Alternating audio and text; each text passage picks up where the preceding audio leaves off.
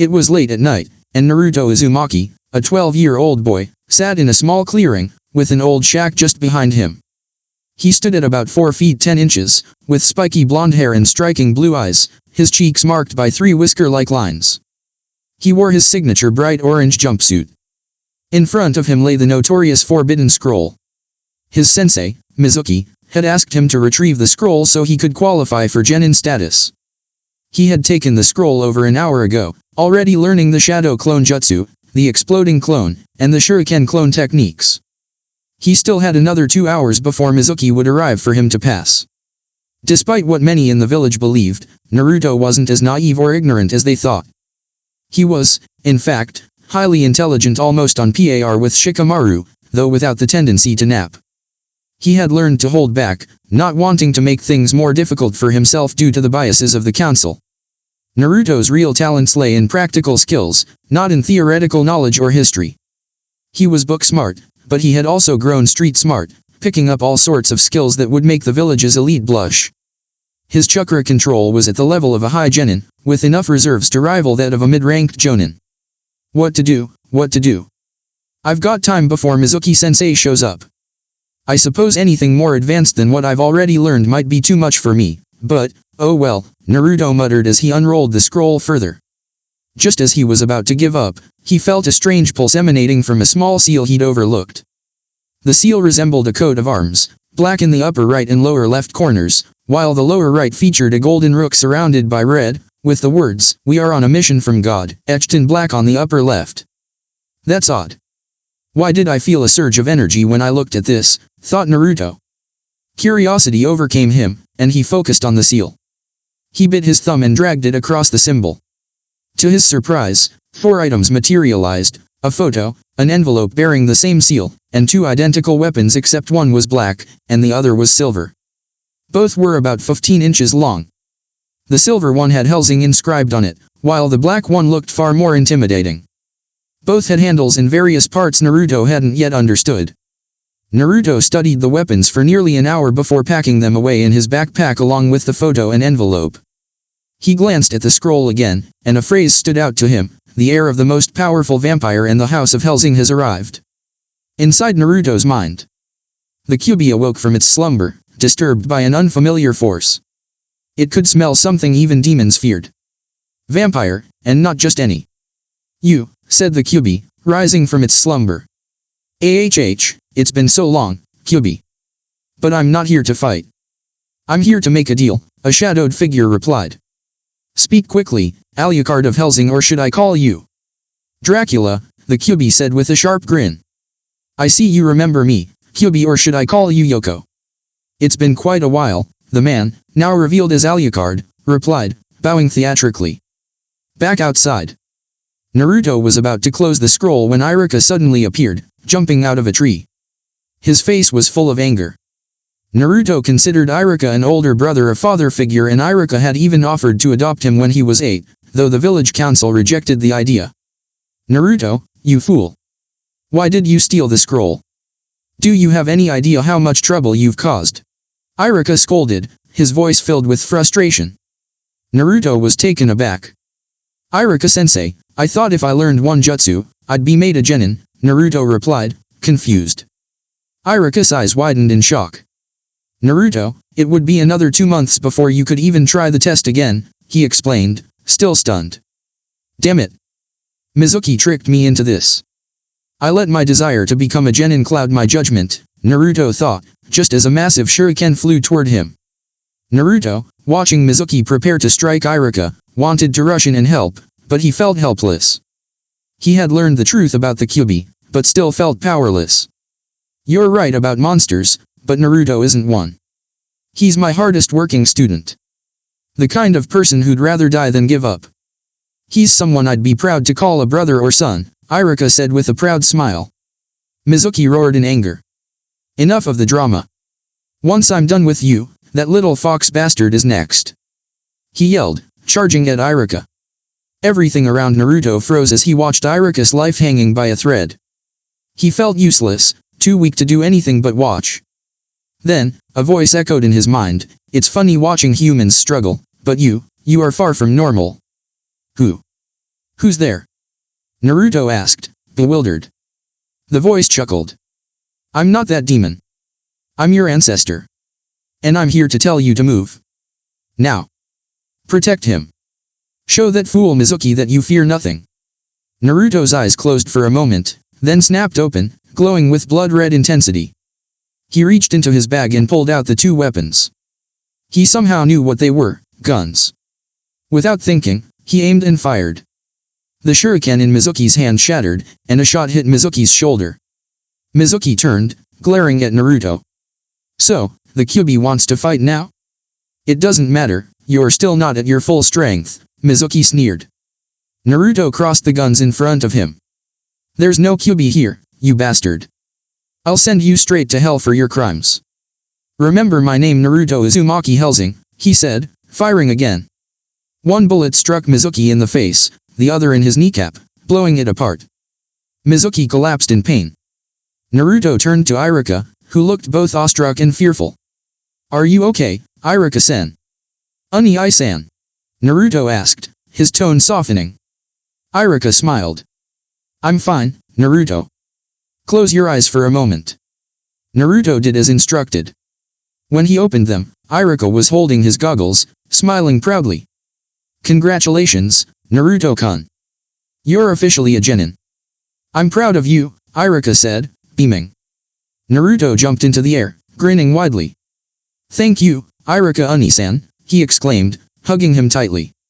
In the Hokage's office, Sasuke Sarutobi had just dispatched his best Umbu to retrieve Mizuki, Naruto, Iruka, and the scroll. But he was interrupted when the lights dimmed and a woman entered.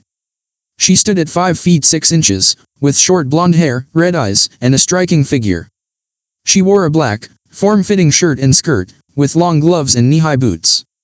How may I help you, miss? Sarutobi began. Victoria. Sira's Victoria. I'm here for one person Naruto Uzumaki Hellsing, the woman replied, her foreign accent noticeable. Sarutobi was taken aback. Why would you seek him out? It's known that few people care for him. Sira's eyes glowed bright red as she used a subtle hypnosis to affect Sarutobi's mind. Ah, Sarutobi. That's my secret. What you know is that I'm a powerful shinobi listed in the bingo book under the name, the vampire, for my love of blood. With that, she turned and left, a new chapter beginning for the Hellsing family. Naruto sat in the Hokage's office, while Iruka was taken to the hospital to receive treatment for his injuries. Sarutobi lit his pipe and took a long, thoughtful drag. Naruto knew that whenever the Hokage did that, it usually meant a lecture was coming. First off, Naruto, I want to congratulate you on not only becoming a genin but also earning a field promotion. I must say, it's been a while since such an honor was given. The last person to receive one was the 4th Hokage, Sarutobi said, making Naruto's eyes widen. And not to mention, you've completed 2 significant missions. Exposing a traitor and protecting the village's secrets. The first was a mid-B ranked mission, and the second was a high S ranked mission. You will be compensated for both, a total of 340,000 Ryu, Sarutobi added, causing Naruto to blink in surprise. Naruto quickly regained his composure and looked up at Sarutobi. Excuse me, old man, but can you tell me about the seal that said Hellsing? He asked, remembering the strange surge of power he felt and the mysterious voice he heard. Sarutobi's eyes widened in surprise. Naruto, the House of Hellsing predates almost every clan in this village, even many of the hidden villages themselves. Their history goes back over 300 years. What I know is that the head of the family at the time sealed something into the scroll, and we believed only the heir of Hellsing could break the seal. Why do you ask? Sarutobi inquired, as Naruto pulled out one of his guns. Because I think I'm the heir of the Hellsing family, Naruto said with a grin, leaving Sarutobi stunned. You're the head of the oldest noble family in Konoha now, Sarutobi muttered, dread creeping over him. The council will need to be informed about this. Do we have to inform those annoying bureaucrats? Naruto grumbled, crossing his arms. As much as I'd like to avoid it, yes. They need to know your status. It could lead to complications if it's kept quiet, and the civilian council will be eager to see your family re-established. Also, the academy starts up again in a week, so be there on time to find out who's on your team, Sarutobi added, returning to his paperwork. Naruto smirked. You knew I'd make it, huh? That's exactly what worries me, Sarutobi thought, taking another drag of his pipe. Naruto's apartment. Naruto smiled as he walked into his apartment building. The last tenant had passed away about a year ago, and after that, few people stayed. However, there had been one kind woman, a retired shinobi who looked out for Naruto. He had managed to convince Sarutobi to buy the place for him, joking that it would be a better investment than the Hokage's secret stash of books. The apartment was blue, but Naruto lived in the penthouse on the top floor. He had expanded it by knocking down a few walls. The interior was decorated with a sea blue theme to match his eyes. A long black couch lined the far wall, and near the door sat a roundabout couch. There was also a bar closer to the hallway leading to his room. Conveniently, the kitchen was adjacent to the bar. He walked down the hall into his room. The room itself was fairly simple. He had a king-sized bed with red sheets, a bookshelf full of books and scrolls, a small desk cluttered with notes, blue walls, and a closet with a few formal kimonos hanging inside. The only unusual thing about his room was the mass of pink hair resting on his bed. Naruto walked over to the bed and gently shook the mass of hair. I'm all for sleeping, but you need to get up, Sakura-chan, he said with a grin. Sakura groggily sat up, rubbing her eyes. She stood at 4 feet 10 inches, had a shapely figure, and wore a white sports bra and black panties. Contrary to what many believed, she and Naruto were siblings in every way but blood. Morning, Naruto-kun, Sakura mumbled with a smile. Morning, Sakura-chan. Rough night? Naruto asked, giving her a kiss on the top of her head. Sakura scoffed. My mom had 3 clients over last night. One of them asked if I was free, and she said yes after she got paid. Sometimes I wonder why I ended up being born from that woman, Sakura said, shaking her head. Don't worry about it, Sakura-chan. Now that we're genin, you can move out and rent an apartment from me, Naruto offered with a smile. So, you made it, huh? Sakura said as she stood up, casually removing her sports bra before grabbing a pink t-shirt and slipping it on. Yeah, and next time, tell me when you're changing so I can look away. I still see you like my baby sister, Naruto said, chuckling as she smiled. Finally. Do you know how tiring it is to pretend to be one of Sasuke's little followers? I hated it. I'm just glad he never tried anything, Sakura confessed. Yeah, I get it. You've got a strong punch, girl, Naruto said, teasing. But I wonder why you Ino so much. Sakura smirked. What? I want to get in Ino's pants. You know that, right? Naruto laughed. Yeah. Anyway, you'd better get going before that woman your mom starts looking for you, he teased as Sakura threw on some jeans and applied a genjutsu to hide her chest. Later, Sakura said, walking out and locking the door behind her. Naruto sat down on his bed and pulled out an envelope and a photo. The picture showed 5 people, an older man with a scar and a green uniform, a girl with red eyes in a blue uniform, a woman with blonde hair and blue eyes wearing a green suit, a large man in a red overcoat, and finally, a man around 50 with black hair in a white shirt and red tie. Naruto placed the photo down and opened the envelope. A letter fell out. Dear Descendant. My name is Integra Wingates Hellsing, your ancestor. I'll get straight to the point. The reason you can read this letter is because you are the last Hellsing alive capable of having children. You are the descendant of both myself and ALUCARD, or Dracula. You should recognize the figures in the photo. I am the woman with blonde hair. ALUCARD is the tallest. You, my child, now hold the mantle of Lord Hellsing. 2 powerful bloodlines flow through you. Use that power in the name of justice and defeat all foes. May my blessings guide you. Integra Wingates Hellsing. P.S. A blood seal has been placed that holds a large fortune as well as blueprints and designs for your new weapons. Naruto sat the letter down and thought for a moment. So I'm of noble blood? Looks like I'll need to train harder to live up to this family name, he said, before lying down on his bed and drifting off to sleep. Inside Naruto's mind, Yoko sighed, waiting for Naruto to fall asleep. It was only then that she could begin the transformation she and ALUCARD had agreed upon. She shifted from her enormous fox form into something far more practical. Standing now at 5 feet 7 inches, she appeared to be a 16-year-old with long red hair and intense red eyes. Her figure was slender, and she had 9 red tails flickering behind her. She wore a black tube top, a red button-up shirt, and tight black pants. "Time to get to work on Naruto," Yoko murmured, as she began altering his genes. Next morning, Naruto awoke feeling incredible, as if he were a wild stallion galloping freely across the plains. He stood and noticed the shower was running. Sakura must be here, he thought, and without hesitation, he walked into the bathroom without knocking. Sakura, hearing the door open, shrieked when she saw a stranger enter.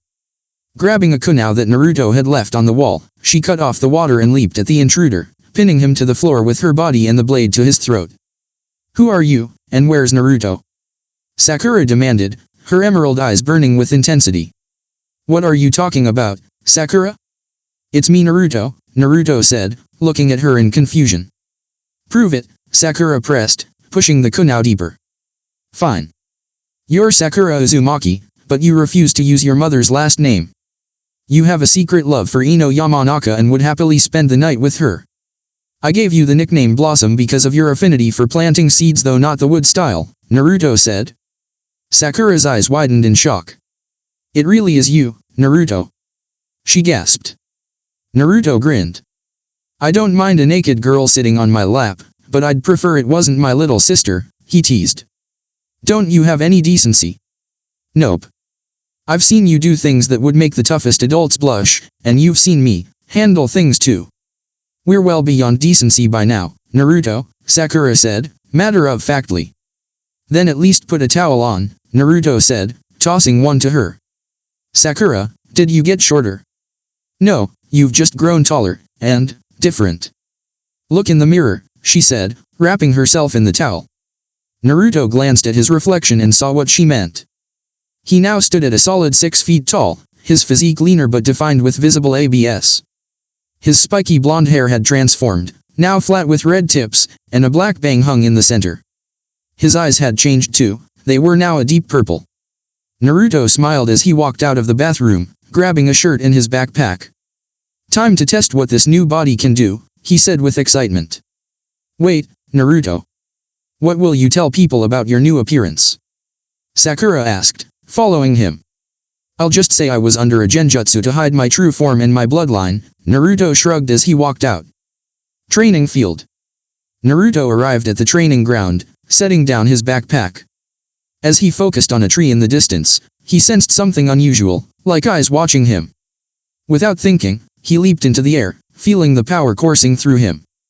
"I feel so much stronger," Naruto murmured to himself.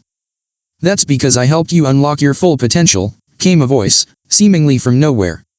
"What the?" Naruto started, only to black out briefly.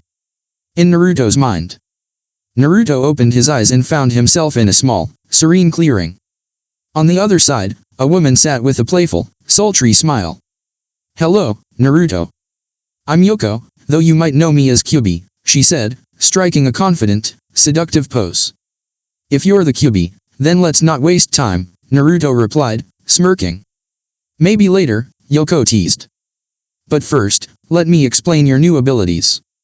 You're 10 times stronger than before, faster, and your regeneration is off the charts. You can take almost anything without dying, but it'll still hurt. I've removed the old weaknesses from your bloodline." "What weaknesses?" Naruto asked, crossing his arms. "Things like being vulnerable to holy relics, water, garlic, the sun, and the worst of all, the need for blood. You can still feed, but you won't need to," Yoko explained, her tone playful. "Thanks, Yoko. I'll catch you later," Naruto said, ready to leave but then feeling her lips lock onto his in a hungry kiss. "Come back soon," Yoko whispered. "I get so lonely here, especially during mating season. I'm sure you can find a use for that big coke of yours," she added with a sly grin as he vanished. Real world. Naruto opened his eyes, a wide grin spreading across his face. "That vixen. I'll take her up on that offer eventually. But first, time to train." As he threw a few punches, he remained unaware of a shadowy observer. "You're not the master yet, but you will be." Lord Hellsing, Sira's thought, watching Naruto train from the shadows. A week later. A week passed, and the new genin were ready for action. However, one was noticeably absent. Kiba approached Ino. Where's Sakura? He asked, though his mind lingered on her figure. Who cares where it went? Probably quit with the dobe.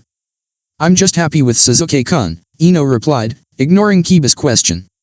Suddenly, a dark portal opened, and two figures stepped out. One was indeed Sakura, but she looked completely different. Her appearance was striking, and her figure, more mature, stunned many. She wore a pink tank top, a long black coat with the Hellsing crest, and tight pants, exuding an aura of power. The second figure was new to everyone. Tall and imposing, he wore a red hat that covered his hair, but strands of black, red, and blonde could be seen. His yellow glasses covered his eyes, and he was dressed in a dark blue shirt, a red overcoat, and black shinobi pants. His headband was barely visible, wrapped around his forehead. Who are you two? Sasuke demanded, his curiosity piqued. The figures smiled. I'm Sakura Uzumaki Hellsing, Naruto Uzumaki Hellsing's little sister, and the second most stunning woman after Anko, Sakura said, causing a stir among the crowd. Damn, she's gorgeous with all that black on, Kiba thought, his eyes gleaming. Wait, if you're Sakura, then who are you? Koji asked, perplexed. The man grinned. I'm Naruto Uzumaki Hellsing, head of the Hellsing clan, he said with a bow, stunning everyone into silence. And I must say, I thought Kurane-sensei was bad, he added with a chuckle. Sis, you're amazing, Sakura commented with a grin. In Iruka's classroom. The classroom fell silent as all eyes turned to Naruto. Gone was the clumsy, loud-mouthed boy they knew. Standing before them was a confident figure radiating strength. Beside him, Sakura had transformed too, her presence striking and commanding attention, rivaling even Ino and Hinata in allure. Shino stood, his voice calm but firm. Prove you're Naruto. Naruto smirked. Come on, Shino, you know I've always held back. Still am. But if you insist. He formed hand signs for the clone jutsu. The clone appeared, wobbly and unconvincing. See? That's my brother, Sakura said, smirking at Ino. Ino, however, wasn't convinced. She lunged at Naruto, kunao in hand. What did you do to Sakura? Naruto's grin widened. Sakura-chan, mind handling this? Only if you owe me, Naruto-kun, Sakura teased. In a blur, she disarmed Ino, pinning her against the wall with ease. Ino, relax, Sakura said, her voice low and confident. This is the real me. Always has been. Naruto's been my family for years, unlike my mother. Her gaze softened, but there was a playful edge as she leaned closer. Getting flustered, Ino-chan. Ino flushed, struggling to respond. Sakura, stop it. Sakura chuckled, stepping back. We'll talk later, Ino-chan. She winked, leaving Ino flustered and the class stunned. Several students, including a certain Hyuga, sported nosebleeds, while others whispered in awe. Naruto cleared his throat. Fun's over, Sakura. Iruka's coming. Sakura pouted but released Ino, who slumped slightly, still dazed. As Shikamaru helped Ino to her seat, Iruka entered, oblivious to the chaos. All right, no speeches today. Let's get to teams, Iruka said. Teams 1 to 6 are standard. Team 7, Kiba and Yuzuka, Sasuke Uchiha, Sakura Harano, and Naruto Uzumaki Hellsing. A fangirl protested. Why do they get an extra member? Balance, Iruka replied. Naruto makes 31 graduates, so we adjusted. Team 8, Hinata Hyuga, Shino Abarame, Sai. Team 10, Ino, Shikamaru, Koji. Your senseis will arrive after lunch. Most students left, but Naruto, Sakura, and Kiba stayed. Sakura sauntered over to Kiba, scratching Akamaru's ears. Hey, Kiba-kun. Kiba grinned. Damn, Sakura, you were always hiding that spark, but this? You're killing it. Naruto chuckled, sitting above Kiba. Easy, mutt. Don't flirt with my sister. Kiba whined playfully. After that show with Ino? Can't help it. They laughed, the camaraderie clear. Kiba nodded at Naruto's new attire. What's with the upgrade? Embracing my heritage, Naruto said. Stronger than ever. Kiba scratched his head. Watch out for the council. Bet they'll summon you soon. Already planned for it, Sakura said, petting Akamaru. Naruto's got more pull in Fire Country than the Fire Lords. Kiba laughed. You two deserve Oscars for fooling everyone. Naruto smirked. Kiba, you're mid-genin at best, so don't make me save your tail out there. Got it, Kiba said as the bell rang. Ino's team returned first, and she avoided Sakura's gaze. Soon, the classroom filled, and a silver-haired man was hurled through the door by a blonde woman. Be on time, Kakashi. She snapped. Understood, Kakashi muttered. Team 7, rooftop. Naruto grabbed Kiba and Sakura, vanishing in a portal. Sasuke sprinted after them. On the rooftop, Kakashi and the woman, Sirius, barely settled when Naruto appeared, Sakura on his back, Kiba dangling by his hood. Sasuke arrived minutes later, panting. Introductions, Sirius said. Name, likes, dislikes, hobbies, dreams. Me first. I'm Sirius Victoria. I like training and singing, dislike arrogant jerks, and my hobbies are hanging with friends. Dream. A family, someday. Kakashi shrugged. Kakashi hey take. Likes, dislikes, hobbies?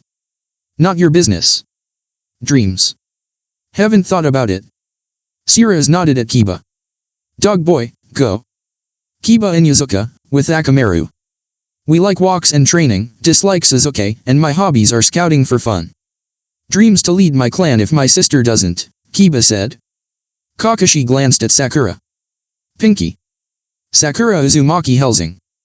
I like my brother and plants, dislike my mother and the Uchiha. Hobbies are training with Naruto. Dream. Help Naruto become the strongest and find someone special, Sakura said, smiling. Kakashi turned to Sasuke. Uchiha. Sasuke Uchiha. I like few things, detest fangirls except Sakura, who will help revive my clan. My ambition is to kill a certain man, Sasuke said. Naruto's fist connected with Sasuke's face. Talk about my sister like that again, and you're done. Sirius smirked. Lord Hellsing, your turn. Naruto Uzumaki Hellsing. I like my sister, Kiba, and training. Dislike those who belittle others or claim my sister. Hobbies are reading and hanging with friends. Dreams. Revive the Hellsing clan and become Hokage, Naruto said. Sirius wiped a tear, nodding. Meet at training ground 7, 5 a.m. tomorrow for the genin test.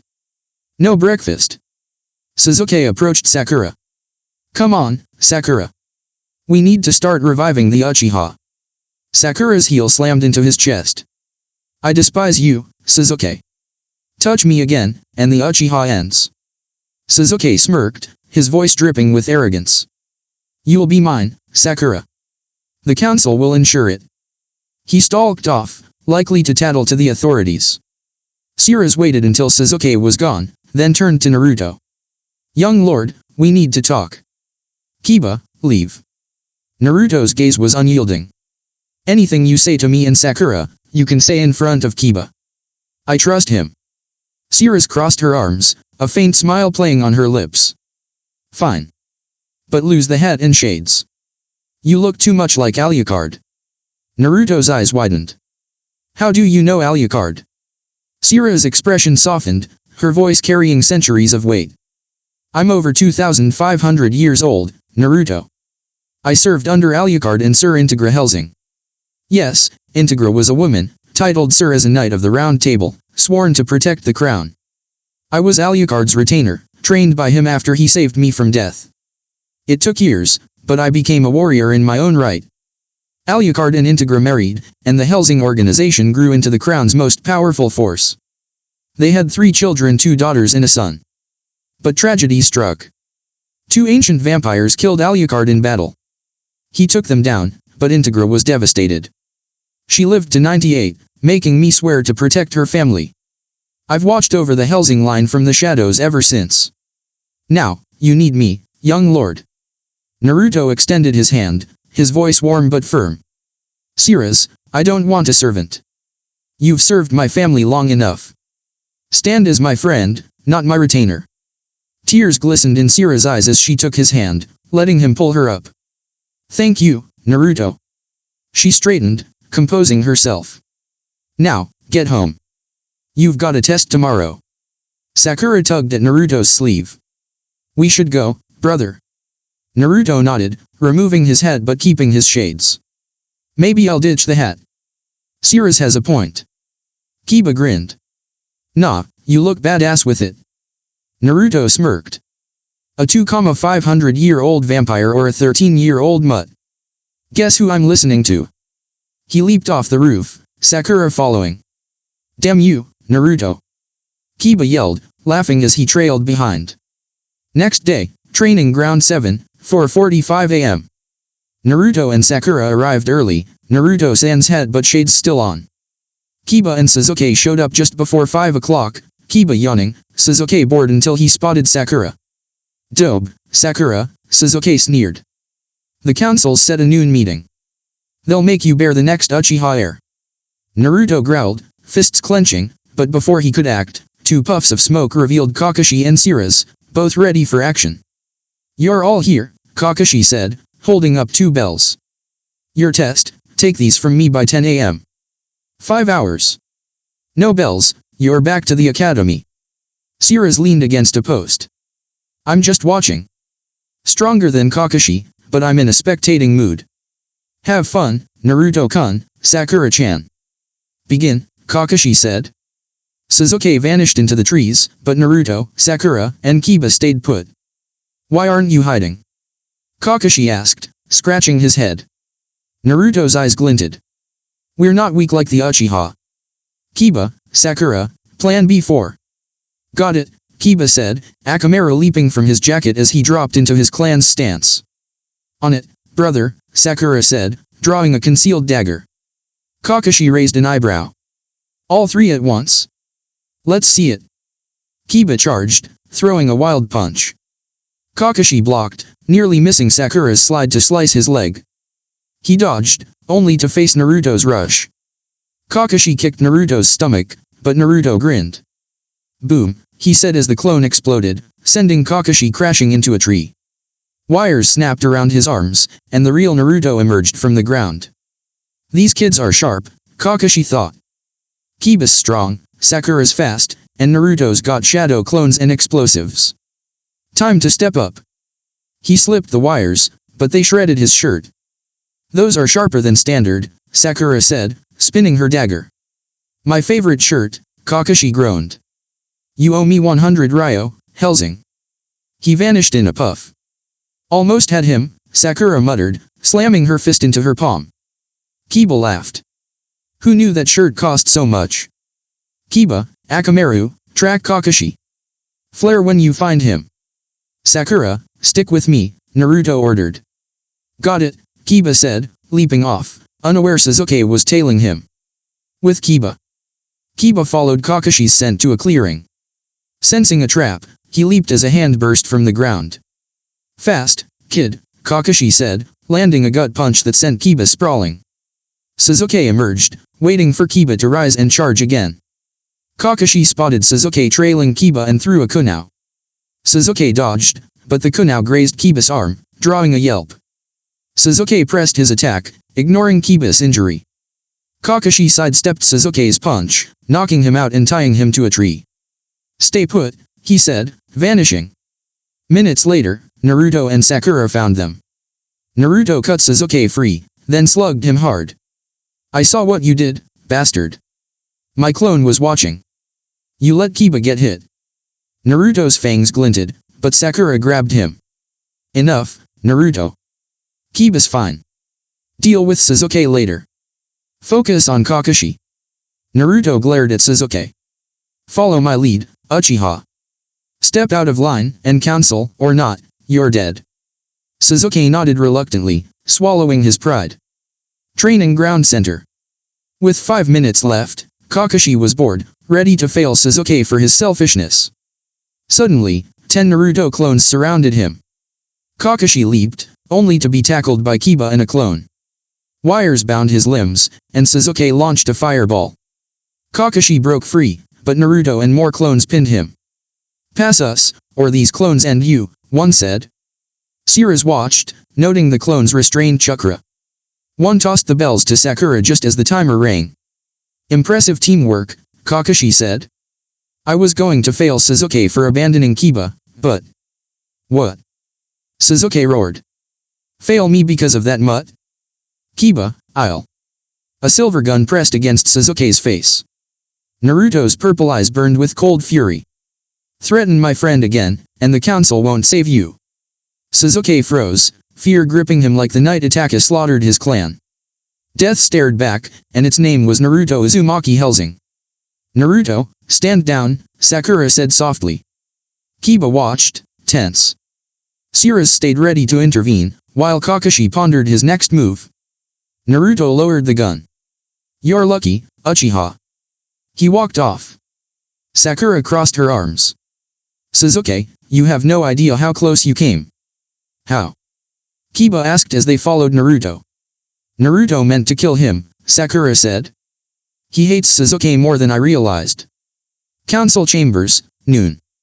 Naruto and Sakura strode into the council chambers, heads held high. Sasuke stood smugly beside Harano, head of the civilian council, a group of 15 influential merchants and landowners. The shinobi council included Hayashi Hyuga, Suminizuka, Shibuya Barame, Inoichi Yamanaka, Shikaku Nara, Choza Akimichi, and Danzo Shimura. The elders Hiruzen Sarutobi, Koharu Yudiden, and Homura Mito Kato sat at the center.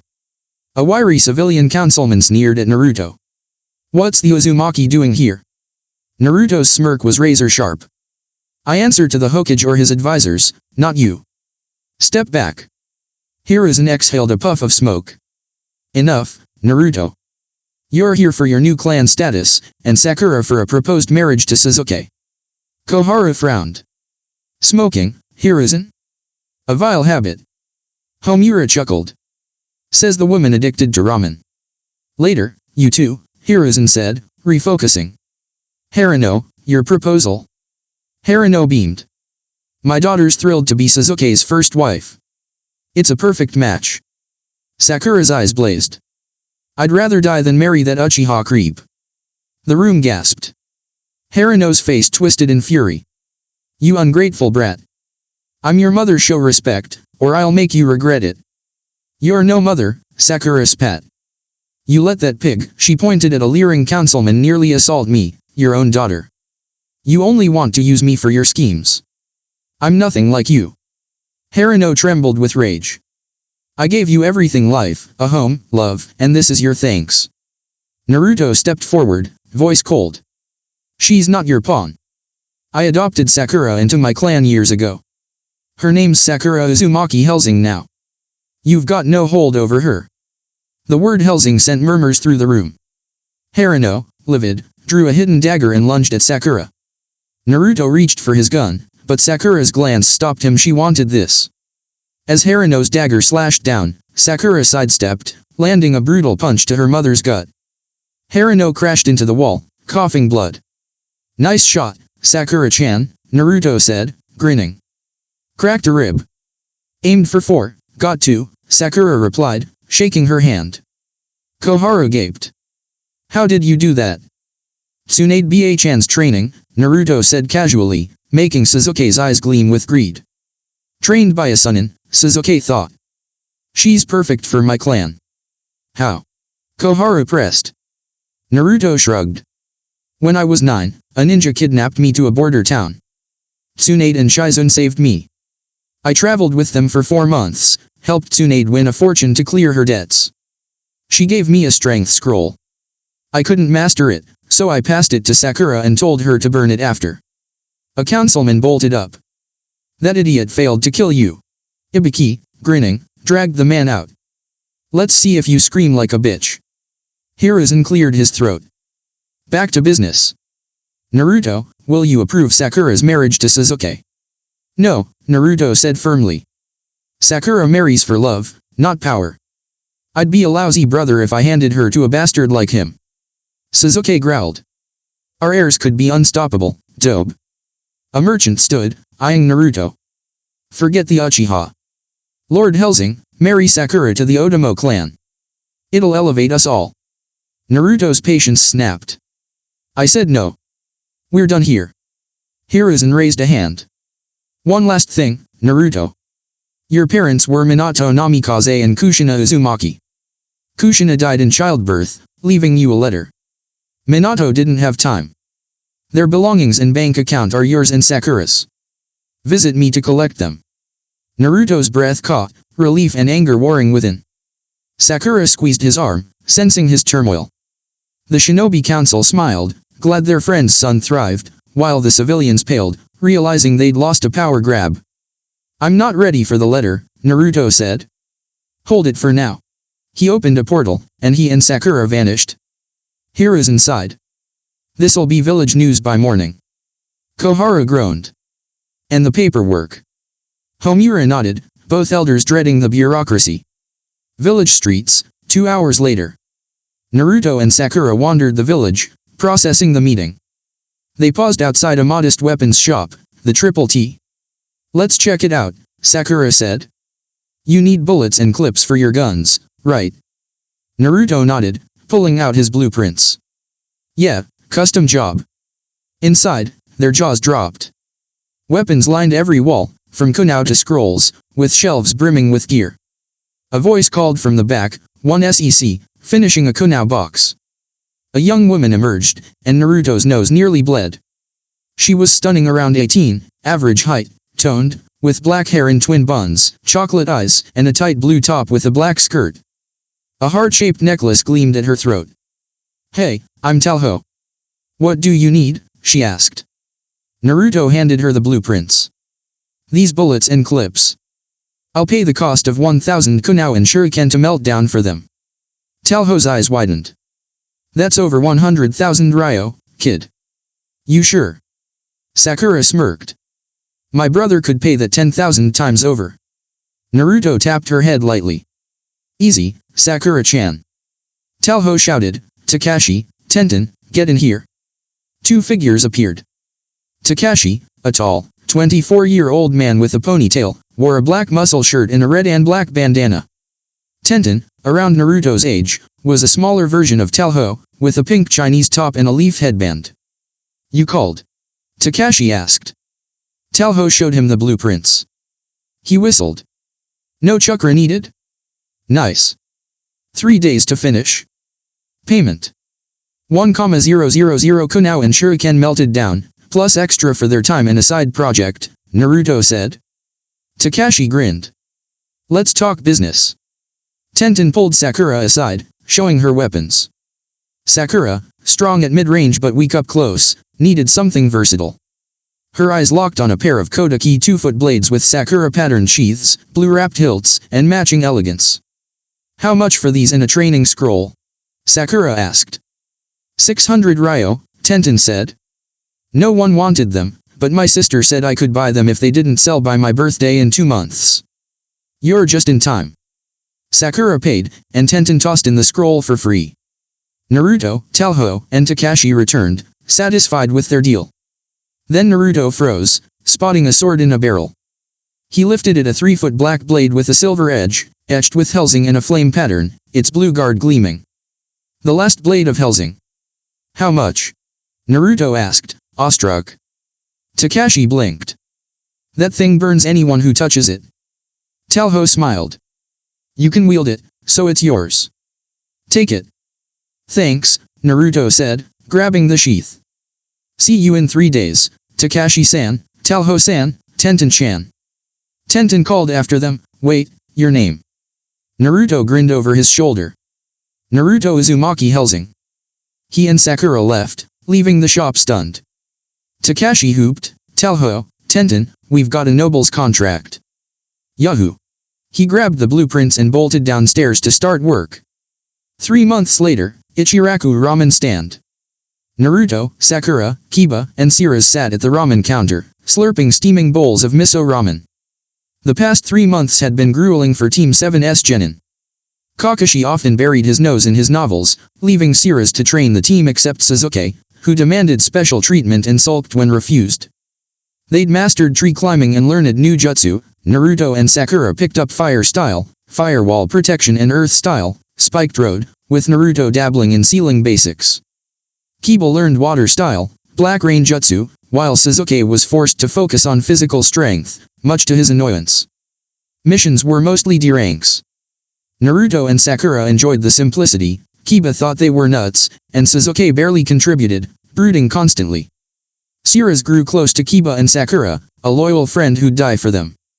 Her bond with Naruto was deeper, tinged with playful flirting that peaked when she shed her shirt post-spar, leaving Naruto unconscious from a nosebleed.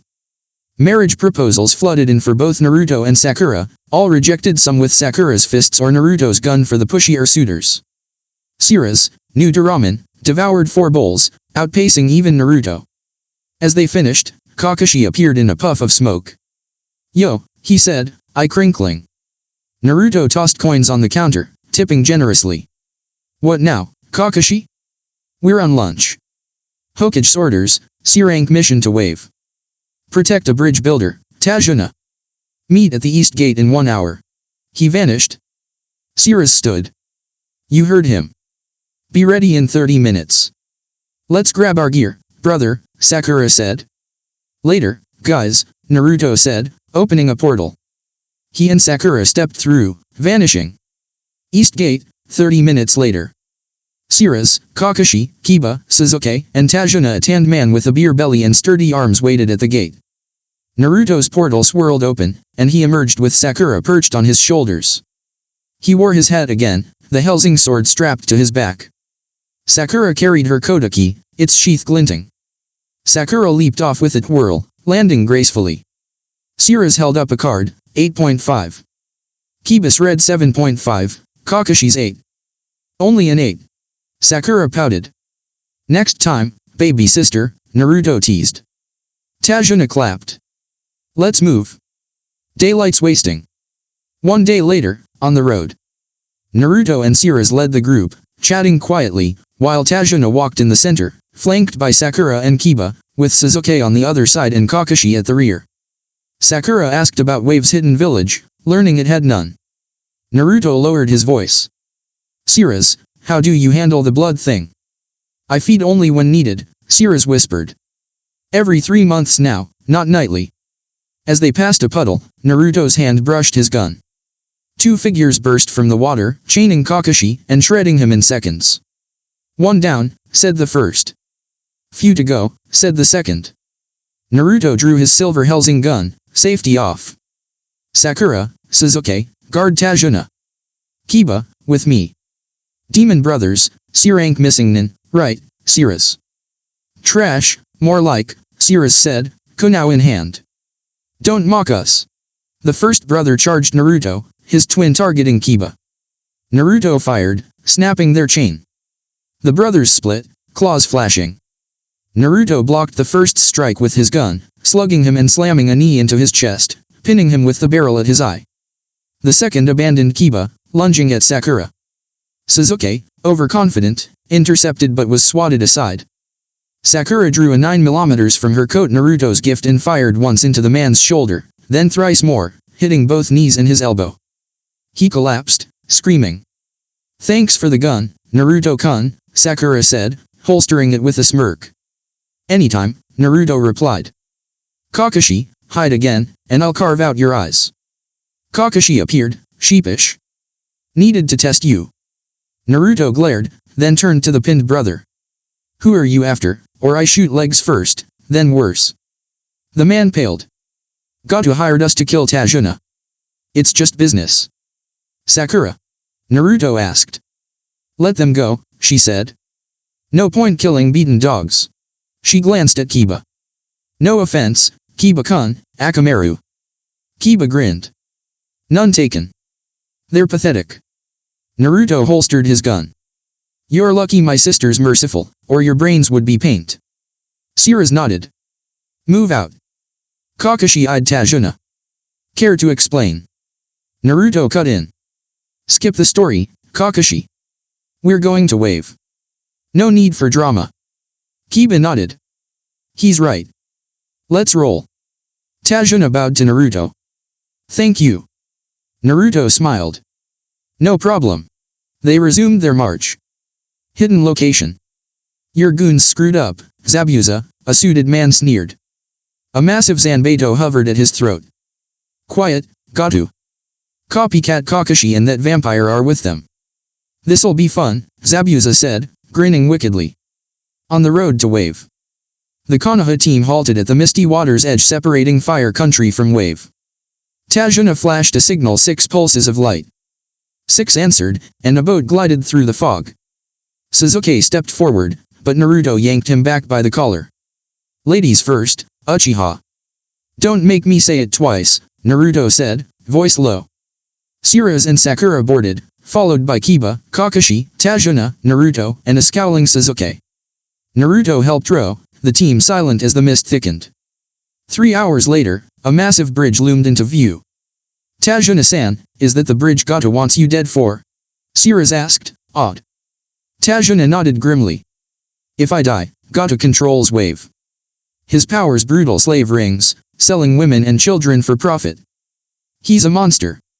Naruto's hand gripped his jackal, eyes blazing.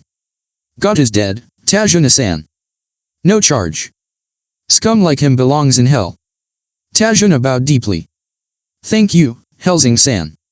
I'll repay you someday. Sakura rested a hand on Tajuna's shoulder. No need. Like my brother, I hate vermin like Gato. Reminds me of a certain Konoha whore. The boatman slowed. This is as far as I go. Kakashi nodded. We'll take it from here. The team disembarked, continuing down a dirt path. An hour later, Naruto's instincts flared. He drew his Joshua and fired 3 shots into a bush, then pulled out a white rabbit. Sasuke scoffed. Idiot, you gave away our position. Naruto held up the rabbit, its winter coat gleaming. This was raised indoors, Uchiha. A decoy. Think. Kiba sniffed. He's right. Smells like human. In Naruto's mind. Alucard, visiting Naruto's seal, froze as Yoko bounced excitedly, squealing about, cute white rabbits. Muttering, crazy fox, he backed away, hand on his head. Outside. A whistling blade cut the air. Get down. Naruto roared, yanking Sakura to the ground. Shirase pulled Tajuna down, and the others ducked. A massive claymore embedded in a tree, and a tall, spiky-haired man landed on it, headband tilted, no eyebrows, blue pants glinting in the mist. Nice reflexes, he said, yanking his sword free. Zabuza Mamakai, a rank missing nin. Wanted for attempting to assassinate the Mizuki, Kakashi said calmly. The bastard deserved it, Zabuza sneered. Copycat Kakashi and Shirase the vampire. No wonder the demon brothers failed. Shirase smirked, pointing at Naruto. Actually, this guy handled them. Zabuza laughed. If he beat them, I'll kiss a goat's ass mid-shit. Naruto tossed a chain at Zabuza's feet. Souvenir, then. Kakashi, Shirase, Kiba, and Sakura burst out laughing. Shirase winked. Find that goat, Zabuza. Zabuza's eye twitched. Later. Hand over the old man, or I hurt you. Kakashi reached for his headband. You know the rules, Zabuza. No deal without a fight. Naruto stepped forward, drawing his Hellsing sword. I'll handle him, Kakashi. You're a genin, Kakashi protested. Naruto's glance silenced him. I need to do this. Zabuza raised an eyebrow. Name, kid. Naruto Uzumaki Hellsing. Zabuza's sword nearly slipped. Hellsing? That line's dead. Naruto brandished his blade. Read the engraving and weep. Zabuza charged, blade crashing against Naruto's. Naruto skidded back 6 feet, planting his feet and tapping his vampiric strength to match Zabuza's power. He shoved Zabuza off, then rushed at Kakashi level speed, surprising the missing nin. Their blades clashed, sparks flying. Naruto shed his hat and jacket for mobility, slashing Zabuza's chest. Zabuza retaliated, cracking Naruto's ribs with a kick and sending him sprawling. A water dragon roared from Zabuza's jutsu, slamming Naruto into a tree. As Zabuza descended, Naruto rolled aside, taking a shallow cut. He countered with an upward slash, blocked by Zabuza, then aimed for his neck. Zabuza ducked, kicking Naruto back to his team. Shirase stepped forward, eyes blazing. Enough, Naruto. I can keep going. Naruto protested, struggling to rise. You're done, Shirase snapped, vanishing and reappearing to slam her heel into Zabuza's face, sending him crashing through a tree into the water. Zabuza rose, charging with his sword. Shirase caught the blade, her hands sizzling as if burned. Naruto's eyes widened, his own cut from the sword hadn't burned. "We fight for Lord Hellsing, in Her Majesty's name, for God!" Sirius roared, hurling Zabuza into another tree. Before Zabuza could recover, Senbon needles struck his neck. He collapsed, and a masked figure appeared, a young woman in a swirl-patterned mask, slightly older than Naruto.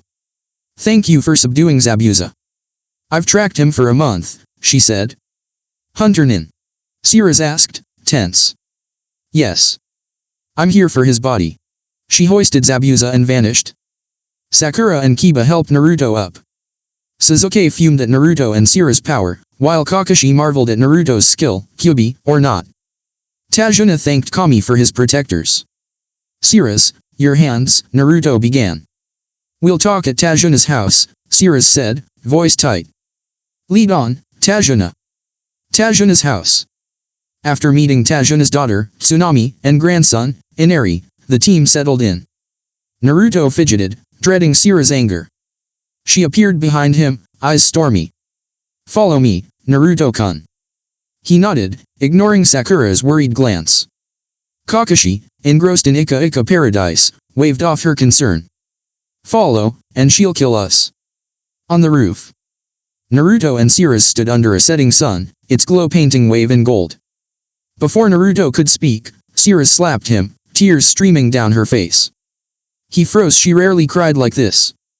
"Sirius." Another slap, harder. "You idiot. Why fight a stronger foe alone? You're all I have left.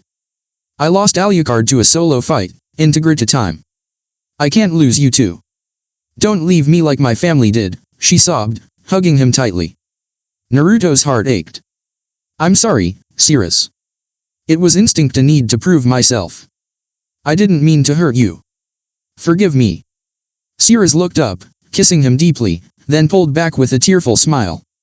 "I'll always forgive you, you lug. I care too much." The kiss ignited something in Naruto, love, pure and fierce, but also a darker hunger. He kissed her neck, earning a soft moan. Her pulse called to him, and he bit down, drawing blood. Sirius gasped, wrapping her legs around him, whispering, "Naruto-kun." Her voice snapped him out of it.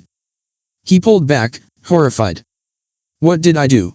He bolted, ignoring her cries. In the woods, Naruto collapsed in a moonlit clearing, panting. The hunger had terrified him. He'd nearly lost control.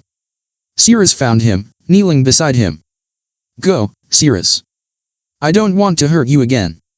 She cupped his face, forcing him to meet her eyes, and kissed him softly.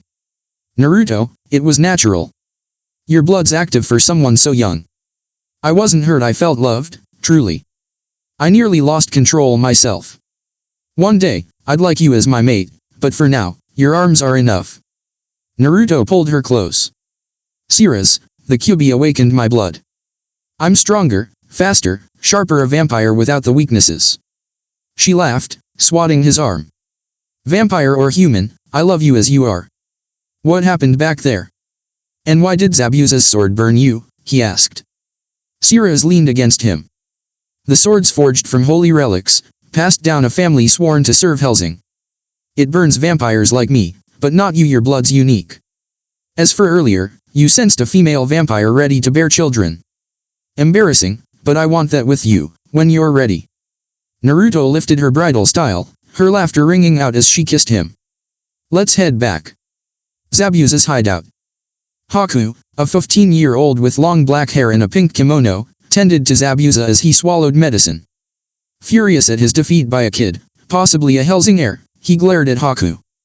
"What did that vampire say before tossing me like trash?" he asked. Haku dabbed his forehead.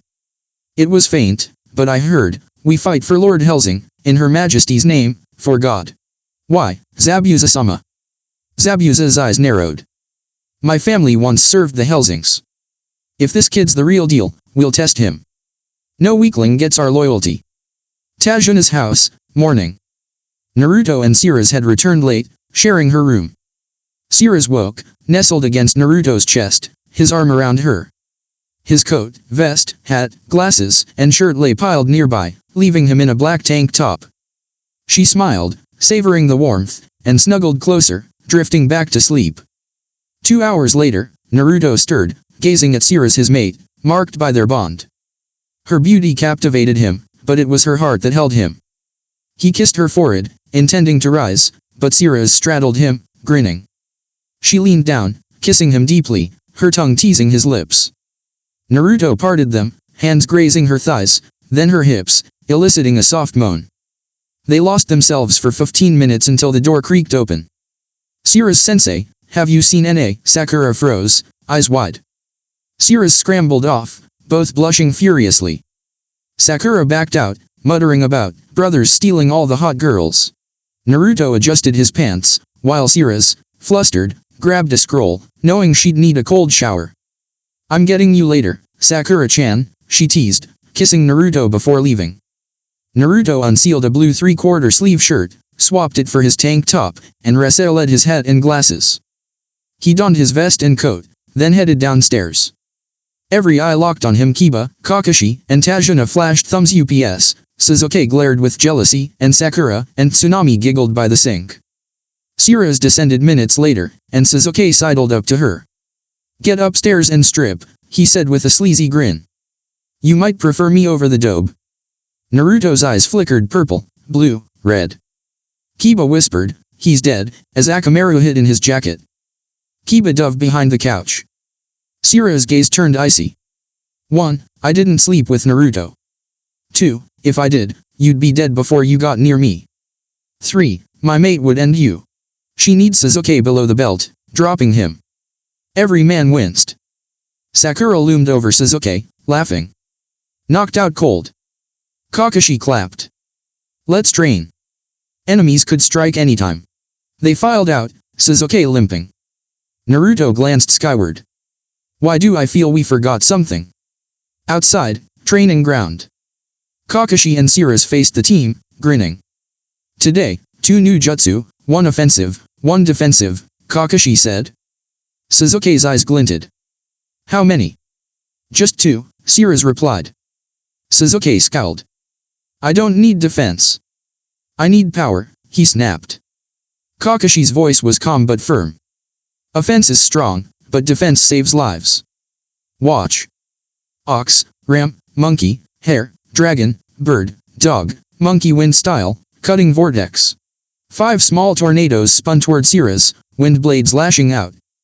Sakura's countered. Snake, tiger, ram, rat, hare, ox, boar, dragon, ox, bird, earth and water fusion, spiked mud wall. A muddy wall rose, sprouting spikes. The tornadoes hit, exploding in a shower of mud. That's the combo, Kakashi said. Practice for an hour, then taijutsu. Naruto, Sakura, you're with me for sword training afterward. I'll sharpen your skills, vampiric powers, or not. Naruto, Sakura's, Kiba, and Sakura's eyes widened. Sasuke fumed. Why does the dobe get special treatment? He's weak. Kakashi's killing intent silenced him. Never insult my sensei's son. I guarded Naruto for years, unaware of his heritage. You're a spoiled brat, Sasuke. Shape up, or I'll crush you. Training began. Naruto mastered the wind jutsu in 30 minutes, using it for both attack and defense, then raised a 6-foot mud wall. Sakura picked up both jutsu effortlessly. Kiba and Sasuke struggled, Sasuke's frustration mounting. Taijutsu followed. Naruto dominated with raw power, Kiba with speed, Sakura with flexibility, and Sasuke, despite his skill, lagged due to arrogance. Kakashi pulled Naruto and Sakura aside for sword training. Instantly, Naruto shed his coat, and Sakura drew her kodaki, pressing it to Kakashi's throat. Naruto bound him with wire, jackal at his temple. How do you know I'm a vampire? Don't lie. Kakashi stayed calm. Only the Hokage's teammates, Sakura, Kiba, and Sakura know. Your father, Minato-sensei, had Hellsing blood but could only tap a fraction. You fully awakened it a bloodline. Sakura lowered her blade, and Naruto released the wires. We're decent with weapons already, Naruto said, holstering jackal. Kakashi's eye glinted. You'll be masters when I'm done. Naruto and Sakura exchanged wary glances, dreading his intensity. 3 days later, wave. After 3 days of grueling training, Naruto slipped away alone. Kakashi's regimen was relentless, though he left shadow clones to guard the bridge. Naruto had spent each night with Cirrus, not intimately but as a loving couple, finding comfort in her presence. This morning, he left his coat, sword, and Joshua behind, craving solitude. Wandering through Wave's misty woods, he heard soft singing. From a tree, he spotted a striking girl with long black hair, her voice weaving a haunting melody. In days of snow, I knew love and joy, young and free. A mother's warmth, a father's strength, shielding me. Lies faded, sins grew, yet I dream of a sky where they watch me. To love and live happily, that's my hope. A tear glistened on her cheek. Naruto dropped silently beside her, purple eyes meeting her brown ones. A sad song for such a lovely voice. She wiped her eyes, blushing. I'm sorry.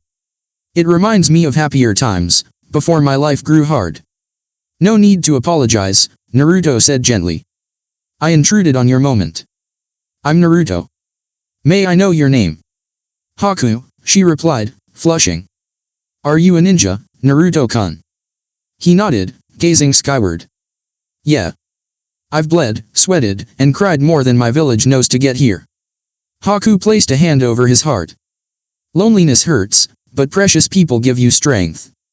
Naruto smiled, guiding her hand back. I'd die for the few I hold dear. Haku stood. Keep that fire. It might save you. She walked away. Naruto watched her go, her kind words clashing with the pain in her eyes. Like staring into a relentless hell, he thought.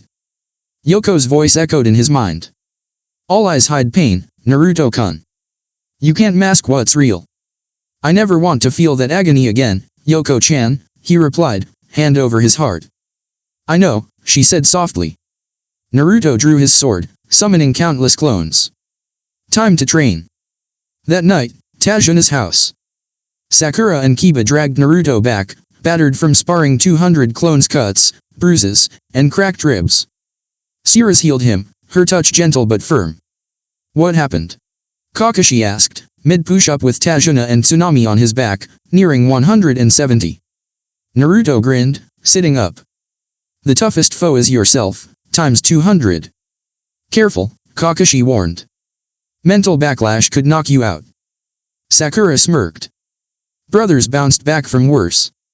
Says the girl who tried to brain me with a hot frying pan, Naruto shot back. You caught me plotting to charm Ino. Sakura blushed. And raiding the cookie jar, Naruto added, smirking. It was my 12th birthday. What, you wanted to watch? Kiba groaned. This is hot, but I'd rather be with a willing girl. Cirrus straddled Naruto, kissing him. I know who I'm betting tonight. Laughter filled the room, but Inari glared at Naruto, his father's warmth mirrored in Naruto's camaraderie. Standing, he spat, trash. Naruto's eyes narrowed. What? You heard me, Inari snapped. You joke while we've lost everything. Gato will crush you, and it's your fault. You're making it worse. Tajuna and Tsunami looked ashamed. Sasuke watched, curious. Before Naruto could respond, Sakura seized Inari's collar, slamming her fist into his face. He hit the wall, lip bleeding. Sakura, that's enough. Cirrus shouted. Naruto gripped Cirrus' shoulder. Look at her eyes, Cirrus. Cirrus saw it. Sakura's gaze burned with raw pain, a window to a tortured past. Sakura trembled, voice breaking. You know nothing about pain, kid. My mother, head of Konoha's civilian council, is a monster. She brought men and women to our home, tied me to a chair at 7, and forced me to watch them rape her victims while she reveled in it. By 10, she made me do things. For a year, she used me, degraded me, while I choked on my screams. I hated it. Tears streaming, Sakura fled. Kakashi paled. Is that true? Naruto's fists clenched, voice low. Every word. Sakura hid it, but I saw it. At 11, she vanished from the academy for a week, along with Harano. I checked her house, snuck into her room. Harano was violating her, with a councilman and others around, defiling her while Sakura sobbed, covered in their filth. Harano said, I own you, Sakura. Your body's mine. I cried that day, vowing they'd pay not just with their lives, but with everything. Tajuna gagged, sake forgotten. Tsunami and Inari wept. Sirus fought tears, and Kiba growled, "Those bastards deserve worse than death." Sasuke scoffed. "Why make a vow you can't keep?" Naruto's gaze was steel. "I'll keep it, Uchiha. They hurt my sister. And Sakura wasn't Haruno's only victim." He stormed out, slamming the door. Outside, pier. Sakura curled up on the pier, knees to chest, battling resurfaced memories. Her mother's cruelty flooded back, tainting the moon's beauty. A hand touched her shoulder. "Naruto. You don't have to be strong all the time, Sakura-chan," he said softly. "Cry if you need to. Let me be your shoulder, cry with you, anything to keep you from sadness." Sakura threw her arms around him, sobbing, her screams echoing. Naruto held her, stroking her hair, his presence a balm. To her, he was safety, love. After an hour, her tears ceased, and she fell asleep in his arms. Naruto gazed at the moon. "Haruno, your crimes against my sister will burn you." He kissed Sakura's forehead. "As long as I'm here, Sakura-chan, I'll make sure you never cry again." He carried her to her room, tucking her in, his vow renewed. Tajuna's house, morning. Sirus woke to sunlight filtering through the window, her bed empty. Naruto had likely spent the night comforting Sakura after her emotional breakdown. Sirus understood Naruto's protective bond with his sister ran deep, especially now. Rising, she glanced in the mirror, hands tracing her curves, lingering on her hips. Without Naruto's warmth, she'd slept in just a tank top and panties, her body free of constraints. A vivid dream of Naruto lingered, flushing her cheeks. The memory stirred a quiet longing, but she pushed it aside, dressing in her usual attire: tight shirt, pants, and gloves. She needed to check on the team, especially Naruto and Sakura. Downstairs, the house was quiet. Naruto entered, looking weary but resolute, having just left Sakura's room. "She's sleeping," he said softly. "Rough night." Sirus nodded, her heart aching for them both. "You okay, Naruto-kun?" He managed a small smile. "As long as she's safe, I'm fine. Just need you close." Sirus stepped forward, wrapping her arms around him. "I'm here." Their embrace was tender, a silent promise of support. She kissed his cheek, and he returned a gentle kiss to her forehead, their bond deepening in the quiet moment. Later that morning, with Tajuna, Sasuke, and Kakashi at the bridge, Kiba guarding Tsunami and Inari at a friend's house, and Sakura resting, the house was empty. Naruto and Sirus found themselves alone in her room, the air charged with unspoken feelings. Sirus gazed at Naruto, her voice soft. "We've got time, Naruto-kun.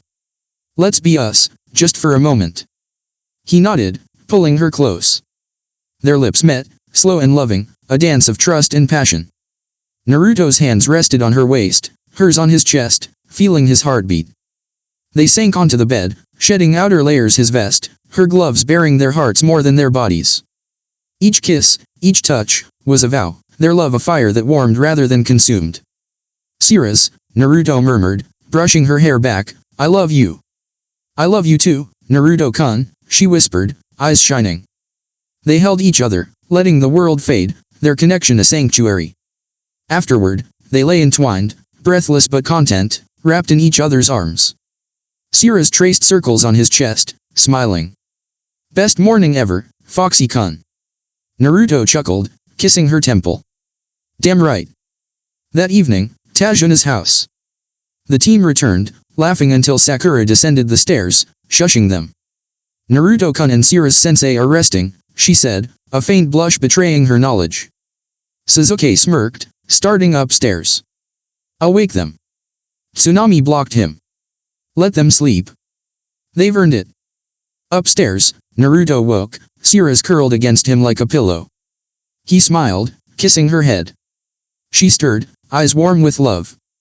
"Feeling good, Foxy-kun," she teased, straddling his waist. "Like I'm the luckiest guy alive," he said, kissing her softly. They dressed Sirus in tight white pants and a black shirt, Naruto in his usual gear, and headed downstairs, Sirus with a slight limp and a radiant smile. Kakashi glanced up from his book, smirking. Kiba grinned. "Someone's glowing." Tajuna chuckled, Tsunami and Sasuke blushed, and Sakura smirked. Inari, confused, asked, "Mommy, what's that mean?" Tsunami patted his head. When you're older, sweetie. Kakashi waved a hand. Let's keep it quiet. Sasuke stood, approaching Sirius and Sakura, bowing. I'm sorry for everything, my words, my actions.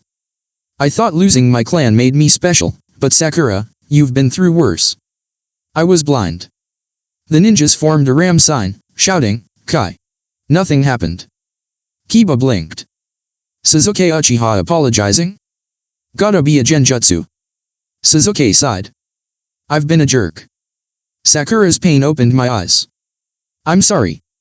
Sakura knelt, meeting his gaze. Apology accepted, Sasuke. Naruto's voice was steel. Don't get ideas about my sister, Uchiha. Kakashi clapped. Bedtime, everyone. Big day at the bridge tomorrow. The team dispersed, Naruto and Sirius lingering. They raised a sound and sight barrier, curling up together, their love a shield against the challenges ahead. The next day, Tajuna's house. Sasuke, Naruto, Kiba, Tajuna, and Kakashi prepared to leave for the bridge. Sakura and Sirius stayed behind to guard the house, suspecting Gato might target it. Naruto strapped on his Hellsing sword and jackal, his hat, and shades in place. Let's move, he said, leading the group out. The bridge. The team arrived to find workers unconscious, a thick mist rolling in. As it cleared, Zabuza stood with Haku and 35 of Gata's mercenaries, blades glinting. Gata's ace and his goons, Naruto sneered, swapping Jackal's clip for one with a red seal. He fired at Zabuza, who dodged with Haku, leaving the mercenaries exposed. The bullet struck a mercenary's face, exploding with the force of 5 tags, killing 10 and wounding others. Expected more scatter, Naruto muttered, drawing his sword as Zabuza and Haku reappeared. Zabuza grinned. Interesting weapon, kid. Haku, handle the others. He's mine. Haku nodded, gripping Senbon. Yes, Zabuza-sama. Zabuza charged. Naruto parried, their blades locking for 10 seconds before Naruto shoved him back. Zabuza drew a kunai, deflecting 6 of Naruto's shots. Naruto fired another, Zabuza ducked. What are those things? Zabuza growled, eyeing Jackal. Naruto swapped to a normal clip. Seals expand the capacity to 24 rounds. Hellsing tech. As expected, Zabuza said, lunging again. With Haku, Sasuke, and Kiba. Haku's speed baffled Sasuke and Kiba, her movements like teleportation. One moment, they had a clear shot, the next, she vanished. A senbon grazed Sasuke's arm. She's annoying, he spat. Kiba nodded. Mists masking her scent. Haku appeared, taunting, cruel to strike a girl. 10 ice clones surrounded them, claws gleaming. Sasuke unleashed fire style, Phoenix Flower Jutsu, flames circling outward. Kiba leaped clear, but the clones only partially melted. Takes more than that, they hissed.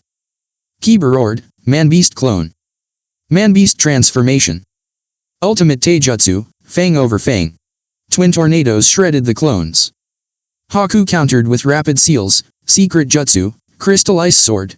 A rapier of pure ice formed, its hilt snowflake-shaped. She slashed, scarring the ground. Sasuke fired fire style, grand fireball jutsu.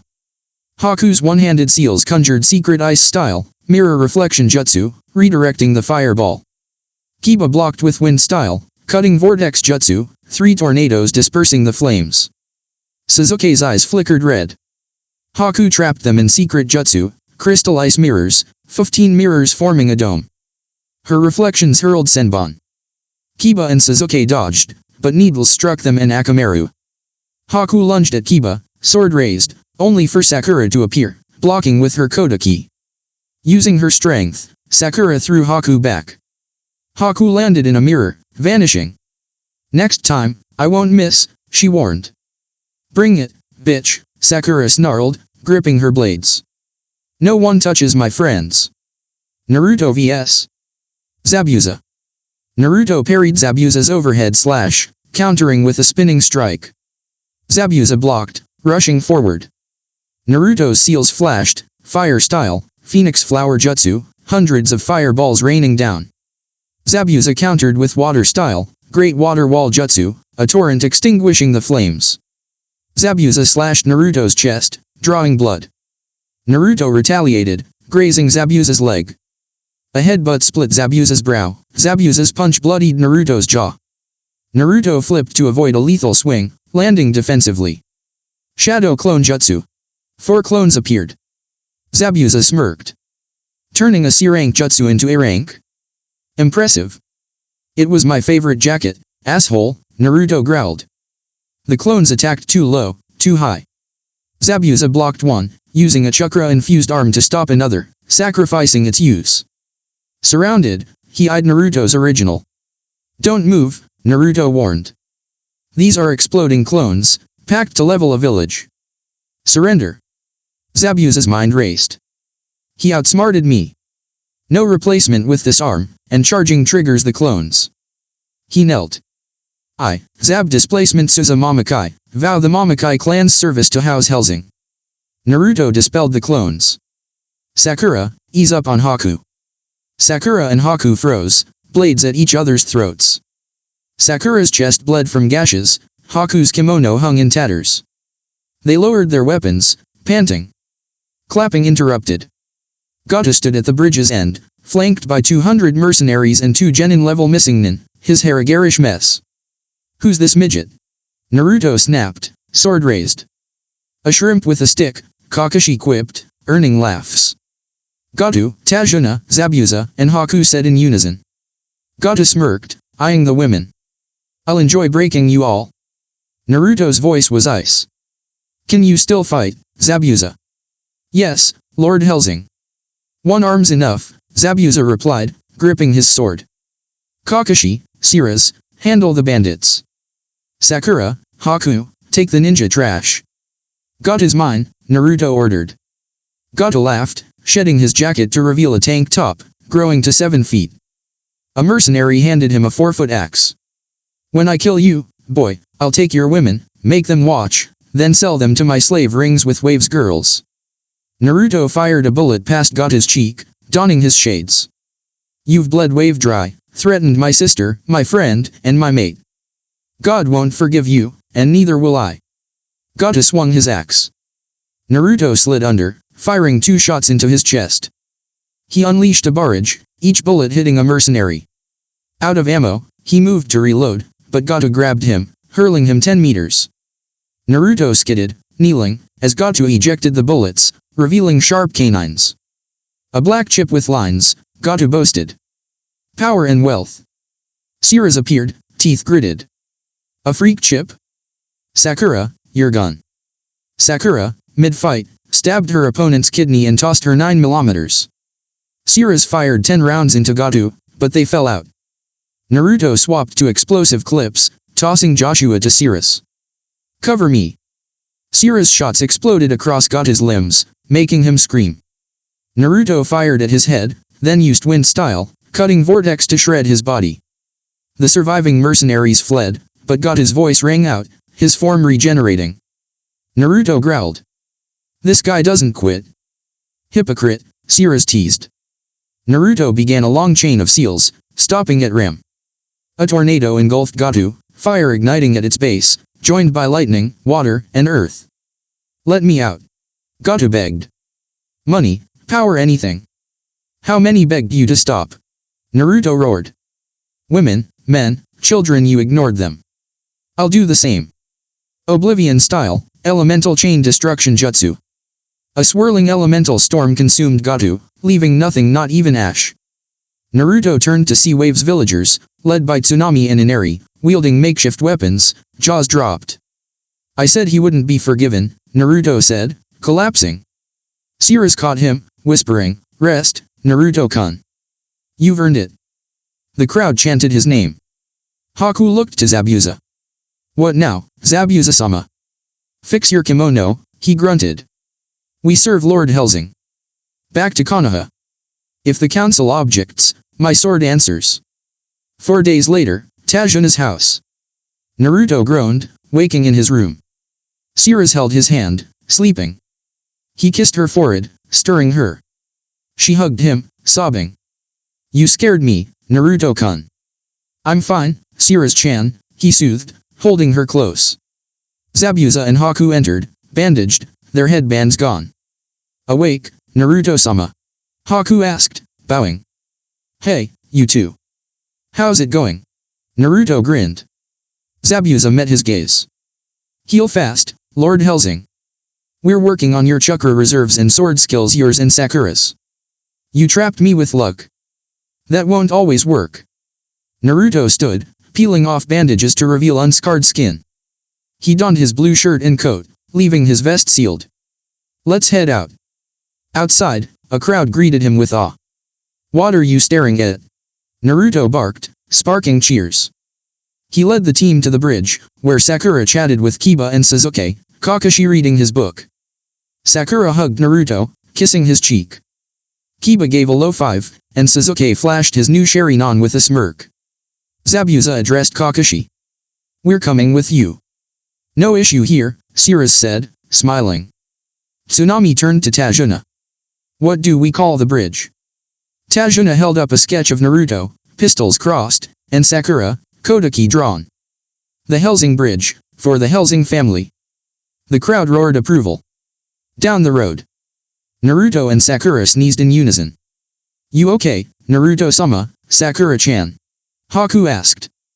Someone's talking about us, they said together, grinning as they marched toward Konoha. On the road to Konoha, 3 days later. The group walked leisurely from Wave, savoring the calm.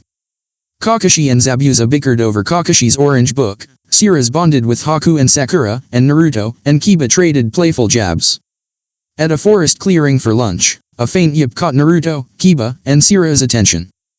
They rushed toward the sound, finding 2 fox kits, a black one with white accents and 2 tails, and a white one with blue-tinted paws, also 2-tailed facing a ravenous brown wolf. The white kit bled from fang marks, the black kit growling protectively. Naruto-kun, those are my siblings. Save them. Yoko pleaded from her seal. I've got this, Yoko-chan, Naruto thought, leaping in. He seized the wolf's throat, slamming it down. Kiba and Akamaru pinned it, stopping its struggle. Sirius scooped up the kits, noting their injuries: a gash on the black kit's leg, severe bleeding on the white kit's side. We need to move, Sirius said, vanishing with the kits. Naruto and Kiba followed. The white kit lifted its head weakly. Thank you, Naruto-sama, it whispered, then fainted. Back at camp, Naruto knelt by Haku. Can you help them, Haku-chan? I'll try, Haku said, laying a blanket for the kits. Her diagnostic jutsu revealed a broken ankle and gash on the black kit, but the white kit suffered massive blood loss. A blood pill might be risky. Kiba offered a red bag with a dog emblem. Animal blood pills, for Akamaru. Haku roused the white kit, but it refused her. Naruto handed it the pills, it nodded, took them, and slept. Haku bandaged their wounds. We wait now, Haku said as the sun dipped. Zabuza grabbed his sword. I'm fishing. If we're stuck, I'm eating well. He stalked off. Kakashi smirked. He's odd. Sakura raised an eyebrow. You read porn and hide your face, and he's odd. My mask keeps fangirls away, Kakashi said, eye crinkling. Everyone groaned. In Naruto's mind. Yoko sat, tears streaming, tormented by guilt trapping Naruto, her injured siblings, and her impending heat, craving Naruto as her mate. I want out, she roared, clawing her cage. Alucard appeared, smirking. Want freedom, Yoko-chan. Yoko's tails ensnared him. Yes, you bloodsucker. I want Naruto-kun as my mate. Alucard slipped free. Naruto, as Hellsing's head, can have multiple mates. I'll free you, trading places. Your soul gets a body, but only 3 tails power. Deal. Yoko grabbed his hand. I accept. Naruto's mind shifted. The seal dissolved, becoming handcuffs on Alucard. A choker appeared on Yoko. Enjoy your second chance, Yoko. Alucard bellowed, thrusting her out. Real world. As Naruto bit into his fish, pain and reddish-orange chakra surged through him. He screamed, the chakra forming beside him. Kakashi raised his headband, ready to seal, but the chakra coalesced into a 16-year-old girl 5'7", red hair, 3 tails, red eyes, nude. I'm free, Naruto-kun, she gasped, collapsing. Naruto draped his jacket over her, kneeling. Zabuza, guard her with your life. Strike to kill if anyone approaches. Clear. Yes, Lord Hellsing, Zabuza said. Naruto fainted, caught by Cirrus. Kakashi's Sharingan blazed, kunai drawn, charging Yoko. She killed my sensei. Cirrus aimed Sakura's gun at his eye, Zabuza's sword raised. Stand down, Kakashi-san, Cirrus warned. Lord Hellsing's orders, Zabuza added. Kakashi glared. When Naruto wakes, we talk. He retreated, seething. Naruto's mind. Naruto awoke in a castle adorned with Hellsing crests. A guard saluted. Lord Hellsing, Sir Integra, and ALUCARD await you. Led to an office, Naruto met Walter, who bowed. Sir Integras watched you closely, Lord Naruto. Walter, right? Naruto asked. Yes. I crafted ALUCARD and Cirrus weapons, Walter said, knocking. A feminine voice called, enter. Inside, Integra blonde, blue-eyed, strong yet sad smiled, a tear falling. She hugged Naruto. Sadness runs in the family, he said, grinning. Integra laughed. Indeed, son. ALUCARD stood behind her. What's happening? Naruto asked, sitting. Your mind's adjusting, Integra explained. God permitted me to cross realms. ALUCARD freed Kyubi, binding himself to you. I know cages, ALUCARD said. She deserved freedom. They spoke for hours. Walter gifted weapon schematics, Integra kissed Naruto's cheek and embraced ALUCARD passionately. I may never see you again, ALUCARD murmured. You said that before, Integra teased, fading. Goodbye, my love. Naruto smiled. I see why you love her, ALUCARD. Strong and kind. Love chooses you, ALUCARD said, a tear falling. Go. Your friends need you. He pushed Naruto out. Real world, dawn. Naruto jolted awake. Yoko, in his jacket, tackled him. Now we can be mates, Naruto-kun. She kissed him. Cirrus, eyes blazing, dragged Yoko by her tails 30 feet away, pinning her to a tree. What are you doing with my mate? Yoko grinned. You're cuter than Naruto's memories, Cirrus. As Hellsing's head, he can have multiple mates. You're his first, and I respect that. I want him too and maybe you, one day. She kissed Cirrus, hands roaming, then pinned her to the tree, whispering, share him, and I'll reward you. Cirrus, flushed, nodded. Fine. Back at camp, Yoko kissed Naruto again. We're good, she said. Cirrus sat in Naruto's lap, kissing him softly. Kakashi fumed. She's kissing Sensei's son. Cirrus laughed. She's been with him forever. I'm still his mate. Kiba muttered, he works fast. Sakura grinned perversely. Sasuke considered his fangirls. Naruto frowned at Kakashi. Stop glaring at Yoko-chan. She killed your father. Kakashi snapped. Naruto's black chakra flared, panther-shaped with red traces. Yoko didn't. Konoha's offensive focus cost lives. They should have evacuated civilians. My father's suicide took 3 lives, not 1. Think on that. Silence fell. Naruto carried the white kit, Yoko the black. 3 miles from Konoha. The white kit stirred, transforming into a 7-year-old girl, white hair, blue bangs, blue eyes, in a two-tails glory shirt and shorts.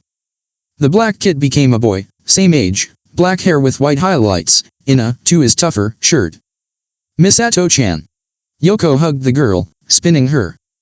Raisin-kun. She tickled the boy, their laughter echoing. At the gates, a jonin in a red vest smoked a cigar. New jonin uniform, he explained. Team 7, guests, report to the Hokage. Lord Hellsing, the council expects you. Naruto frowned. No invite. The Chunin muttered, civilian council's power hungry, backed by non-clan shinobi. Power corrupts, Kiba said. Sasuke warned Haku, hide your bloodline, or the council will exploit you. Zabuza growled, they'll face my wrath. No, Naruto said. They'll feel Hellsing's power. Yoko, still in Naruto's jacket, asked for clothes. Sakura led her to the hot springs, returning with Yoko in a blue skirt, red top, black coat, stockings, and heels. Naruto reclaimed his jacket, and they headed to the Hokage Tower. Hokage Tower. Sarutobi fumed. The civilian council demanded clans surrender 25 million ryo, a tactic he recognized from the Mizuki's bloodline purge. They're plotting, he thought, recalling his missed spies reports. A knock. Enter, he said, lighting his pipe. Team 7, Zabuza and Haku Mamakai, Yoko, Raisin, and Misato, Kakashi reported. Zabuza, 1 month probation. Haku, ninja if you choose. Yoko, your plans? Sarutobi asked. Civilian life, Yoko said. My family's from war. I want peace, though I'm battle-trained. Sarutobi nodded. Raisin? Misato. Academy. Raisin grinned foxily. Normal school, Misato said shyly. Yoko decides, but I'll prepare paperwork, Sarutobi said, handing Haku 3 red vests in a form. A shadow clone of Hayashi burst in. The civilian council's meeting without you or Lord Hellsing, pulling power moves. Kiba, take the twins home, Naruto ordered. No hostages if this turns ugly. Kiba vowed, in Yazuka's word, and left. Let's teach them a lesson, Naruto said, leading the group out. Council chambers. Danzo smirked, backed by the civilian council and 43% of Konoha's forces, including Root. As he moved to finalize plans, Sarutobi, Naruto, Sakura, Kakashi, Siras, Zabuza, Yoko, and Haku stormed in, radiating fury. Who are they? Harino demanded, pointing at Yoko and Haku. Yoko and Haku, from Wave, Naruto said. Harino's smile chilled him. My fiancé brought harlots to revive the Hellsing clan, alongside me, she purred. Siras drew Sakura's gun, fangs flashing. What did you say, trash? Naruto calmed her, whispering reassurances, then faced Harino. Explain, counselor. You've upset my mate. Harino giggled. We paired you with elite women, like me future Lady Takani Harino Hellsing. Street whores won't do. Naruto's black aura flared. I'm no puppet. Your plans are void. Danzo scoffed. An older woman like Takani, experienced with children, is ideal. Yoko stepped forward. He's engaged to me and Sira's Victoria. Harino sneered. A ninja mother? You'll die young. Yoko's tails pinned Harino to the wall. I'm no ninja, but my bloodline could raise Konoha. Don't test me. Danzo's seals flashed. Water style, great bullet. Naruto sliced it in half, glaring. Enough. Like my ancestor Integra, I warn you once, touch those I love, and I'll destroy you without hesitation. Naruto led the group out. In Sarutobi's office, he dismissed all but Naruto. War's coming, Naruto. The council's the enemy. Naruto slid a folder across. Then we prepare. My plan, revive the Hellsing organization. Sarutobi read it, smiling. That night, Harino's estate. Harino, Danzo, and Orochimaru met with key allies, plotting Konoha's takeover. Soon, I'll bear Hellsing's child, and you'll have Uchiha, Harino told Orochimaru. I need Hellsing too for breeding powerful vessels, Orochimaru hissed. Cloud's neutral, Stone wants to crush us at full strength, Danzo said. They're tied to slave rings and control the four-tailed eagle's Jinchuriki, Runa. She'll join Cloud's Ujito Nii and Sans Gaara for the Chunin exams in 3 months, with my guards, Tewa, and Kimimaro, Orochimaru said. Harino smirked. I'll reclaim Sakura, break those sluts stealing my fiancé, and let our forces use them until they're ruined. Naruto's home, 5 days later. Naruto finished a grueling workout designed by ALUCARD, sweat dripping as he checked his calendar. 5 days had passed since the council confrontation, and Team 7 had 2 weeks of leave. The civilian council, led by Harino, had intensified efforts to force Naruto into marriage with her, but his threat to leave Konoha halted their push for now. Harino's flirtatious gestures, like swaying hips during chance encounters, left him uneasy. His home, a renovated complex from condemned buildings, boasted a dojo, library, and hot springs with a privacy seal to deter peepers. Each floor held 10 three-bedroom apartments, a testament to his vision. Towel in hand, Naruto headed to the hot springs, musing about Yoko. Her kindness, prank-loving nature, and playful kisses with him and Sira's warmed his heart, though her last genjutsu prank, boosting his fangirl following tenfold, still made him shiver. Opening the hot springs door, he found Yoko lounging in the steaming water, arms behind her head, her beauty striking. "Hey, Yoko-chan," he said, slipping in. She swam over, wrapping her arms around his neck with a teasing smile. "Hey, Naruto-kun. How's my favorite guy?" "Doing great now," he replied, her closeness stirring him. "How many would kill for this?" he thought. Yoko's eyes softened, voice low. "Naruto-kun, you know me better than anyone, my fears, my pain, my hopes. Let me into your heart."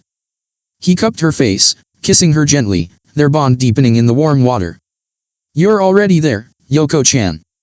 They held each other, kisses soft and lingering, a quiet promise of trust. Yoko rested her head on his shoulder, whispering, "This is perfect." A clank broke the moment. Rin, a 5'6" woman with long brown hair in a braid, brown eyes, and orange cheek markings, stood wrapped in a towel, red-faced. "Naruto-kun," she squeaked, covering her eyes. Naruto and Yoko grabbed towels, covering up. "We're decent, Rin-san," Naruto said. "4th floor, my apartment," Rin muttered, hurrying out. Yoko blinked. "Is that bad?" Naruto sank back into the water, groaning. "Worse than you think." Rin's apartment. Rin's apartment was cozy blue walls, a love seat by the door, a long couch, and Rin in a recliner. Photos adorned the space, Rin with Kakashi, the 4th, and a goggled boy, her with Naruto at the park, Ichiraku, and the Hokage Tower. One stood out, a blushing 7-year-old Naruto kissed by a 10-year-old Ayame and 14-year-old Shizoan, with Rin, Sarutobi, Tsunade, and Toki laughing. Rin wore a white skirt, black tank top, and slippers, her hair loose. Naruto, in a red shirt and black shorts, sat with Yoko, in a white tank top and hip huggers, on the love seat. Rin sipped a soda, eyeing them. "I'm not your mom, Naruto," Rin began. "I treated you like a kid when you were younger, but you're a ninja now. We hardly see each other. I'm rambling like a mother." Naruto grinned. "You've been a mom and big sister, Rin-san. No one could replace you. I'm free Sundays, let's catch up then." Rin smiled. "Deal. But keep the hot springs for bathing. I don't need romantic vibes messing with my calm. Makes me think of my sister and niece, and I'd rather not hunt up my umbu girlfriend." Yoko straddled Naruto, giggling. "No promises. My mating cycle's peaking." Rin laughed. "Good luck, Naruto. You'll need it with this vixen." The door opened. Kakashi, poised to knock, eyed Rin warmly, then Yoko with veiled hostility. "Just visiting Rin-chan." Rin's smile faded. "Naruto, Yoko, go hang out. Sakura, Sira's, and Haku are shopping, Zabuza's at the Jonin grounds." Naruto took Yoko's hand, leaving. Kakashi sat, door closed. "Still beautiful, Rin." "Say what you came to say," Rin said coolly. "I've got a rooftop garden." "That girl with Naruto, she's the Kyuubi," Kakashi said. Rin nodded. "Her sense unmistakable." "Why didn't you act?" Kakashi pressed. "She's kind, harmless, and makes Naruto happy." "They're cute together," Rin said, giggling. Kakashi stood, outraged. "She killed Sensei, and you're joking." Rin's glare silenced him. "Naruto's not Sensei's son to me, he's my god brother, my family. I love him as he is. He's Sensei's legacy." Kakashi insisted. Rin kicked his midsection, her uppercut flooring him. "That's why we failed, you porn-obsessed fool. You see black, white, and gray. If you can't move past your hate for Yoko, don't come back." Kakashi tried to speak. Rin hauled him up, shoving him out. "Stay away from this building, or I'll take your Sharingan and more with a rusty knife." She slammed the door. Kakashi sighed, vanishing. "Why can't she see my side?" Naruto's apartment, evening. 3 hours after leaving Rin's, Naruto and Yoko lounged on his couch, lost in a warm, lingering kiss. Yoko straddled him, her red hair spilling over her shoulders. Pulling back for air, Naruto grinned. "You're gonna kill me, Yoko-chan." She smirked, climbing off. I'm past my heat, so I'll let you off this time. Next time, clear your night, lover boy. Deal, Yoko, he teased. Go have fun, she said, heading to the bedroom. It's barely 7. Naruto followed, watching her slip under the covers. Why not stay here? Yoko peeked out, serious. The council can force a marriage if you don't have 4 fiancés by 14, 1 pregnant. I read minds, remember? I know their plans. Naruto sighed, rubbing his neck. How do you even? Mind reading's my thing, she said with a wink. Go find some fun. He rummaged through his closet, pulling on blue jeans, a button-up shirt, a matching hat, and shades. Leaning over, he kissed her softly. I'm not that guy, Yoko-chan. If you meet someone, keep the fun at their place, she teased, curling up. Naruto activated his apartment's security seals, restricting access to residents and guests, and headed out. The Grind, Shinobi Club. After wandering Konoha for half an hour, Naruto spotted the Grind, a small shinobi-only club. A burly bouncer blocked the door. Shinobi only. Naruto flashed his headband, tucking it away. The bouncer nodded. You're good. Inside, the circular room buzzed with energy, a central dance floor surrounded by tables, about 50 people scattered around. Naruto headed to a far booth, spotting 2 women. One had long black hair, red eyes, and wore a black mini-skirt, red long-sleeve top, stockings, and red heels, a solid 10. Her friend, with purple hair tied up, brown eyes, and a sly smirk, wore a sheer black top and purple shorts with heeled boots, pushing 11. They danced closely, hands roaming, their chemistry electric. Anko-chan, stop, the red-eyed woman murmured, blushing. Someone might see. Let em watch, Kurane-chan, Anko purred, brushing her lips against Kurane's. No one's touching us. Naruto slid into their booth, whistling. That's quite a show. Anko grinned.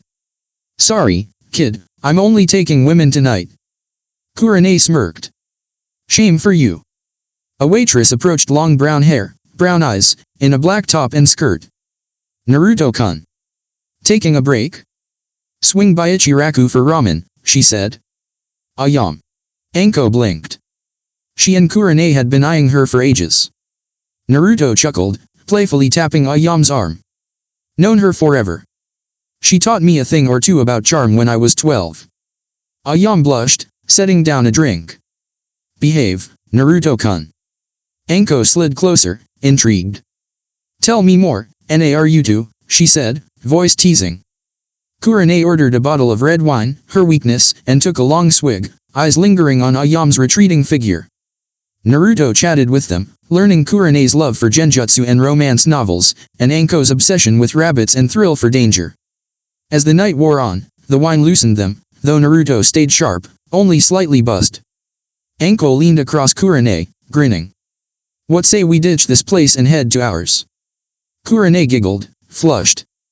Your trouble, Anko. Naruto, charmed by their energy, wasn't one to pass up adventure. He tossed bills on the table, waving Ayam over. For the drinks, he said, pulling her into a quick, playful hug. And a tip. Ayam laughed, tucking a stray hair. You're too much. I owe you one. Let's roll, ladies, Naruto said, wrapping an arm around each. With a flicker of chakra, he teleported them outside Kurane and Anko's apartment. Outside Kurane and Anko's apartment. Kurane blinked, gripping Naruto's arm. How'd you do that? He leaned in, voice low. A Hellsing trick. Anko kissed his cheek, smirking. Tonight, you're ours. Kurane unlocked the door, and they stepped inside, the night promising laughter and connection. Kurane and Anko's apartment, morning. Naruto woke, nestled between Anko and Kurane, the warmth of their night lingering. Checking to ensure no vampiric marks marred their skin, he gently carried Kurane to the bed, then Anko, tucking them in. Exhausted, he climbed in beside them, drifting into a deep sleep. Anko stirred first, a pleasant ache in her body. Smirking at the 2 figures beside her, she thought, did we rope Ayam-chan into this? Her eyes landed on Naruto's wild, multicolored hair, and memories of their passionate night flooded back, sending a shiver through her. Kami, that was incredible. She nudged Kurane awake. Morning, lover. Let's give Foxy a wake-up call. Kurane, still groggy, grinned. You're insatiable. Anko kissed Naruto softly, rousing him. He blinked, returning the kiss, then leaned over to kiss Kurane, her cheeks flushing. Rising, he slipped into the living room, pulling on his jeans, shirt, and hat. Anko and Kurane sauntered in, hips swaying, their playful energy infectious. Naruto flashed a foxy grin. Ladies, that was one hell of a night. We gotta do it again. Kurane scribbled their number on a scrap of paper, handing it over. Call us. Next time, it's a proper date. From fun to dating? You're working backward, Kure-chan, Naruto teased, making her blush. Anko planted a quick kiss on his lips. Later, Foxy-chan. Kurane stole a final kiss before Naruto stepped out. Inside, Anko pounced, pinning Kurane to the couch. Day off, and I'm still in the mood. Kurane sighed, smiling. It's gonna be a long day. On the way home, Naruto strolled toward his apartment, Alucard's voice echoing in his mind.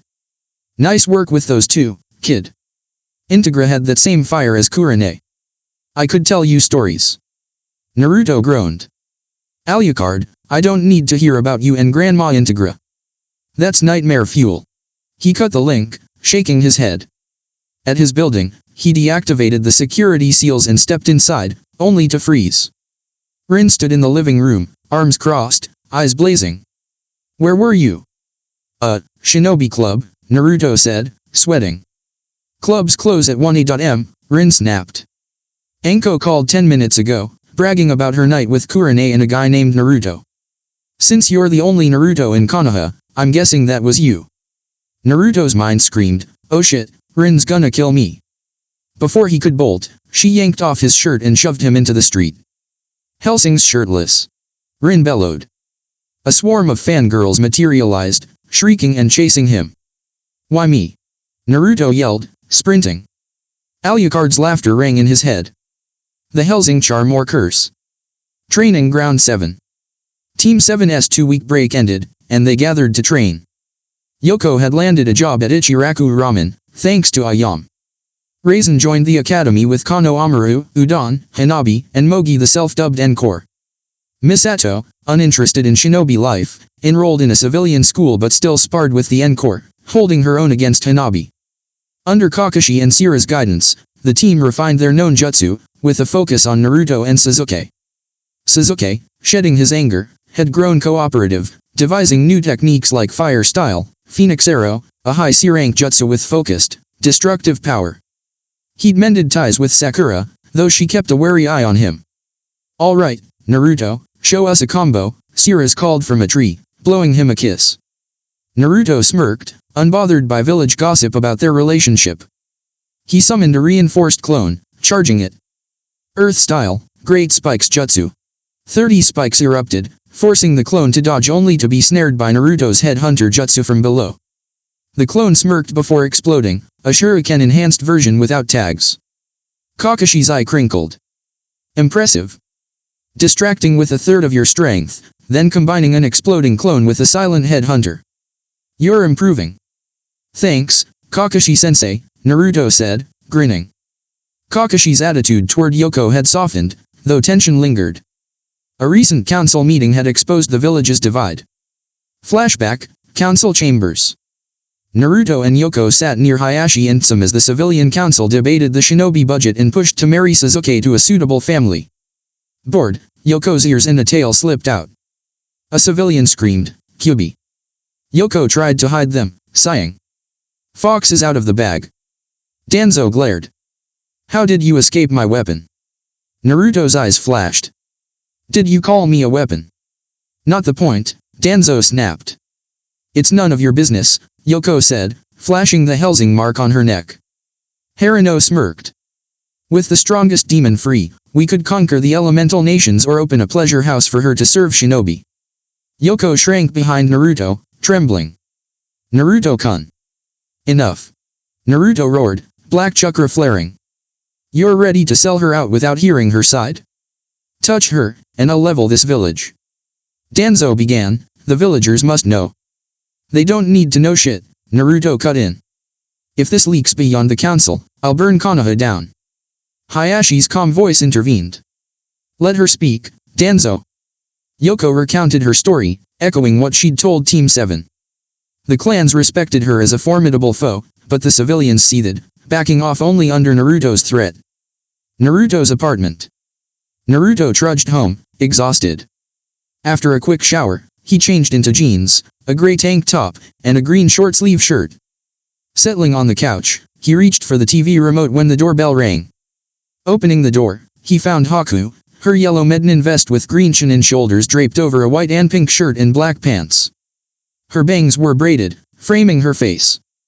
Hey, Haku-chan, Naruto said, smiling. She hugged him, shedding her vest and headband. Hi, Naruto-kun. Walk with me. Let me grab my shades, he said, slipping on black sunglasses. They headed out, Haku's laughter lightening his mood. Konoha Park. At the park, Naruto and Haku strolled by the lake, their easy banter drawing smiles from passers-by who mistook them for a couple. Haku's cheeks flushed with each of Naruto's grins. They sat on a bench, the water sparkling. This reminds me of home, Haku said softly, memories of her parents warming her. Naruto pulled her into a gentle hug. I'm glad you have those memories, Haku-chan.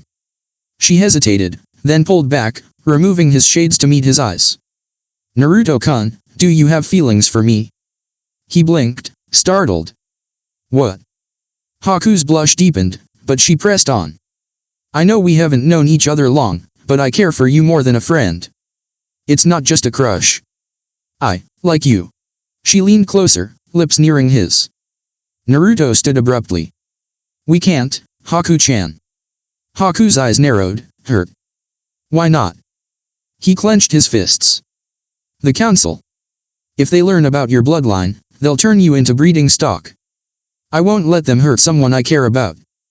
Haku's chakra flared, frosting the air and part of the lake. You think I can't protect myself? Naruto's voice softened, pained.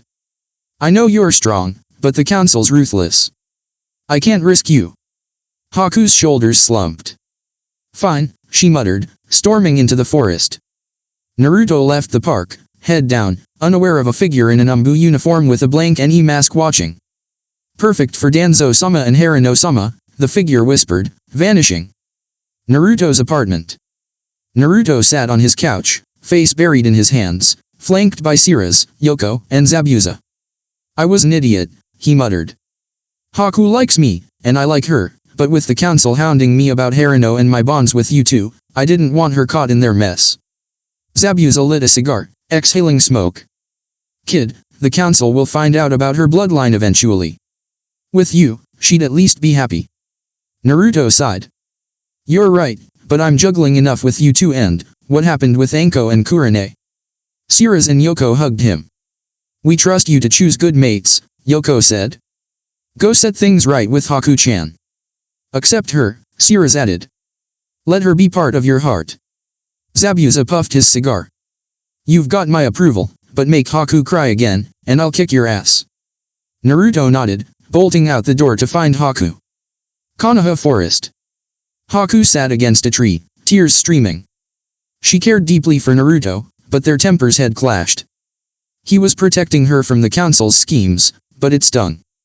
Wiping her eyes, she leaped into a tree as a root umbu with an NE mask landed below. Missed, the umbu muttered, drawing a katana. Haku's heart raced. With little moisture in the air and no weapons, her taijutsu was no match for an umbu. As the man lunged, Naruto dropped in front of her, drawing Joshua. Haku-chan, we'll talk later. Let me handle this trash. Naruto-kun. Haku gasped. The umbu swung at Naruto's face. Naruto dodged, blocking with Joshua, then fired a shot. The umbu sliced it in half, charging again. Naruto evaded a gut slash, snarling, "You've gotta be kidding me." Borrowing from Sasuke, he unleashed fire style, Phoenix Flower Jutsu, sending fireballs at the umbu. The man dodged into Naruto's trap. An exploding tag detonated where he landed, pinning him. Naruto loomed, eyes cold. "Who sent you?" "The civilian council," the umbu confessed. After learning the Kyuubi was free, Root watched your allies for leverage. We capture what benefits them. Why? Naruto pressed. Watchers obey, not question, the Umbu said, coded. Naruto's voice darkened. But the master's agenda leaves watchers dead. Sayonara. The tags exploded, killing the Umbu. His mask clattered before Naruto, who pocketed it, confirming Root's involvement. He turned, hugging Haku tightly. Let's go, Haku-chan. Okay, Naruto-kun, she whispered, following him out. 1 month later, Konoha Alley. Naruto leaned against a wall, watching Sakura chase Raisin, Misato, Konohamaru, Mogi, Udon, and Hanabi the Encore through an alley. They sported custom glasses and coats with Encore embroidered, designed by Naruto and Tenten. Misato, a civilian student, was an honorary member, her spirit as fierce as the others. Naruto and Haku had mended their relationship, keeping it quiet and platonic for now, their bond growing through trust rather than passion. One more game, Naruto called. Hide, and we'll find you. 1, 2, 3. The kids bolted, giggling. A scream cut through the air. Naruto and Sakura sprinted to the alley, finding Kankuro, a sand ninja in a catsuit with a wrapped bundle, holding Raisin, and Konohamaru. Tamari, a blonde kunoichi with a fan, stood nearby. Kankuro, put them down, she snapped. After they learn respect, Kankuro growled. Naruto stepped forward, smiling tightly. Misunderstanding. We're playing hide-and-seek. I'll deal with you next, Kankuro said. Naruto drew his Hellsing sword. I'm a bad boy. You sure about this? Tamari leaned against the wall. I'm out of this. A new voice chimed from the fence. A fight? Fun. A girl, 14, with silver-green hair, purple eyes, and a blue strapless top, smirked. Runa, her vibe electric. A cold voice followed from a tree. Who are you? Gaara, red-haired and sleepless, glowered, gourd on his back. More voices joined. A party, said Yujito Nii, a blonde kunoichi with a fierce aura. Too many suckers, but fine honeys, rapped Kirabi, a towering cloud ninja with 4 swords, white armor, and a swagger. The air crackled with tension. Sakura ushered the kids back, Kiba and Sasuke watching from a tree, sensing the danger. Anyone gonna speak? Kirabi challenged. Naruto stepped up. Home turf. Naruto Uzumaki Hellsing. Runa, the silver-haired girl said. Gaara of the sand, the redhead intoned. Yujito Nii, the blonde added. Kirabi, rap in my game, the giant said. Stick to ninja work, Naruto quipped. Kirabi drew 2 hook swords. Don't step to me, playa. Naruto charged, sword gleaming. Their blades clashed, sparks flying. Kirabi's strike snapped Naruto's sword in half, shocking everyone. Integra's blade, Naruto growled, fangs flashing as his rage surged. Drawing Joshua and Jackal, he cocked Joshua with his teeth, eyes blazing. You'll pay with my ancestors' weapons. Kirabi grinned, swords raised. They clashed again, Naruto's guns holding firm. He fired at Kirabi's face, Kirabi deflected, slashing back. Naruto dodged, landing a kick. Kirabi countered, their speed blurring. Red-black chakra leaked from Naruto, chilling the onlookers. Enough. Gaara's sand surged, separating them. Runa caught Naruto, Yujito grabbed Kirabi. You're scaring the kids, Yujito said. Naruto's rage faded, seeing the encore fear. He knelt. I'm sorry, guys. No more like that, I promise. Misato hugged him. We forgive you, Naruto Nii-chan. Hanabi nodded. Just don't do it again. Sakura, take them to a training field, Naruto ordered. Sasuke, Kiba, go. They left, and Naruto faced the foreigners. Why are you here? Sen's an ally, Cloud's neutral, Rock's hostile. Kirabi smirked. Chunin exams, 1 week. I'll see you in hell, Hellsing. The groups dispersed, but Runa, Gaara, Yujito, and Kirabi shared a thought. My demon warned me about him. Traces of Kyuubi's power, but something darker. Konoha front gate. Zabuza and Haku stood watch, the duty dull but easy. Haku twirled a senbon, while Zabuza fought boredom, hand itching for his sword. Two cage-level chakras approached, and he tensed, only to relax as Tsunade and Jiraiya appeared, accompanied by a woman in her early 20s holding a pig. Shizune, with short black hair, black eyes, and a black kimono over fishnet, radiated confidence. "Yo," Zabuza greeted. "Where's my Naru-chan?" Shizune asked, ignoring him. "I'll take you to his place," Haku offered, leading Shizune and Tsunade away. Zabuza smirked. 4 girls, with 3 more possibles. Kids got game. Jiraiya tossed him an autographed Ika Paradise, Foxy Master. Hot off the press. Zabuza and nearby shinobi bowed dramatically. "We're not worthy," they chorused. Training ground. Naruto faced the Encore Raisin, Konohamaru, Udon, Mogi, and Hanabi while Misato sat in Sakura's lap. "You saw my fight with Kirabi," he said. "We were even, so I'm teaching you a jutsu to escape someone like him." Raisin raised a hand. "With a team plan, we could win." Naruto's tone hardened. "Strength in numbers can get more killed than needed, Raisin. Understand?" "Yes, sir," Raisin said, chastened. Naruto explained, "Oblivion style, World Freeze has 3 uses: training, paralyzing an enemy to escape or gather intel, and protecting someone you love." He demonstrated, freezing Tora the cat mid-step. "See? It locks onto a target, freezing them for up to 10 hours. If their chakra's stronger, they might break it in 5 minutes, so move fast." "Awesome, Naruto and I-chan." Mogi cheered. "Cool," Udon added. Konohamaru asked, "Got more Oblivion jutsu?" Naruto's gaze turned serious. "Never try Oblivion style without me or someone I trust. It's named for its purpose, destroying armies. This is a C-rank support jutsu. Higher ranks are too dangerous." "Clear?" "Yes, Naru and I-chan," Mogi said, the others nodding. Naruto summoned shadow clones to train them, each guiding a kid. Sakura smiled. "You're great with them, Naruto-kun. You'll be an amazing dad." "Thanks, Sakura-chan," he said, noticing Misato's sad expression.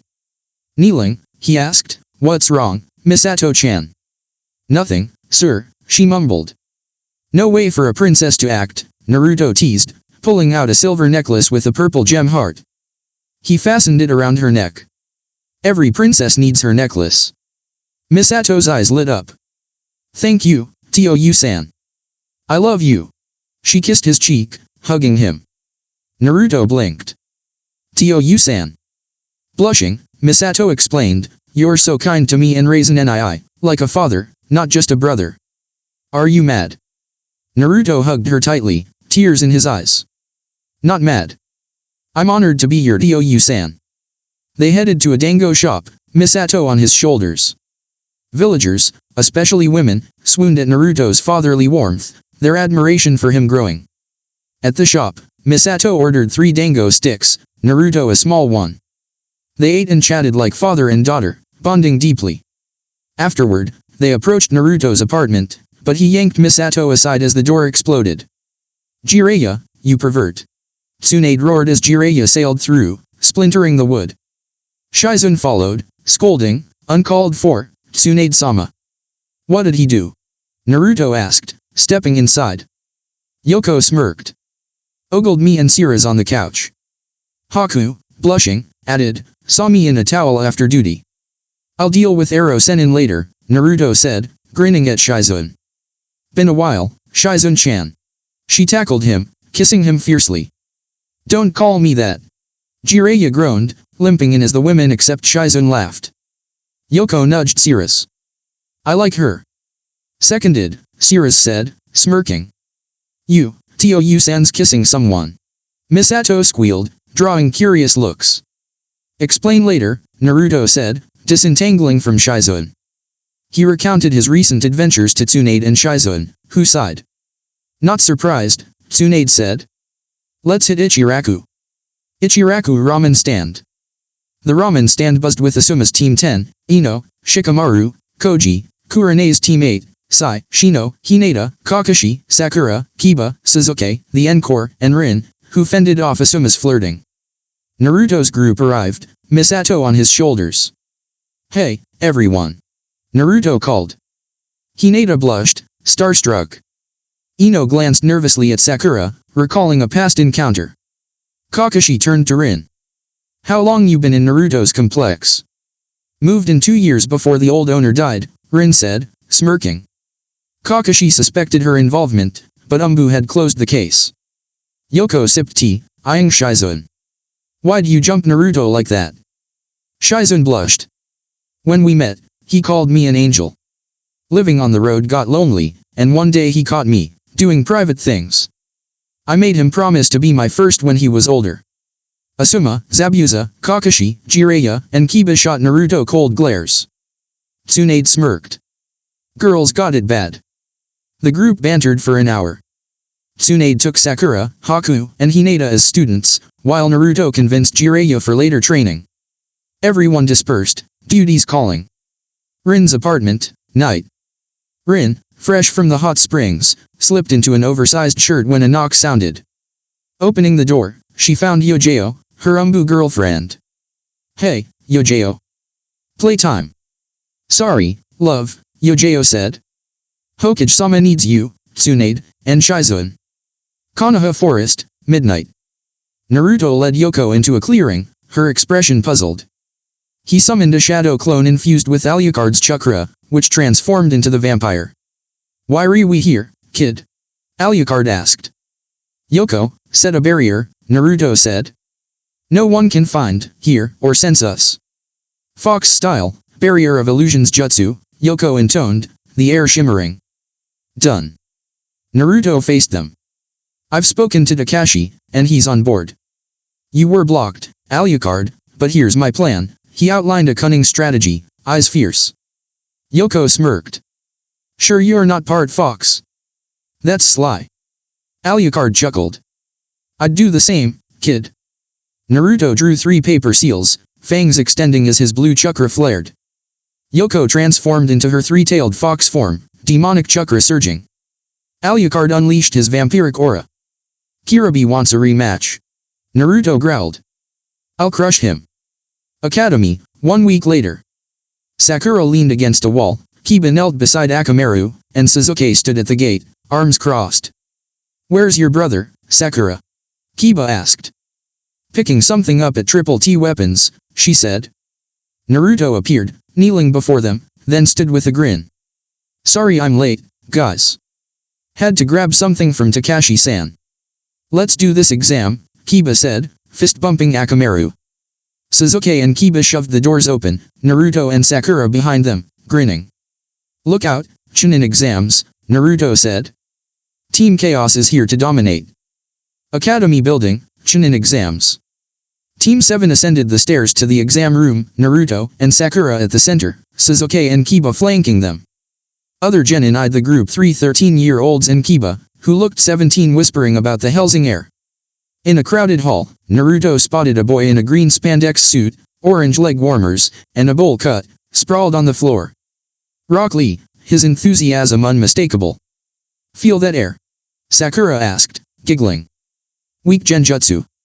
Mid-genin level, Sasuke confirmed, his Sharingan briefly scanning before deactivating. Bold look, Naruto thought, amused. A familiar voice groaned, let us through. Tenten lay on the floor, clutching her side. A spiky-haired boy with tape across his nose sneered, we're doing you a favor, kiddies. We've failed this exam 3 times, barely survived. Naruto appeared before him, eyes blazing. You hurt Tenten-chan. For that, you'll pay. Pure speed. This is Hellsing, the boy thought, paling. A pale-eyed boy in the back smirked. Worthy opponent. Lee, Tenten, let's go, the boy called, stepping forward. Niji Hyuga, exuding confidence. Naruto helped Tenten up. Hey, Niji. Hellsing-sama, Niji said, respectful but cool. Cut the formalities. It's Naruto. Last time, you said I'd be stuck in the academy, too important to risk. Fate had other plans. Niji's lips twitched. Indeed. Your path is grand, Naruto. They shook hands, and Niji's team departed. Kiba frowned. What was that? Respect, Naruto said, leading them onward. In an open area, Rock Lee's voice rang out. Sakura-chan, I wish to date you. He presented a rose, beaming. Sakura blushed, flustered. Naruto's hands twitched toward his guns, but Kiba, Sasuke, and a beast clone Akamaru restrained him. That's sweet, Lee-kun, Sakura said, but my brother would lose it, and I'm mostly into girls. Sorry. Lee's tears flowed. Then I challenge your youthful brother. Naruto broke free, cracking his knuckles. Wanna date my sister? I'll bury you so deep the Reaper won't find you. We'll see, Naruto-kun, Lee said, undaunted. Naruto charged, throwing a vicious uppercut. Lee dodged, but the force grazed his cheek, leaving a faint scar. Lee countered with a powerhouse kick. Naruto blocked, only for a second kick to clip his face. Rolling, Naruto flipped upright, lunging to knee Lee into a wall, denting it. Lee rallied, landing a kick that sent Naruto flying. Lee appeared behind him, attempting shadow leaf dance. You think that'll get me? Naruto snarled, grabbing Lee midair and driving them toward the ground. A green-clad figure caught them. Might Guy, Lee's sensei. Lee. Using that on a comrade? Unyouthful. Sorry, sensei, Lee mumbled. It's fine, Naruto said. But get to the exam room. Guy vanished, Lee scrambling after. Weird, Naruto muttered. Totally, Sakura agreed, as they approached the exam room. Kakashi and Sirius waited, smirking. What are you doing here? Kiba asked. Team needs to be complete to enter, Kakashi said. Good luck, especially you, Naruto-kun, Sirius said, kissing him softly before she and Kakashi vanished. Into the fire, Naruto said, kicking the door open. Every eye turned to them. Naruto's gaze locked on Kirabi, towering and proud. Their glares clashed, a pulse of chakra rippling through the room, two titans marking each other for battle. The air grew heavy, a silent promise of violence. No one dared interfere. A silver-haired boy with glasses approached. Hostility toward Kirabi, huh? Don't test me, Spec, Naruto snapped. I'll end you. I'm Kabuto, the boy said, unfazed. I can give you info on anyone here. Orochimaru's plans be damned. This kid's power is unreal, he thought, wary. I don't need info, Naruto said. When I beat Kirabi, it'll be blind. Hinata stepped forward, eyes pleading. Naruto Uzumaki Hellsing, please. Kabuto pulled a card. Decent fighter, skilled in most ninja arts, strong strategist. 27 D ranks, 4 C ranks, 1 C turned A rank. Can match Zabuza. Mist Genin shivered. Also, Oto, a new village, sent 2 teams. Small, considered weak. Naruto's hand slipped into his coat, eyeing an Oto Genin wrapped like a mummy. Try anything, and you'll lose more than an eye. He ducked as the Oto team spiky-haired boy, long-haired girl, and a second team with a white-haired boy, red-haired girl, and a hulking boy closed ranks. Don't mess with sound, the big boy warned. Enough. Ibiki Marino appeared with 10 proctors. I'm your worst enemy now. Naruto smirked. Kiba whispered, why are you grinning? Ibiki's a legend, Naruto said. Turns your mind against you. Ibiki glared at the Oto Genin. Want to be disqualified? The white-haired boy bowed. My apologies. It won't happen again. Keep them in line, Ibiki said. Grab a number, take a seat. Naruto sat between Hinata and Runa. Hinata's unzipped jacket revealed her figure, sparking a slight nosebleed. Kami, she's already Shizun's size. She'll outdo Tsunade by 17, he thought, flustered. Hey, handsome, Runa purred, leaning in to show off her curves. Hi, Runa-chan. Hinata-chan, how's it going? Naruto asked, fighting perverse thoughts. Hinata blushed. Fine, Naruto-kun. The jacket worked, she thought, thrilled. Ibiki's voice boomed. Listen up, brats. This written exam uses point reduction. You start with 10 points, each wrong answer costs 1. Teams pass or fail based on combined scores. Sentinels watch for cheating 2 points off per incident. 5 strikes, you're out. If any teammate scores 0, the team fails. Show your exceptional shinobi. Begin. Genin scrambled, many cheating, and getting caught. Team 7 stayed sharp, but Naruto struggled, the questions baffling. Hinata whispered, copy off me, Naruto-kun. Before he could reply, a kunai whizzed between them, pinning a leaf genin's paper. A proctor grinned. 5 strikes, kid. Out. Another proctor slammed the genin against a wall. Don't test us. Leaf or not, we'll break you. Number 109, fail. Numbers 245 and 098, fail, the proctor announced as they left. Naruto shook his head.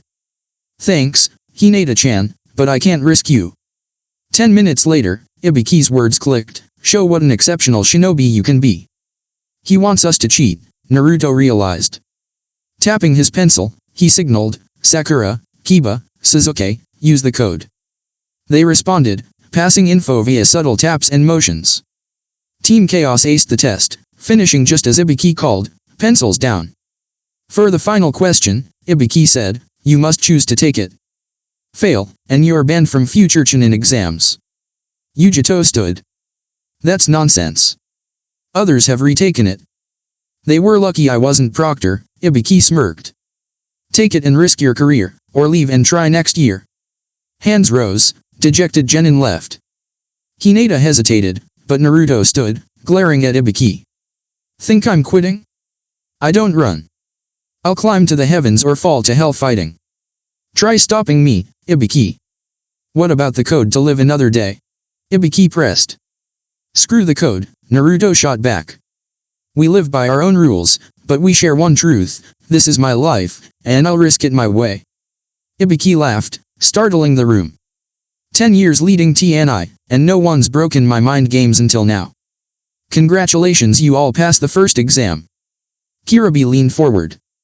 Back that up, old man. Ibuki nodded. This test was about resolve. On a mission, your village depends on you. No choices, just duty. You didn't run. You're no weak shinobi. Cheers erupted, cut short as a black banner crashed through the window, revealing Enko in a brown coat, fishnet shirt, and orange skirt. No resting, brats. I'm Enko, your second exam proctor. Hey, Enko baby, Naruto called, grinning. Enko winked, resisting the urge to pounce. Later, Foxy. Ibuki, 44 teams. Slacking. They're that good, Ibuki said. Meet at the location on the board, 8 AM sharp. Be ready, Enko said, vanishing. Outside, Naruto rallied his team. Sasuke, Kiba, pack for tomorrow. Sakura, tell Yoko to crack open the safe, I'll need it. Sakura nodded, vanishing. Kiba asked, what's up, Naruto? Gotta grab something special for Kirabi, Naruto said, striding off, determination in his eyes. Forest of Death, Training Ground 44. Enko stood before the genin, smirking. Welcome to Training Ground 44, Konoha's Forest of Death. Naruto snorted. Forest of Death? Please. A kunai whizzed past his cheek, drawing blood. Enko appeared behind him, licking the droplet. Don't waste that delicious blood, Naruto-kun. Spinning her around, Naruto drew Joshua, aiming at a grass ninja lurking nearby. Sneak up on me again, and you're done. Alucard's voice growled in his mind, careful, kid. His aura's foul worse than Incognitos. Got it, Naruto thought, tensing for a fight.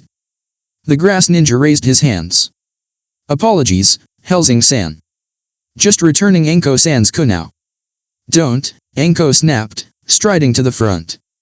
She pulled out papers. Sign these death waivers to clear us of responsibility. Once your team signs, turn them in for a scroll heaven or earth. What's the deal? Runa asked, eyeing 2 smug girls nearby. Your mission, Enko said, is to survive 5 days, reach the central tower, and deliver both scrolls. Don't open them. What if we do? Kirabi called. Enko's smile turned wicked. Something unpleasant. One last tip, don't die, she shouted, cackling. 20 minutes later.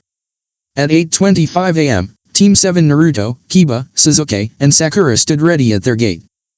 Kiba carried their Heaven Scroll, an unexpected choice to throw off enemies. The Chunin counted down, 3, 2, 1, begin. The gate swung open, and Team 7 bolted into the forest kicking up dirt. Full throttle, the Chunin thought, locking the gate. 10 minutes in, they halted. Naruto handed Sasuke wire, while Sakura checked her pistol's clip. "We're likely the team to beat," Naruto said. "We find another team, take their scroll, and move." As if summoned, clones surrounded them. "Heard you beat Zabuza," one said. "Let's test you." Naruto smirked. "This isn't even a warm-up." Sasuke. Fire style, flamethrower jutsu, Sasuke unleashed, torching the clones and singeing trees. 3 genin stumbled into the clearing, facing Naruto's grin. He kneed one in the gut, snapped a curved kunai with his teeth, and punched another's jaw. Sasuke and Kiba downed the third with synchronized strikes. Sakura bound them with wire. "Kiba, check them," Naruto ordered. "Take their gear, scroll, or not." Kiba found a heaven scroll and explosive tags, stripping their equipment. The team zigzagged through the forest, stopping at 4 p.m. in a clearing. Naruto passed out ration bars. "We've got 2 heaven scrolls," Sasuke said. "Need an earth." "Simple," Kiba grinned. "We kick ass till we find one." "Splitting up's faster but risky," Sakura cautioned. "We don't know what's out here." Her tension alerted Naruto. He gripped Joshua and Jackal, Kiba, and Sasuke tensing. A powerful wind surged. "Grab me!" Naruto yelled, portaling them to a tree as a gale roared past. "What was that?" Sasuke asked. "Wind style, great breakthrough," Naruto said. "High B rank." The grass ninja emerged. "Impressive, Hellsing-kun. I expected no less from a Hellsing. But the Uchiha, he's my target." "Sasuke, Kiba, get Sakura out," Naruto ordered, shedding his jacket and vest, revealing a sheathed blade. But Sakura began. Naruto removed his hat and glasses, glaring. "No buts. This isn't a normal shinobi. I'll handle him." "Go." Sasuke nodded. "Kiba, move." "You're not my boss," Kiba snapped. "No, but I'm an Uchiha, and Naruto can take a jonin." "We protect Sakura," Sasuke said, Sherry non-flaring. "I won't lose my family again." Sakura protested, but Naruto knocked her out with a gentle strike, catching her. "Sorry, little sister." To Kiba, he growled, "Guard her with your life, or else." Kiba nodded, carrying Sakura and sprinting away. "She could have fought," Sasuke said, standing beside Naruto. "As her brother, I protect her," Naruto said, drawing his guns. "Let's dance, grass freak." Orochimaru charged. Naruto fired a volley, the ninja dodged with eerie grace, slipping under his guard. Sasuke's kunai grazed Orochimaru's side, forcing him back. The ninja attacked again, faster. Naruto holstered his guns, drawing a blade not a dagger, but a 3-foot sword, black with a silver edge, its red hilt lined with purple. Kanji read, dog, fox, panther. Its aura pulsed red, black, and blue. "Saved this for Kiribi," Naruto snarled, slashing Orochimaru's face. The ninja's skin peeled, revealing pale flesh and serpentine eyes. "You've unmasked me. I'm Orochimaru, of the Chunin." Naruto and Sasuke tensed, then charged, crisscrossing. Their blades struck, but Orochimaru melted into a mud clone. Naruto yanked Sasuke back as fireballs rained down. "Wind style, cutting vortex jutsu." Naruto roared, tossing a gas bomb into the vortex. "Fire style, fire arrow jutsu," Sasuke added, igniting the gas in a lethal blaze. Orochimaru dodged, lunging at Naruto, who narrowly avoided impalement. Orochimaru stole Joshua, firing at Naruto's chest. Naruto collapsed, blood pooling. Sasuke flared his chakra, charging. He kicked, but Orochimaru countered, kneeing his gut. Sasuke crumpled, barely conscious.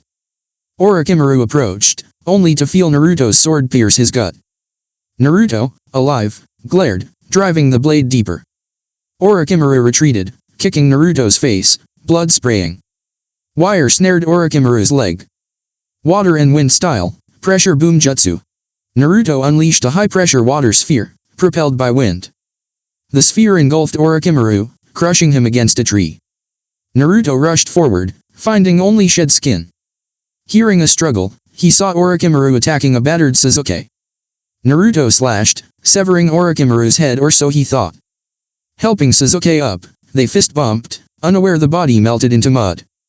Orochimaru's head lunged, biting Sasuke's neck.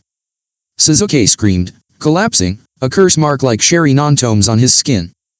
You nearly killed me, brat, Orochimaru's voice echoed. Sasuke will seek me for power. Naruto growled, retrieving his gear and sheathing his sword. Hoisting Sasuke onto his back, he muttered, "You owe me, prick," and followed Kiba and Sakura's scent. With Kiba and Sakura. 2 hours later, Kiba sat in a clearing near a cave, Sakura unconscious on her folded jacket, blades, and pistol nearby. Akamaru lay beside her. Sakura's eyes snapped open. Naruto-kun. You okay? Kiba asked, handing her the pistol.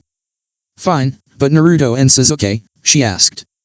Not sure, Kiba said. Naruto knocked you out, and I bolted. Their fight was insane power like nothing I've seen. Naruto landed, laying Sasuke down. It was Orochimaru. Sakura gasped, seeing Sasuke's neck mark. What happened? He cursed him, Naruto said, pulling out medicine. The marks for control. I'm using a mind meld to enter his mind. If either of us seems dangerous, you must stop us. No way. Sakura cried. I won't. Naruto pressed Jackal to his temple. A point-blank shot can kill me if it's precise. Swear you'll do it, or I end it now. 5, 4, 3. Sobbing, Sakura knocked the gun away. Fine, I swear. Naruto kissed her forehead. Good girl. Hellsing style, mind meld jutsu. A black beam linked him to Sasuke, and Naruto collapsed, unconscious. Sasuke's mind. Naruto opened his eyes in a warped Uchiha district, the sky a sickly purple Orochimaru's influence. Leaping to a rooftop, he faced a shadowy Orochimaru, smirking. Here to destroy me, Naruto-kun. Where's Sasuke, you snake? Naruto growled, reaching for his guns, only to find them gone. Orochimaru chuckled. This is a realm of mind and soul. Physical weapons don't cross over. Naruto cracked his knuckles, adopting a taijutsu stance. My fists work just fine. Fight me. Orochimaru vanished. Only Sasuke can stop his fall, and only at the core of his mind. Find him first. Damn it. Naruto shouted, scanning the district. ALUCARD materialized, arms crossed. It's not that simple, kid. You're facing Sasuke's natural defenses and Orochimaru's traps. Stay sharp. 10-foot snakes, thick and menacing, slithered forth. Naruto dodged one's lunge, smashing its skull with a palm strike. ALUCARD conjured spectral guns, tossing one to Naruto. Let's dance. Hulking, mutated figures joined the snakes. ALUCARD grinned wickedly. This is me in my prime worst of the worst. He shot a figure's face, laughing maniacally. Naruto shivered. If this is just a taste, he's deadlier than I thought. Leaping over a snake, he fired, blasting its head. Long fight ahead. Forest of Death, with Sakura and Kiba. 2 hours after Naruto entered Sasuke's mind, Sakura paced, worry gnawing at her. Naruto's dark chakra pulsed, chilling her. Akamaru whined, hiding in Kiba's jacket. She draped towels over Naruto and Sasuke's foreheads, her hands trembling. What's happening? She whispered. He's saving Sasuke, but... Give him time, Kiba said. Rest. I'll take first watch. Okay, Sakura said, smiling faintly. Akamaru, keep the pervert in training in line. ARF. Akamaru barked, tail wagging. Sakura drifted off, only to jolt awake at Kiba's pained yell. Grabbing her sword, she rushed outside. Kiba lay bloodied, wounds crisscrossing his body. Akamaru whimpered, injured nearby. Sakura knelt, lifting Kiba's head. Kiba. Are you okay? He coughed blood, one eye opening. Run, Sakura. Naruto'd kill me if you got hurt, even if it cost his life. She kissed his forehead. Thank you for protecting me. Kiba passed out. Sakura stood, glaring at three-sound ninja, Dosa, with a smug grin, Kin, with long black hair and a reluctant expression, and Zaku, a hunchbacked boy wrapped like a mummy, leering. Move aside, Dosa said. I don't hurt women if I can help it. Zaku smirked. Orochimaru-sama might gift her to me. Kin bowed her head. We're just following orders. Sakura shed her jacket, gripping her sword. Dosuenkin seemed conflicted, but Zaku reveled in cruelty. You'll lose your head, pig, she spat, charging Zaku. She slashed with both blades, but Zaku caught them, grinning. Sakura leaped back, smashing the ground, causing a tremor. Dosuenkin took to the trees, but Zaku stood firm, charging. Sakura's savage kick floored him, but he rose, hands outstretched. Sound style, slicing air wave. A gust roared toward her. Fire style, firewall jutsu, Sakura countered, summoning a 10-foot wall of flames. The gust redirected the fire, burning her arm. She screamed, hitting the ground but scrambling up as Zaku lunged with a kunao. He grabbed her, brushing her cheek. Memories of her mother's cruelty surged, fueling her rage. Sakura unleashed a flurry of slashes and kicks, but Zaku's unnatural healing shrugged off the blows. Ready to play, baby. Zaku taunted. Sakura steadied her stance. Naruto, hurry, she thought, charging again. Sasuke's mind, inner sanctum. Naruto and ALUCARD fought wave after wave of snakes and mutants, frustration mounting. I'm making a snakeskin wallet when I find Orochimaru, Naruto growled, pistol whipping a fighter's head off. Save me some, ALUCARD said, frowning as he shot a snake's temple. This snake's wasting my time on nobodies. They reached massive metal doors, the core of Sasuke's mind. A young Sasuke sat before them, eyes brimming with tears. Naruto knelt. Hey, little guy. What's wrong? A bad man made me open the door, young Sasuke whispered. I was too scared to stop him. If you let me in, I'll get rid of him, Naruto promised. No. You're lying, like a takienai. Sasuke sobbed. Naruto's voice softened. I need to save you, Sasuke, and reveal the truth about Ataka's attack on your clan. Sasuke's eyes widened. The truth. The gates swung open, and young Sasuke faded. Naruto and ALUCARD rushed inside, ready for the fight ahead. Naruto's apartment, with Yoko, Raisin, and Misato. Yoko lounged with Raisin and Misato, smiling as they gushed about their Tou-san, Naruto. Raisin had started calling him that, nervous about Naruto's reaction. Yoko reached for her drink when a framed photo of Naruto, Sakura, Kiba, and Sasuke cracked and fell. She picked it up, heart sinking. An omen of danger, she thought. What's Naruto gotten into? Forest of Death, with Yujito and Kirabi. Yujito and Kirabi landed in a tree, stiffening suddenly. Their teammate, Vargo, a boy with a warhammer and axe, frowned. You okay? The wind shifted, Yujito said, eyes narrowing. Means that Hellsing kid's in deep trouble, Kirabi said. Not sure what kind, but let sleeping dogs lie, Vargo. They moved on, the weight of Naruto's peril lingering. Sasuke's mind, inner sanctum. Naruto and ALUCARD burst into a vast chamber. In one corner stood Orochimaru, a twisted young Sasuke, Ty Sasuke, and Sasuke, clutching his head in agony. You'd do anything for power, Sasuke, Ty. Sasuke taunted. Even sell your soul? I don't know. Sasuke yelled, tormented. Stop this, Orochimaru. Naruto roared, reaching for his gun, only to grasp air. Orochimaru laughed. This is a mindscape, Naruto-kun.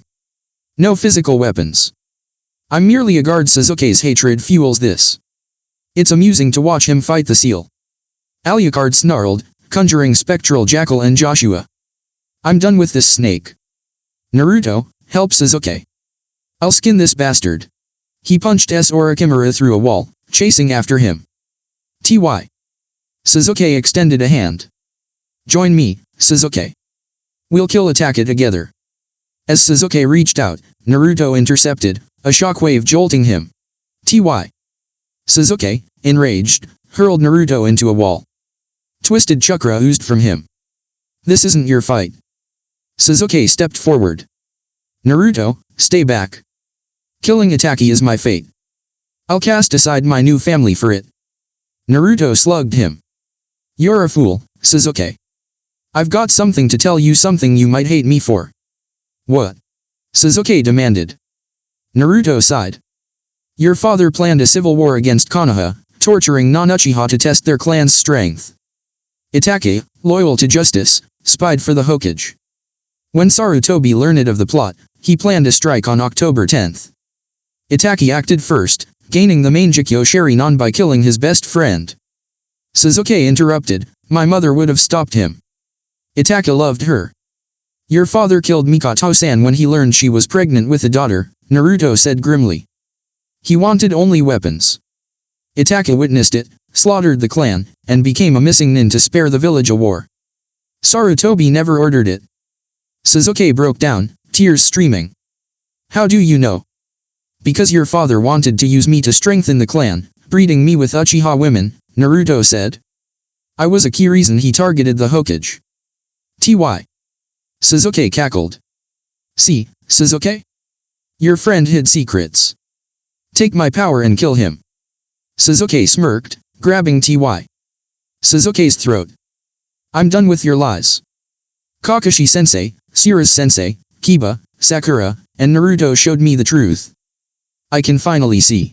His Sharingan blazed, now black with red tomes and pupils a soul Sharingan. "Ty." Sasuke roared, transforming into a purple, winged behemoth. "If you won't take my power, I'll force it." He charged. Sasuke's mind, ALUCARD vs S Orochimaru. ALUCARD and S Orochimaru clashed, the snake wielding a spectral sword, ALUCARD using his guns as shields. ALUCARD leaped over a slash, firing from a rooftop. S Orochimaru dodged, sneering, "Why the grin, madman? If Naruto and Sasuke kill that twisted clone, you're done," ALUCARD said. "You're correct, but you won't outlast me," S Orochimaru hissed. ALUCARD cocked a gun with his teeth. "Don't need to win, just keep you here." He smirked, firing again. Forest of Death, Sakura's fight. Sakura stabbed Zuka through the lungs, but he laughed, yanking her blades free and hurling her into a tree. Straddling her, he licked her cheek. "I'm immortal, thanks to Orochimaru's chip." He grew taller, muscles bulging. "Enough, Zaku." Doso charged, only to be punched and blasted by a point-blank palm thrust, shredding the tape from his face.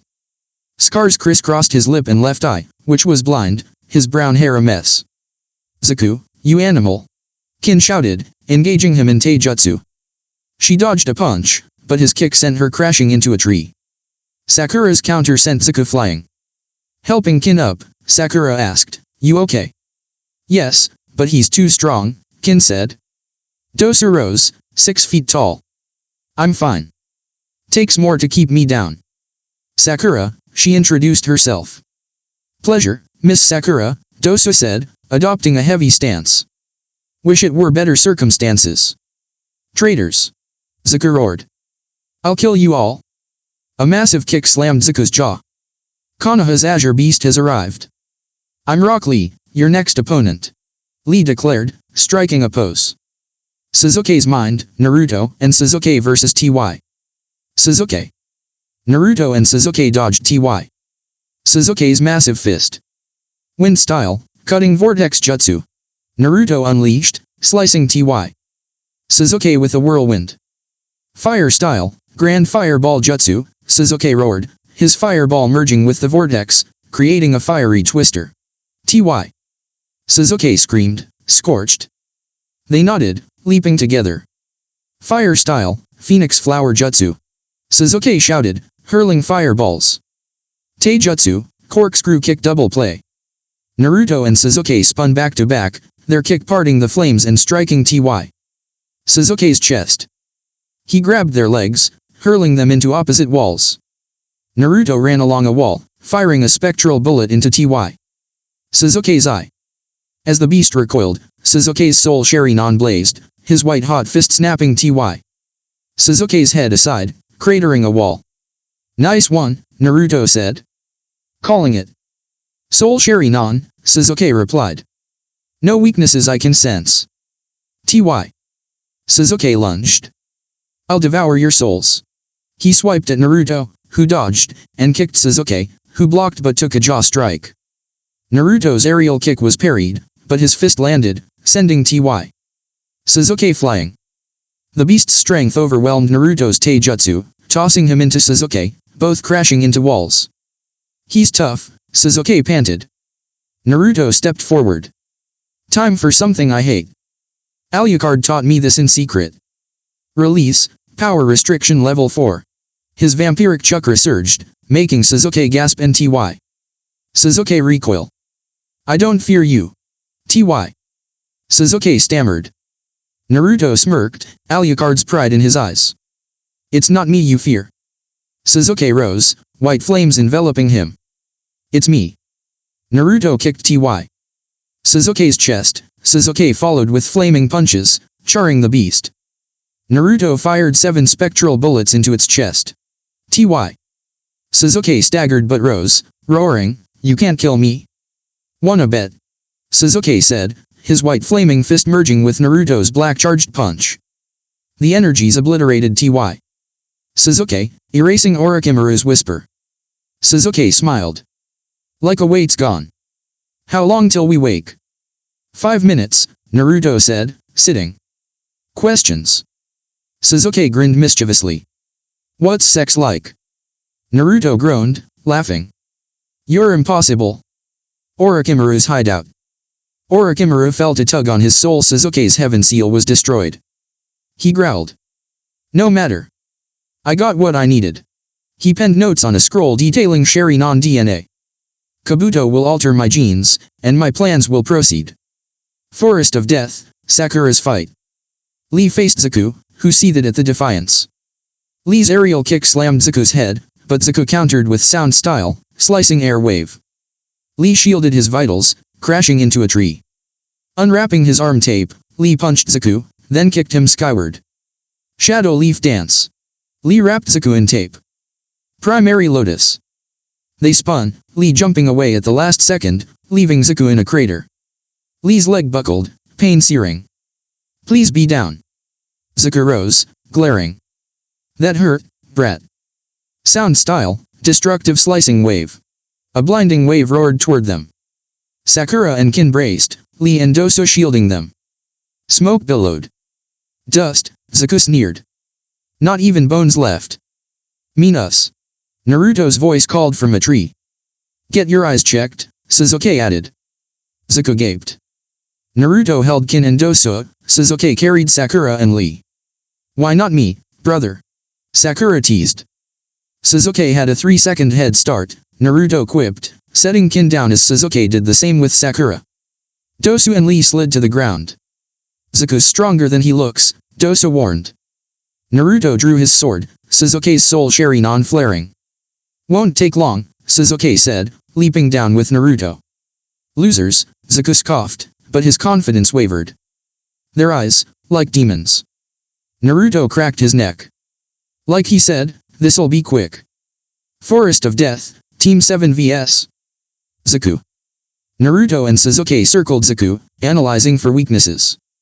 Naruto sniffed the air, growling, and fired Jackal at Zaku's leg, severing it.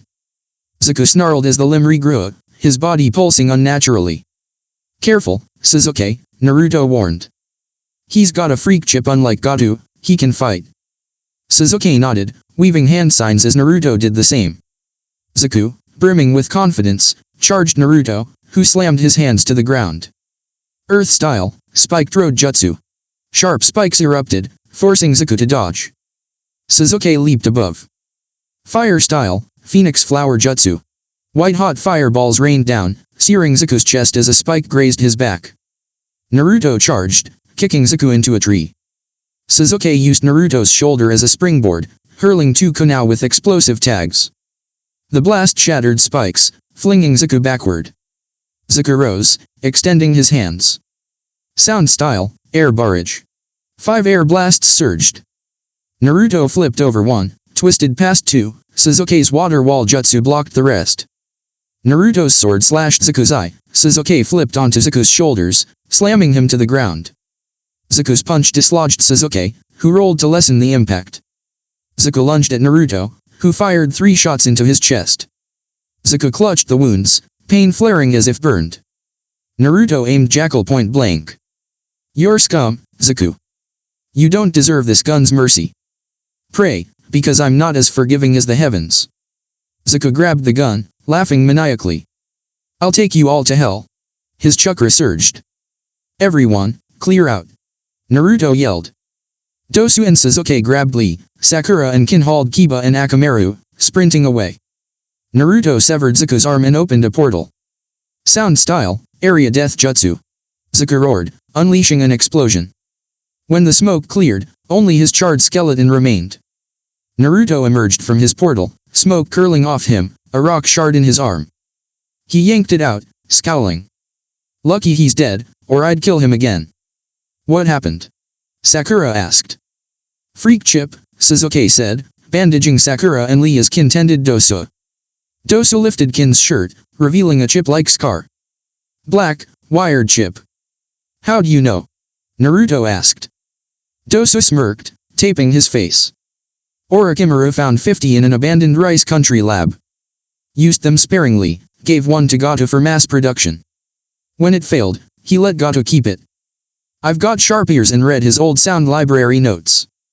That's bad news, Naruto said. I destroyed Gato's chip in wave, and Zuko's just blue.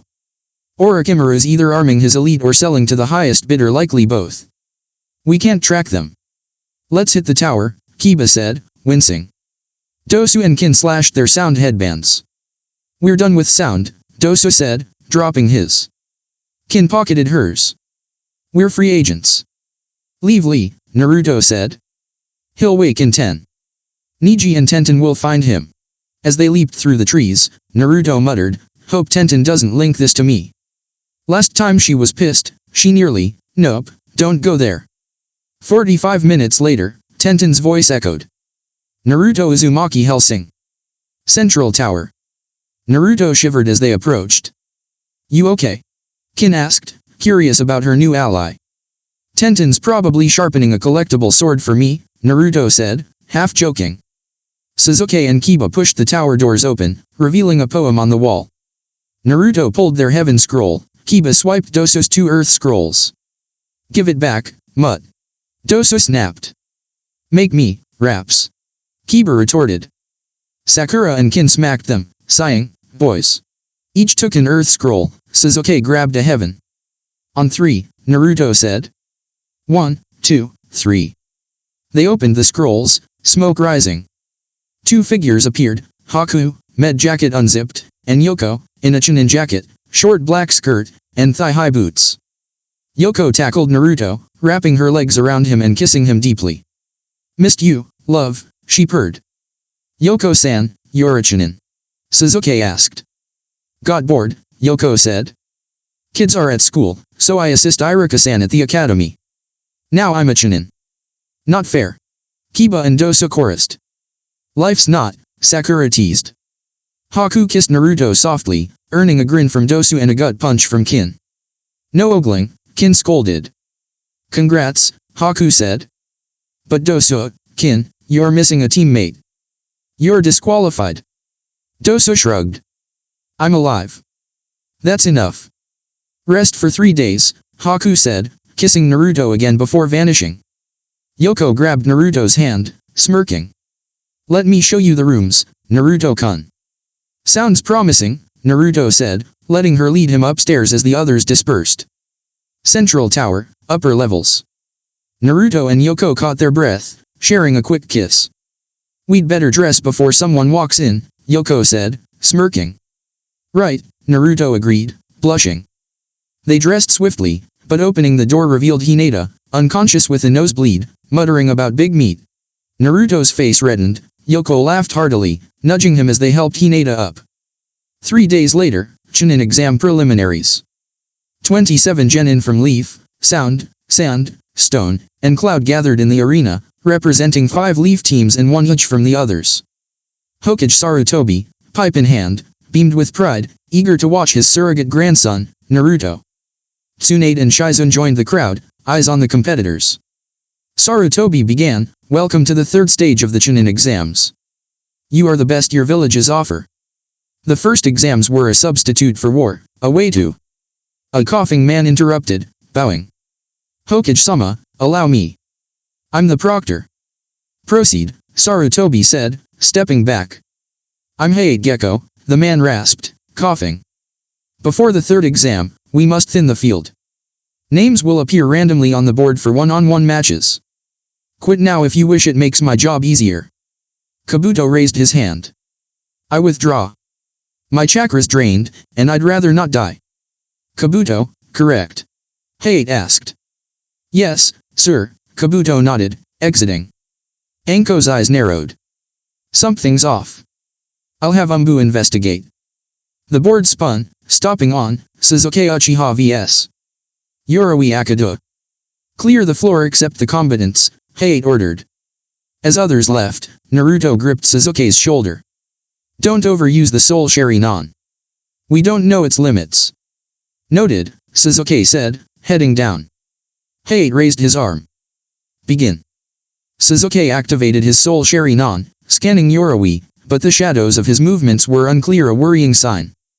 Yoroi charged, tackling Suzuki, his hands glowing blue as they touched Suzuki's head. My chakra's draining, Suzuki gasped. Yoroi smirked. I absorb chakra, Uchiha, and make it mine. Suzuki hurled Yoroi upward, noting his chakra shielding vital areas. White flames flared around Suzuki's limbs. You're mine. He punched Yoroi's back, scorching his skin, then kicked his chest twice, finishing with a gut punch that cratered the concrete. Fire Taijutsu, White Lion's Barrage. Suzuki landed gracefully. Hate checked Yoroi. Winner, Suzuki Uchiha. At the balcony, Naruto decked Suzuki's jaw. Idiot.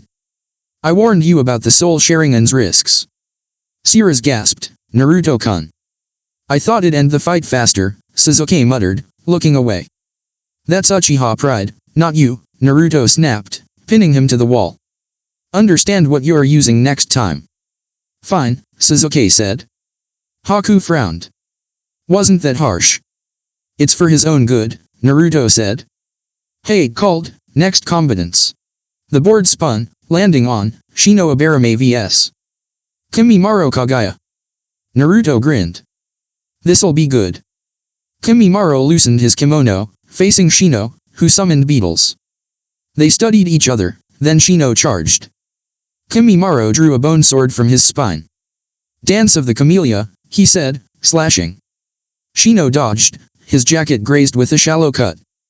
Shedding it, he revealed a gray tank top, analyzing Kimimiro's lack of visible weapons, a miscalculation. Flaming insect jutsu. Beetles ignited, flying at Kimimaro. Kimimaro extinguished them with his sword, striking Shino's chest, arms, legs, and face at blinding speed. Shino dropped to one knee, recognizing defeat. I yield. No point in dying today. Winner, Kimimaro Kagaya, Hate announced. Haku and Mednins escorted Shino out. Kiba eyed Kimimaro warily as the board spun again. Careful if you face sound, Sakura, Kiba said. They're dangerous. They can't be worse than Zaku, Sakura replied, gripping her sword. Naruto's tone darkened. They're in another league. The board stopped, Teiwa vs. Sakura Hellsing. Sakura descended, facing Teiwa, now in a black form-fitting shirt and tan shorts, a stark contrast to her previous tan dress. Sakura shed her jacket, unsheathing her swords, ready for a brutal fight. Begin. Hate declared. Teiwa drew a silver flute as Sakura charged. They clashed, Sakura's swords meeting Teiwa's flute, which held firm against her expectations. Teiwa smirked, kicking Sakura's gut, sending her skidding. Thought your little knives could break my flute, huh? Teiwa's strength surprised Sakura. She could outmuscle most opponents. Playing her flute, Teiwa intoned, demonic flute, chains of Fantasia. A haunting melody enveloped Sakura, her arms bound by illusory wires, skin melting in her mind. Screaming, tears fell, but she bit her lip, dispelling the genjutsu with a surge of willpower. Wind style, cutting vortex jutsu. Sakura unleashed 8 small tornadoes, tearing the arena. Teiwa dodged, the ground splintering. They rushed each other, Teiwa headbutting Sakura, who dropped her swords. Sakura kneed Teiwa's gut, making her drop her flute. They traded blows, catching each other's punches and kicks, smirking before breaking apart. Teiwa, faster, landed a punch and reclaimed her flute. Sakura drew her pistol, firing 3 shots. 2 missed, 1 grazed Teiwa's cheek. Demonic illusion, Hell's Nightmare. Teiwa played, trapping Sakura in a vision, her mother watching as Naruto, Sasuke, and Kiba violated her, smirking. "You think I love you, sister," the illusory Naruto sneered. "I just wanted your body." Sakura collapsed, sobbing. "It's not true." Naruto, Kiba, Sasuke, they'd never. She clutched her head, shouting, "Kai!" The genjutsu shattered, her resolve burning brighter. Chunin exam preliminaries, arena stands. Sirius glanced at Naruto, Sasuke, and Kiba. "What do you think Sakura saw in that genjutsu?" "Something horrific," Naruto said, biting his lip. "Please be okay, Sakura." "Must have been," Sasuke and Kiba agreed, their faces grim. Arena, Sakura vs. Tewa. Sakura stood, panting, sweat streaming down her face. Tewa laughed, charging. Sakura raised her guard, but a precise kick to her head sent her skidding. She rose, defiant. Tewa's smirk faded, her eyes assessing. "Forfeit." "Why?" Sakura asked, shocked. "I don't kill worthy opponents unless I must," Tewa said, flute near her lips. "Quit, or I'll make you." Sakura gripped her swords in a reverse stance, determination blazing despite her pain. "I don't quit." Tewa sighed. "You were a good foe." Fail-safe illusion, knockout blow. A powerful genjutsu struck, and Sakura collapsed, unconscious. "Winner, Tewa," Hei declared as she walked off. Naruto appeared beside Sakura, lifting her before mednins arrived. "Hellsing-sama, let us treat her," one urged. "No," Naruto said. "Genjutsu trauma needs a master. I'm taking her to Kurane-sensei." He portaled to Kurane, setting Sakura down. "Check her when she wakes, please." Kurane nodded, stunned, as Naruto vanished. Arena, Kiba vs. Kirabi. The board spun, stopping on Kirabi vs. Kiba and Yuzuka. Kiba gulped, facing Kirabi's predatory grin. Naruto gripped his shoulder. "Kiba, you can bow out. We won't judge you." Sasuke nodded, but Kiba steeled himself. "I'm fighting." He leaped into the arena. "You're serious, kid?" Kirabi taunted. "I'll smoke you." "Back it up," Kiba growled, crouching. "Begin." Hei signaled. Kiba charged, launching a spinning aerial kick. Kirabi caught it, snapping Kiba's leg with a sickening crack. Kiba screamed as Kirabi hurled him across the arena, denting the wall. Kiba rose, leg buckling, but stood defiant. "Pathetic," Kirabi sneered. "Lightning style, white lightning jutsu." A concentrated bolt shot from his fingers. Kiba wove signs, but Akamaru prepared to intercept. Naruto intervened, fire style, fire wall protection jutsu. A blazing wall clashed with the lightning, both exploding. Akamaru shielded Kiba, taking the brunt, while Kirabi drew a sword, frowning. Kiba, on shaky legs, roared, "Man-beast clone." Beast mimicry, fang over fang. He and Akamaru became tornadoes, grazing Kirabi, who seemed unfazed. Kirabi grabbed Akamaru, slamming him down, dispelling the clone. Kiba threw frantic punches at Kirabi's chest. Kirabi countered with a gut punch, tossing Kiba onto his injured leg. Kiba cried out, clutching it. Kirabi's sword slashed the ground as Kiba dodged, weaving signs. Earth style, spiked road jutsu. Spikes surged toward Kirabi. Kirabi shattered them, slashing Kiba's chest with shallow, painful cuts. He struck repeatedly, leaving Kiba bloodied and gasping. Stance. Ino paled, turning away. Hinata and Tenten wept, while the boys tensed, ready to intervene. Naruto gripped the railing, twisting it. "He's done." "Stop this," he roared, demonic chakra flickering. Arena. Kirabi paused after 50 slashes, smirking at Kiba's glassy-eyed defiance. "Match over." "Winner, Kirabi," Hei declared. "I'm not done," Kiba coughed, blood dripping. "Shut it." Lightning strike. Kirabi charged, sword aimed to kill. Kiba froze, but a portal opened. Naruto emerged, sword drawn. Wind strike. His blade met Kirabi's lightning-charged sword, holding firm. "New sword." Kirabi mocked. "Same one, rebuilt," Naruto said. "Half the original, half new, infused with the chakra of 3 beasts. You won't break it." They broke their clash. Combatant Naruto, return to the stands, Hayate ordered. Naruto knelt by Kiba, gripping his hand. If I face him, I'll make him pay, Naruto vowed. Take him down, Kiba rasped, hugging Naruto weakly. Medics carried Kiba away. Naruto glared at Kirabi, who sheathed his sword with a smirk. Resisting the urge to attack, Naruto returned to the stands, sitting heavily. The board spun, stopping on, Ino Yamanaka vs. Yujito Nii. Ino vs. Yujito. Ino paled, Yujito's aura overwhelming her. A single glance made Ino's knees buckle, her empathic senses screaming danger. I forfeit, Ino said, trembling. Why? Koji asked, concerned. Ino's voice shook. That guy who fought Kiba felt like a demon. She's the same. Shikamaru hugged her. You're an empathy, you sense what we miss. Good call. Thanks, Shika, Cho, Ino said, tears falling. Winner, Yujito Nii, Hayate announced. Yujito smiled at Ino. Smart choice. I don't hurt unless I must. Kirabi scoffed, too soft. Tenten vs. Tamari. The board spun, landing on, Tenten vs. Tamari. Both girls descended, ready. Begin. Hayate called. Tenten hurled Kunao, which Tamari deflected with her fan. Tenten activated a tattoo, summoning a battle chain and sword, spinning the chain rapidly. She threw the sword, rigged with an explosive seal. Tamari's wind blast deflected it, but the seal detonated, knocking her back. Tamari rose, binding Tenten's chain around her with a flick of her wrist. She drew a mini fan, cutting the chain with a wind blade, then grabbed her large fan. Double-cutting whirlwind jutsu.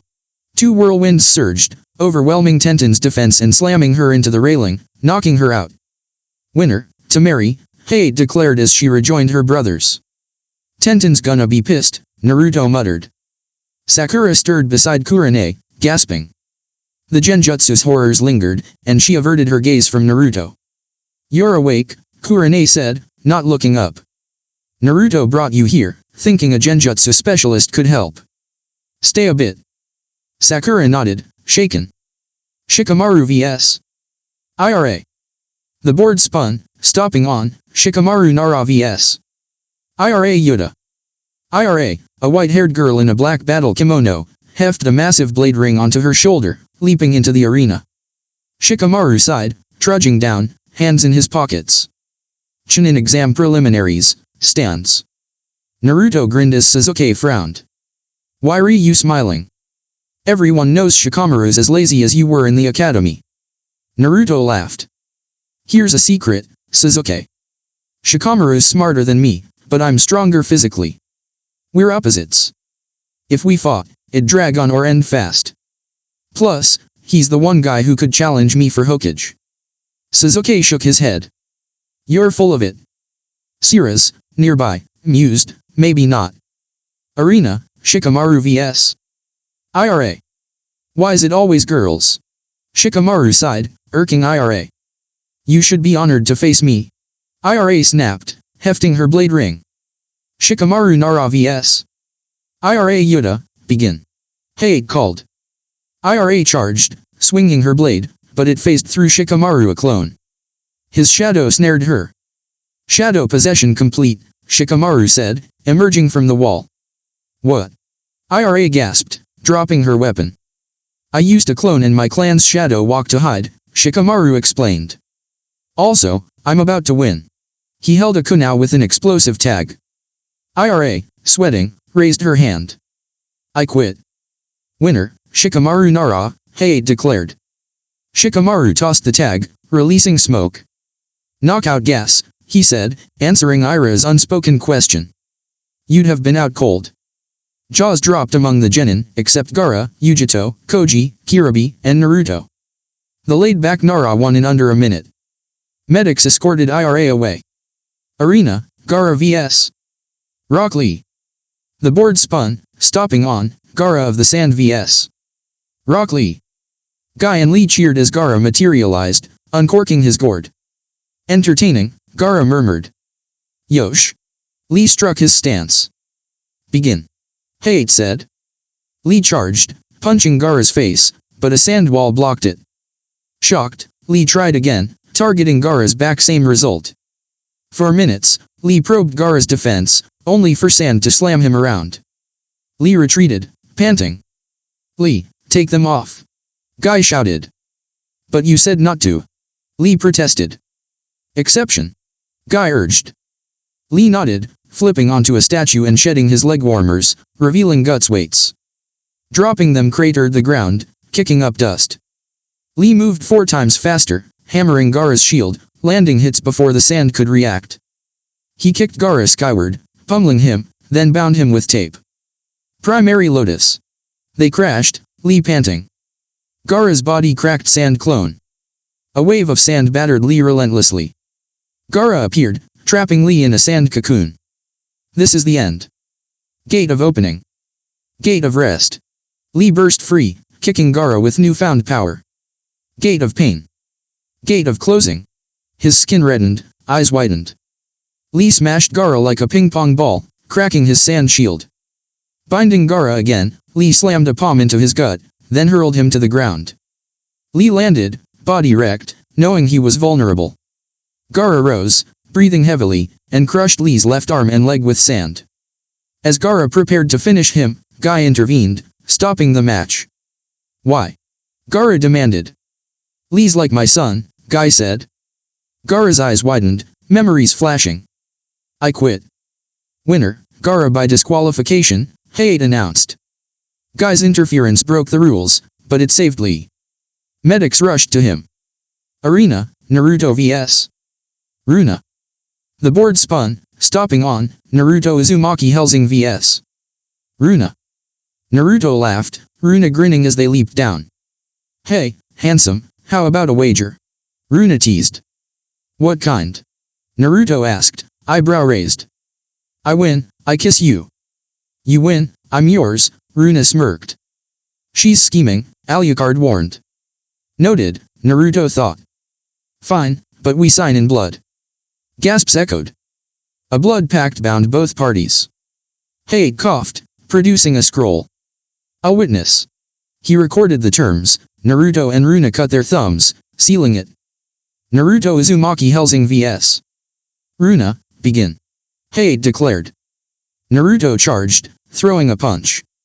Runa flipped him over her shoulder, hurling him at the wall. He landed, sping, aiming a kick. Runa countered with a punch, their collision forming a crater, chakra flaring visibly. Naruto leaped back. Runa smirked, poison style, poison fog jutsu. Toxic mist surged. Wind style, vortex jutsu. Naruto clapped, dispersing it. Runa wove signs, stopping on horse. Poison style, poison spike jutsu. Hollow, venomous spikes shot toward Naruto.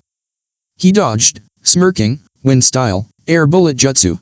3 air blasts shattered the spikes, revealing their poison. Runa charged, landing kicks, Naruto blocked, countering. They grazed each other, Naruto catching Runa's kick and stabbing with a kunai. Runa dissolved into green mist, a poison clone, making Naruto cough. "Trying to touch my chest already," Runa taunted. "Too bad that was my clone." Naruto burst into smoke. "Shadow clone, babe. One of my tricks." He aimed a backhand. Runa ducked, kicking his side. Naruto's punch to her chest forced her back. Both grinned, relishing the fight. Stance. "This fight's intense, but they're enjoying it," Sakura said, still shaken from her genjutsu. "They're not serious yet," a woman said, approaching. Tall as Kurane, she wore an orange shirt, black armor, blue pants, with red hair and green eyes, her face echoing Naruto's sexy jutsu. "Who are you?" Kurane asked. "Kushina Uzumaki Namikaze, Naruto's mother." "I heard he was fighting," she said. Siras, Shizuan, Haku, Kurane, Anko, Ayam, and Hinata shared a thought. Great, another obstacle to Naruto-kun. Yoko, beside Kakashi, paled, sweating. "Why are you dead?" Kushina asked, sensing Yoko's fear. "Well," Yoko began, trembling. "Arena." Naruto hurled Runa into the wall, preparing a jutsu, when a shout froze everyone. "You're pregnant with my Naruto's child!" Kushina roared. Naruto's jaw dropped, Runa's eyes widening as the arena fell silent. Arena, Naruto vs. Runa. Naruto stood frozen, Yoko's pregnancy sinking in a child, his child. The revelation clouded his focus, giving Runa an opening. She slammed him to the ground, leaping and crashing onto his chest, cratering the arena.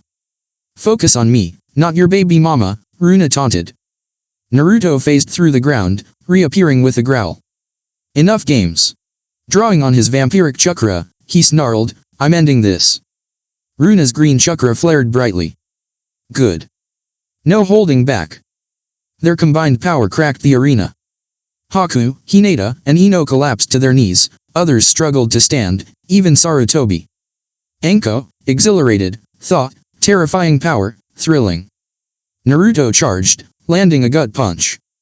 Runa countered with a brutal headbutt. Naruto spun, kicking her face with full force, sending her skidding across the arena. Runa dug her hands into the ground, halting herself, and wove signs. Poison style, poison claw jutsu. Her hand glowed green. Naruto dodged, firing his pistol. Runa weaved through the bullets effortlessly, grazing his arm with her claw. He punched her gut, drawing blood. She flipped, kicking his face. No more games, Naruto declared. Restraint controls, level 3 release. A bullet struck Runa's arm. Unable to heal with it lodged, she carved it out with a kunai, barely noticing Naruto slip inside her guard, gun to her chin. She twisted away, taking only a scratch. He's different now, lethal, she thought, heart racing. Runa wove signs. Earth style, collapsing cave jutsu. The ground rose, crashing over Naruto. She laughed until he emerged, lifting her and slamming her down. Think this is a game? Naruto sneered, drawing a red gun etched with Kami and Kyubi. Made for Kiribi, but you'll do. Runa threw knives, Naruto's shots shattered them midair. She kicked, he blocked. Panicking, she clawed wildly, but Naruto dodged, firing. A bullet hit her leg, dropping her in agony. Why are my powers failing? She gasped. Naruto lowered the gun. This targets containers like us. Works on others, but it's for the strong. There are more containers out there, I'm ready. He glared at Kiribi, eyes blazing. Winner, Naruto Uzumaki Hellsing, Hate declared. Stance. Kushina cheered, that's my boy. Naruto portaled beside her, studying her familiar face. Who are you? Kushina Uzumaki Namikaze, your mother, she said, grinning like him. Naruto blinked, stunned, then groaned. This'll give me a headache. Kushina smacked his head. No cursing around me. Ow.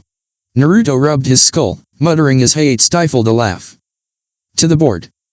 Remaining preliminary matches.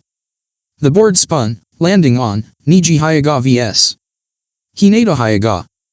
The cousins faced off, their match lasting 5 minutes. Hinata fought fiercely, landing blows, but Niji's precision won. Hinata left, proud despite defeat. Next was Koji Akimichi vs. Jiburo, sound. Their clash resembled wrestling, with Jiburo overpowering Koji via a devastating chokeslam, pinning him. Sai vs. Vargo, Cloud, followed.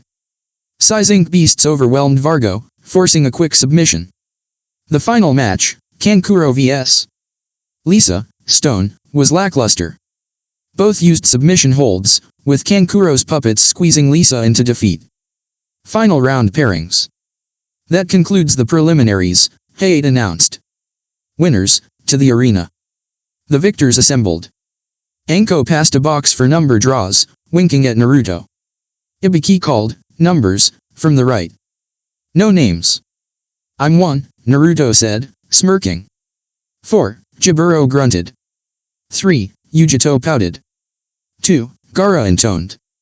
10, Niji said. 8, Shikamaru sighed. 11, Kiribi rapped, grinning. 5, Sai mused, sketching. 12, Tamari said. 7, Teiwa smiled. 9, Suzuki smirked. 6, Kimimaro concluded. Ibiki revealed the board. Round 1.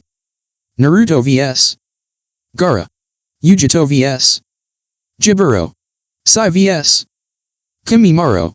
Round 2. Teiwa vs. Shikamaru. Suzuki vs. Niji. Tamari vs. Kirabi. You have 1 month to prepare for the finals. Dismissed, Sarutobi declared. Outside the arena, Kushina stopped Naruto, Yoko close by. Her stern gaze spoke volumes. We need to talk, she said, leading them away. Sakura and Yoko hung back, sensing their presence would complicate things. Hot springs. Sirius suggested. After that fight, I need it, Sakura said, still shaken. Anko joined them, grinning. Naruto's apartment. Misato lounged on the couch, bored, flipping through a 300-page book her father wrote. Her fox abilities let her reread it her 18th time this week in no time. With Raisin and friends at school and her teacher absent, she sighed. When's Tio-san coming home? As if summoned, Naruto walked in. Misato leaped up, hugging him tightly. Tio-san, you're home. Naruto ruffled her hair, smiling. Hey, Misato-chan, how's my girl? Good. Misato beamed as Kushina entered, followed by Yoko. Who's she? Misato asked. Your Obaa-chan, Yoko teased, smirking. Kushina's eye twitched. I'm not old, I'm barely 32. Wow, Baa-chan's pretty for someone old. Misato chirped. Kushina flushed red, muttering, cute or not, I'll spank her. Yoko intervened, bedtime, Misato. Misato pouted but succumbed to Yoko's gentle sleeping genjutsu. Naruto carried her to bed, returning to sit on the couch, toothpick in mouth. Yoko joined him, Kushina sat across. Naruto, why? Kushina began. Where were you for 13 years, mother? Naruto cut in, his voice tinged with demonic menace. Kushina sighed. I'd just given birth, weak. Councilwoman Harino claimed you and Minato died. Danzo and Fugaku confirmed it. Grief-stricken, I used a stasis jutsu, sealing myself in endless sleep. 3 days ago, a power surge likely yours woke me. Sarutobi told me you lived. I've been recovering, planning to find you. Naruto stood, walking out without a word.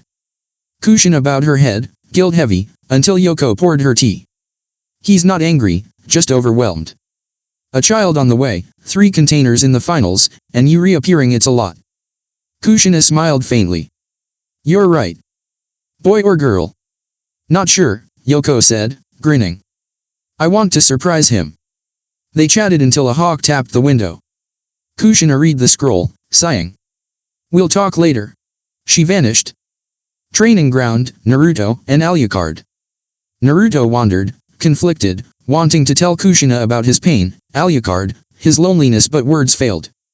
At Team 7's training ground, he summoned ALUCARD, who promptly slugged him, knocking him down. What the hell? Naruto snapped, rising, furious. Running away, huh? ALUCARD taunted. You left your mother, who calls you son, and Yoko, carrying your child, without a word. That's fleeing. Naruto drew Joshua, aiming at ALUCARD. I don't run. ALUCARD dodged a shot, blocking Naruto's punch and kicking his gut, grounding him. You're 2,000 years too young to face me at full power. Naruto whispered, I don't know how to be a son, a father, or protect everyone from Kirabi. He's stronger, a better container. ALUCARD hoisted him by the jacket, eye to eye. You're no container, you're a vampire, more human than that. Being a son or father. You'll mess up, like everyone. My father told me this, and you'll tell your kids someday. Get up, tell Yoko you love her, and forgive your mother for making her worry. Dropping Naruto, ALUCARD vanished in black smoke. Naruto sighed, ALUCARD's words sinking in, but confusion lingered. He headed into town. Council chambers. The council convened to discuss Kushina's return.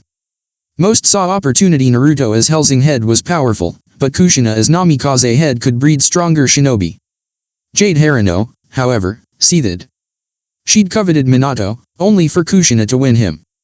Naruto, Minato's heir, was her last link to power, yet she hated him for existing. Kushina entered with Sarutobi and Tsunade, glaring at Harino. Sarutobi lit his pipe. I'm no longer young. At the finals, I'll step down. Will you join the elders, old friend? Koharu asked. Yes, Sarutobi smiled. Danzo frowned. Trouble for our plans. Who'll replace you? Tsunade will be Deputy Hokage, overseeing medical training with Shizune and Rin managing facilities. Kushina will be the 5th Hokage, Sarutobi announced. Harano and Danzo paled. Kushina, the Red Ocean, rivaled the 2nd Hokage Swatter Jutsu, her red-tinged techniques legendary. Whether a bloodline or not, she was formidable. Excellent, Hayashi said. When's the wedding? What wedding? Kushina, Tsunade, and Sarutobi asked. Minato and I arranged Naruto's betrothal to Hinata before they were born, Hayashi said. Kushina's hand twitched. Minato's lucky the Shinigami's got him, or I'd kill him. Anything else? She asked, temper flaring. We propose Naruto marry Jade Harano, Danzo said. As his mother, you can enforce it. Kushina snorted. Jade? I'd sooner let a dog near her than my son. No. Harano smirked. Until you're reinstated, you're under our command. Kushina's eyes blazed. I'm an active Hokage, outranking your schemes. I've always hated your meddling. I'm leader, defender, individual. Cross me, and I'll dismantle this council and rebuild it. She stormed out. Harano fumed. I should have enslaved her son when I could. Naruto's apartment. Kushina returned to find Naruto on the couch. Their eyes met, he smiled. Kaa-san, he said, hugging her, tears falling. I don't know how to be a son. I've been alone so long. She hugged back tightly. Just be you, Naruto-chan. That's enough. Thanks, Kaa-san, he whispered. Don't mention it. Now, what's this about you and your sensei, she teased, smirking. Naruto gulped. How'd you? A little doggy told me, Kushina grinned. Kakashi's dead, Naruto thought, recognizing her smirk as his own. Raisin burst in with Sakura, Shizune, Yoko, Suzuki, Siras, Runa, Kiba, and Misato, fresh from her genjutsu nap. Kushina bonded instantly with the kids, wary of Sakura and Runa but welcoming them.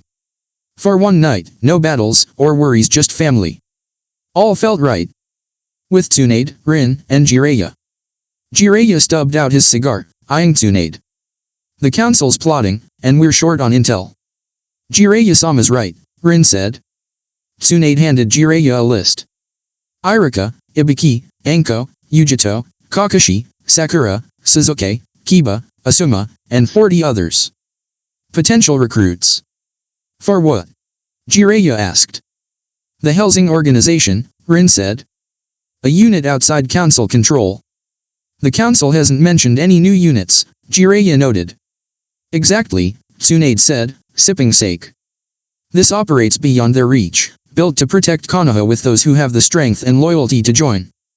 Naruto's apartment, dawn. Naruto woke on the couch, Yoko nestled on his right, Siras on his left, Misato and Raisin curled in his lap. Guess Kaa-san, Sakura, and Runa are asleep. Creating a clone, he swapped places and stepped onto the roof, spotting Runa.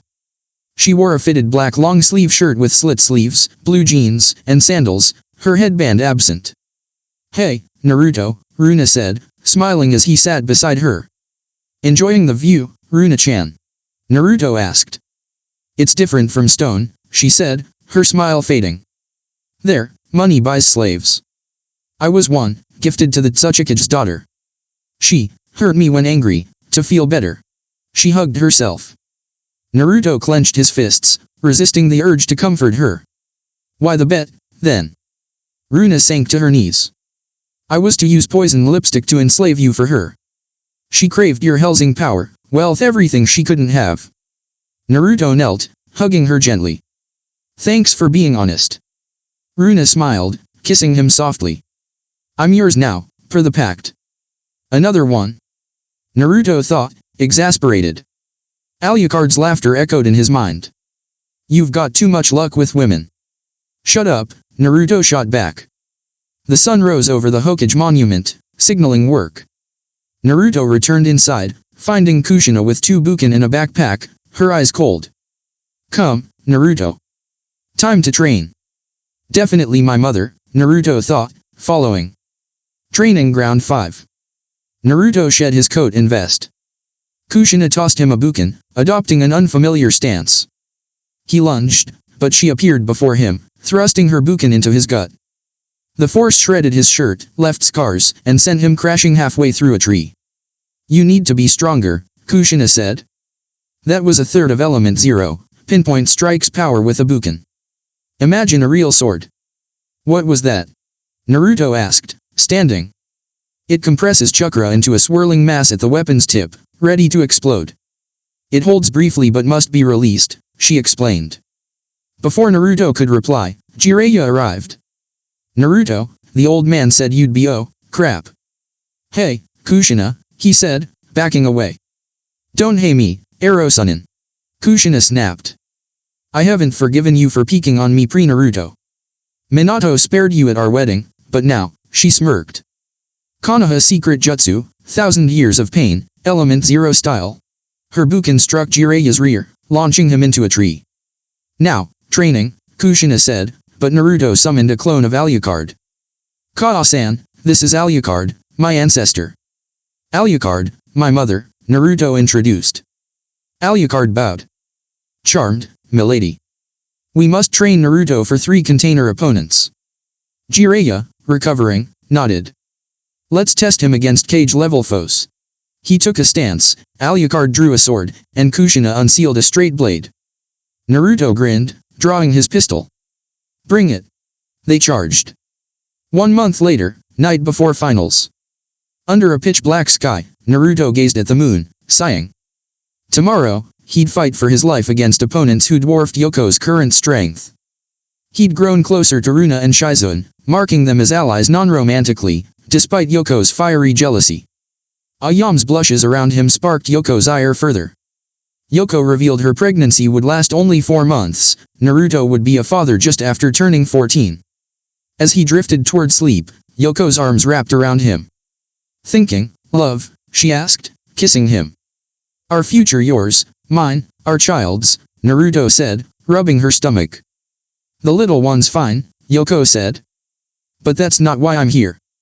Believe in your Naruto, not the idol kids admire, the son Kushina sees, the brother Sakura trusts, or the lover I cherish. Believe in you. Naruto grinned. You're right. I'll fight my way and win.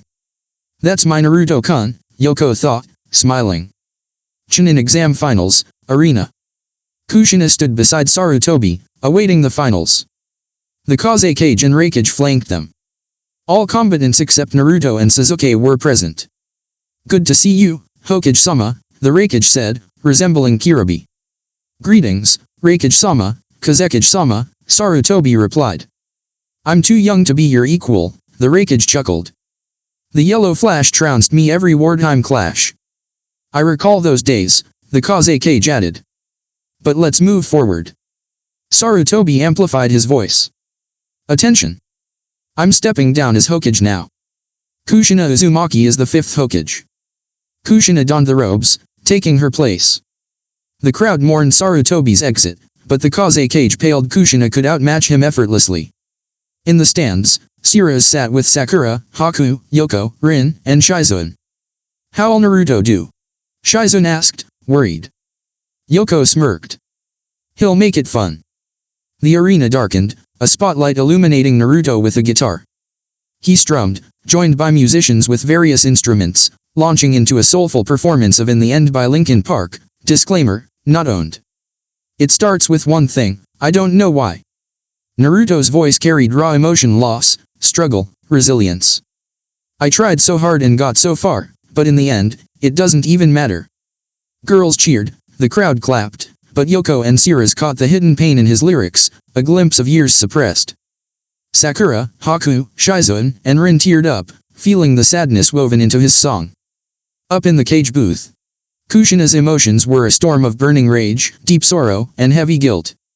Rage at the cruelty the village had inflicted upon her son during her absence, sorrow for the pain Naruto endured, and guilt because she had been deceived by the council into believing her son was dead, leading her to fall into a deep slumber.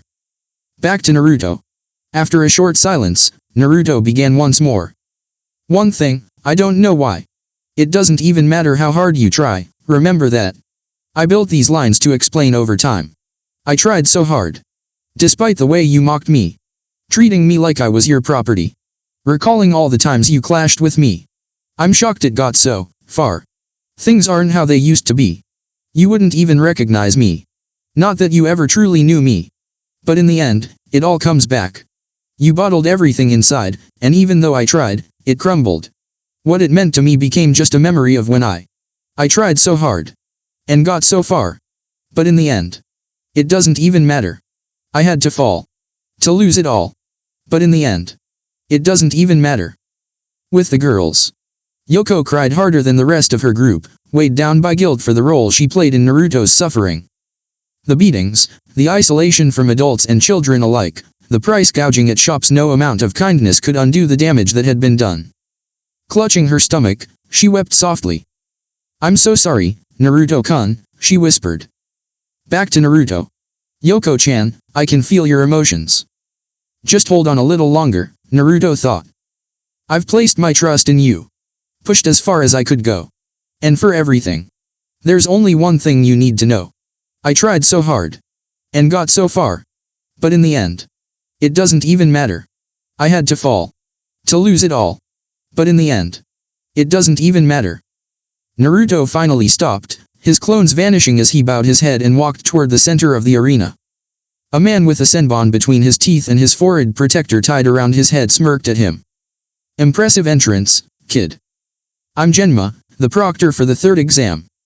You're up first, so be ready. That Gaara guy isn't one to mess with, Genma warned. I understand, Genma-san, Naruto replied, heading to his side of the arena. Genma gave Naruto an encouraging pat. Round 1. Naruto Uzumaki Hellsing vs. Gaara of the Sand. All other participants, please clear the arena. He announced. As the others left, Naruto and Gaara faced off. Gaara crossed his arms, and Naruto, with his hat and sunglasses, stood calmly. The sand around Gaara whipped into a frenzied vortex. Your song, it spoke many truths I can relate to. However, it changes nothing. I will show no mercy, Gaara said coldly. Naruto unsheathed his sword. Didn't expect any. I won't unleash my full power, but I won't be holding back either, Naruto answered, settling into a battle stance. Both unleashed tremendous amounts of killing intent and chakra, enough to rival cage-level pressure. Those watching began to sweat under the suffocating power radiating from the two.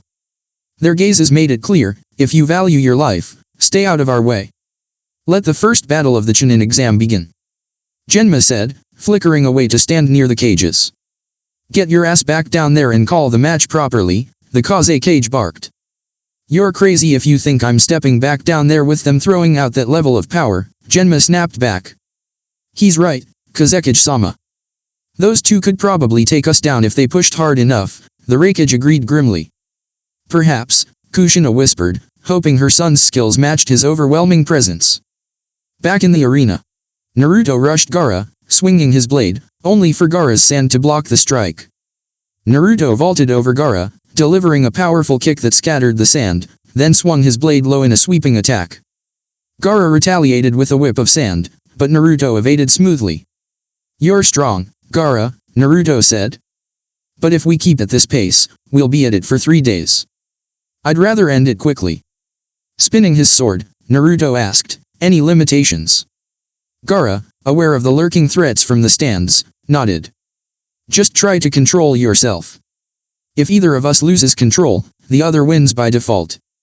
Gaara morphed his left arm into a massive sand paw. Agreed. Sand style, crushing paw technique. Gaara lunged, but Naruto reacted, flashing through hand signs. Water style, mega cannon jutsu. He shouted, sending a roaring torrent of water crashing into Gaara's sand, turning it to mud. Gaara regenerated, this time shaping deadly blades from sand on both arms, and charged Naruto with heavy blows. Naruto dodged narrowly, retaliating with his Uzumaki-style, whirlwind kick, a rapid series of wind-enhanced kicks that shattered Gaara's defenses and launched him back. Naruto followed, sword flashing. Gaara recovered quickly and managed to slash Naruto across the chest. Naruto grimaced, leaping away and retaliating with a fireball that turned Gaara's sand arm into brittle glass. You're becoming a nuisance. I'll finish you now, Gaara snarled, forming dual-bladed arms from the sand. He attacked with brutal ferocity. Naruto evaded with minimal motion but knew the battle was far from over. Drawing his guns, Joshua, and Jackal, Naruto unleashed a volley of bullets that cracked Gaara's defenses. Gaara roared in fury as blood stained his chest. "My blood! You dare!" he screamed. Reloading quickly, Naruto smirked. "Call me Hellsing, Gaara." Gaara encased himself in a dense sand sphere, leaving only a small eye exposed. Naruto's regular attacks bounced off harmlessly. Holstering his handguns, Naruto drew a crimson revolver. "You've met Joshua and Jackal, now meet the Lady Julie." Naruto fired, the bullet smashing a hole in the sand dome, revealing a grotesque miniature Shukaku inside. "You forced my hand, Uzumaki." "Forced sleep jutsu," Gaara whispered before succumbing to sleep, releasing Shukaku fully. "Bad news. Shukaku, this just turned bad," ALUCARD and Naruto thought simultaneously. The demon laughed wildly, reveling in its freedom. "I'm out, baby," it howled. Summoning jutsu, Panther. Naruto shouted. A massive, armored panther materialized. "Roar. You dragged me from a nap for this," it growled. "Sorry, Konda-chan. I needed real muscle for this fight," Naruto said sheepishly. The panther, Konda, looked smug. "True enough. You better pay me back later," she said, flexing her claws. "Let's crush him," Naruto yelled. Both launched forward at Shukaku with panther-style, extreme speed, leaving a trail of after-images as they struck the demon from multiple angles. Inside the arena, Sai and Kimimaro charged at each other, both aiming to seriously injure. Kimimaro threw a punch with a sharp bone protruding from his arm. Sai dodged to the side and launched a kick toward Kimimaro's head. His eyes widened in pain as he pulled back, clutching his foot. Glancing at Kimimaro, Sai noticed pieces of bone falling from his face. "As you can see, my bloodline is called the Dead Bone Pulse. I can manipulate the density of my bones and project them from my body as weapons," Kimimaro explained with a calm tone. Sai grinned. "You're not the only one with a special gift," he said, pulling out a painting of a massive dragon. "A painting?" Kimimaro questioned, quickly ducking as the painted dragon came to life and unleashed a burst of fire at him. "I don't know the name of my bloodline, but it allows me to bring my artwork to life," Sai said confidently. Up in the stands, Naruto observed the match intently. Something about the sound ninja felt off. They were clearly restraining themselves. He noticed a particularly large fighter about to unleash a powerful move but deciding to forfeit instead. Stepping aside, Naruto was soon joined by Rin, who wore a yellow jacket accented with red at the shoulders. "You sensed it too, huh?" Naruto asked. Rin nodded. "I did some digging. Turns out we know next to nothing about sound. No confirmed leader, no stable location. They seem more like a wandering force than a real village. I've already dispatched teams of 3 to patrol the city," she said, flashing a smirk. Naruto arched an eyebrow. "Teams of what?" Rin pulled out a bandana bearing the Hellsing coat of arms. "The third Hokage made it official just last week," she said. Naruto grinned. "Perfect timing," he said, just as the battle below came to a close. Back in the arena, Kimimaro was starting to falter, his body weakening. "Proctor, I can no longer continue." "I forfeit," Kimimaro said firmly. Boos echoed from the crowd, but Kimimaro ignored them as he exited the field. In the hallway, he collapsed into the arms of the only person he truly trusted. "You idiot. You pushed yourself too far again. You know what could happen to you." Teiwa scolded, checking his forehead. Kimimaro struggled to breathe. "It's that bastard's fault. If only I could free you from that cursed mark, I'd kill him without hesitation," Kimimaro rasped. Teiwa bit her lip, her heart heavy. They had spoken about this countless times. Though Orochimaru had found Kimimaro first, it was Kimimaro whom Teiwa chose to follow after he saved her from a brutal fate during a raid on her village. Though they wanted freedom, the curse marks kept them trapped. Orochimaru could end their lives with a mere thought if he suspected betrayal. "Maybe Hellsing can help, maybe help both of us," Teiwa whispered. Kimimaro chuckled weakly. "Don't be naive. We both know my time is limited," he replied. Tears welled in Teiwa's eyes as she slapped him. "Don't say that. We only have each other left. All right, Kimimaro whispered softly. You two know Orochimaru would kill you for speaking like this, said Kabuto, emerging from the shadows. And Teiwa, well, let's just say he'd make your end a slow, cruel one, he added with a dark smirk. Maybe I'd be first. Kimimaro attempted to strike him with a bone blade but collapsed coughing. I'll never let you beasts near her again, not after what you did.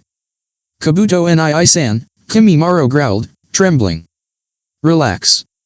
I'm not here to turn you in, Kabuto said casually. Why not? You didn't hesitate to destroy my life when I was 11. Teiwa shouted, shaking. Kabuto pulled down his collar, revealing a strange curse mark, a serpent entwined around his skull. This is why, he said coldly. Orochimaru branded me with a rare seal, one he uses to enslave forever. I've fought it for years. I don't have much time left. This will likely be the last time I help you. He turned to leave. For what it's worth. I'm sorry. Get those marks removed. Orochimaru plans to take everything including your lives. With that, Kabuto pulled up his hood and disappeared. Teiwa clutched Kimimaro tightly. He really did care, once. Maybe he did, Kimimaro said grimly. But some sins can't be forgiven. At that moment, Kin and Dosu appeared in front of them. Back in the arena. The crowd buzzed with excitement, eager for the next match. Killer Bee grinned broadly from the stands. It had been too long since he'd had a real fight. He was itching for a clash that would shake the heavens, and he had a feeling that one blonde kid, Naruto, could give him that. My dream fight, it's within reach, thought Bee, his excitement barely contained. Outside the village, Zabuza and a squad of Chunin patrolled the outskirts when something caught his sharp eye, a sound shinobi scouting the area. Wasting no time, Zabuza appeared behind him and cut his head clean off. Searching the body, Zabuza found a detailed map of Konoha. Higo, get the umbu. Sounds planning something big, Zabuza ordered before vanishing into the trees. A young swordsman in his squad approached. What's going on, Zabuza-sama? Zabuza smirked darkly. Stay alert today, there's a storm coming. Back at the stadium. The arena crackled with anticipation. Shikamaru entered calmly, confidence in his stride. Despite his reputation for laziness, Shikamaru loved the simple pleasures in life and wasn't to be underestimated. He noticed his opponent already standing ahead. Teiwa. Tell the proctor I forfeit, Teiwa said quietly. Shikamaru frowned. You could beat me if you wanted. Why? Teiwa met his eyes. Because something matters more to me than this fight, she said simply. What's that? He asked.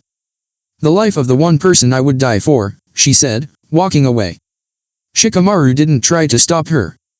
Reporting the forfeit to the proctor, he realized something was off. None of the sound ninja had fought seriously. But the crowd didn't mind, they were eager for the next match. Sasuke Uchiha vs. Neji Hyuga, two of Konoha's strongest bloodlines. Uchiha vs Hyuga. Sharingan vs Byakugan. Will Sasuke Uchiha and Neji Hyuga please step into the ring, called Genma. Neji landed lightly on the arena floor, while Sasuke and Kakashi materialized from thin air. Sasuke wore a sleek long blue coat, a black shirt, white pants, and small square glasses. He smirked confidently at Neji. Among the girls. The girls were surprised, to say the least. In a contest of coolness, Sasuke would only come in second compared to Naruto. Siras and Yoko both looked unimpressed. TCH, copycat stole my style, Naruto said, appearing behind them with a grin. Hey Ryo-san. Misato chirped, as Naruto kissed the top of her head. Hey, kiddo. I'm not mad. It doesn't really suit him, but he makes it work. Sasuke's not just trying to look cool, he's earned it. I'd say he's easily high Chunin level now. To think he got this strong in just a month, makes me wish I was the one fighting him, Naruto said, smiling sharply. Down in the ring. Sasuke and Neji locked eyes, both radiating determination. Sasuke casually removed his glasses, activating his Sharingan, while Neji's Byakugan flared to life, focusing intently on his opponent. Neji Hyuga vs Sasuke Uchiha, begin. Genma declared, stepping back alongside Kakashi. Neither wasted a moment. Sasuke drew a 5-pointed shuriken from his sleeve and hurled it at Neji. Effortlessly dodging, Niji surged forward, forcing Sasuke into a strong defensive stance. As they met, both launched powerful strikes. Niji's blow landed on Sasuke's arm, while Sasuke connected with Niji's side. Niji spat slightly from the impact, while Sasuke winced, struggling to move his arm properly. They quickly leapt apart. Sasuke punched his own arm to restore circulation as Niji tenderly rubbed his ribs. "You're stronger than I expected," Niji admitted. "You're no slouch yourself," Sasuke replied coolly. "Still, an Uchiha will never surpass a Hyuga," Niji sneered. "We'll see about that," Sasuke said with a smirk. "I was saving this for Naruto, but looks like you get to see it first." Soul Sharingan. Sasuke's Sharingan morphed, revealing a new form. "This version enhances my abilities even more. Fire style, White Blaze Jutsu," he roared, launching at Niji with fists ablaze. Niji skillfully evaded the flaming strikes and delivered a sharp kick to Sasuke's stomach before retreating. Few know it, but the Hyuga not only mastered internal strikes but also water-based techniques.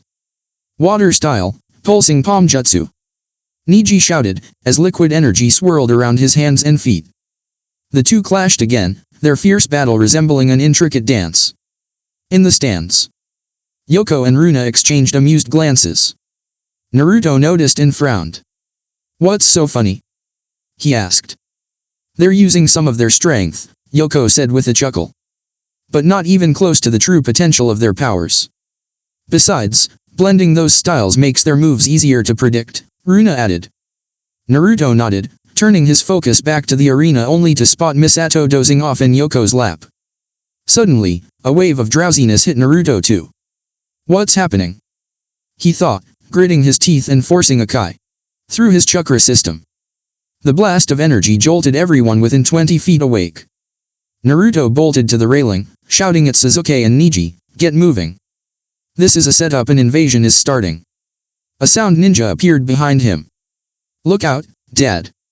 Misato shouted. Naruto smoothly drew his pistol, Joshua, and shot the enemy point blank. Elsewhere, Danzo and Harino. High atop a rooftop, Danzo and Harino watched with grim faces. "That fool moved too early," Harino growled. "No matter. It's time to proceed. Those loyal to us will act now," Danzo said coldly as Harino pulled a red flare from her pouch and fired it into the sky, bursting into crimson smoke. Moments later, several rogue Chunin arrived, each wearing tattered tan jackets and scratched leaf insignias. "Orders, Lady Harino?" asked their leader. "Everything prepared?" she asked, a twisted gleam in her eye. "Yes, ma'am. A unit is already targeting Hellsing, but we suspect Orochimaru may get to him first," another answered. "Relax. Orochimaru knows our agreement," Danzo said smoothly. Minutes earlier, in the cage booth, Kushina and the disguised Kaze Cage exchanged rapid blows, leaping onto a nearby rooftop. Nearby, the Raikage stood with Yujito and Kirabi. "Brother, what's our move?" Kirabi asked. "As guests, it's Konoha's duty to defend us. But if anyone dares attack, we'll respond with force," the Raikage replied grimly. With Kushina facing Orochimaru's true form, Kushina tore off her ceremonial robe, revealing a blood-red combat suit reminiscent of Sarutobi's armor. Orochimaru smirked, shedding his own disguise. "I always knew you'd see through me. A pity we could have had so much fun." Kushina scowled. "I'm going to end you." Sarutobi and Jiraiya appeared beside her. "Sorry Kushina-chan, but we get first crack," Jiraiya said.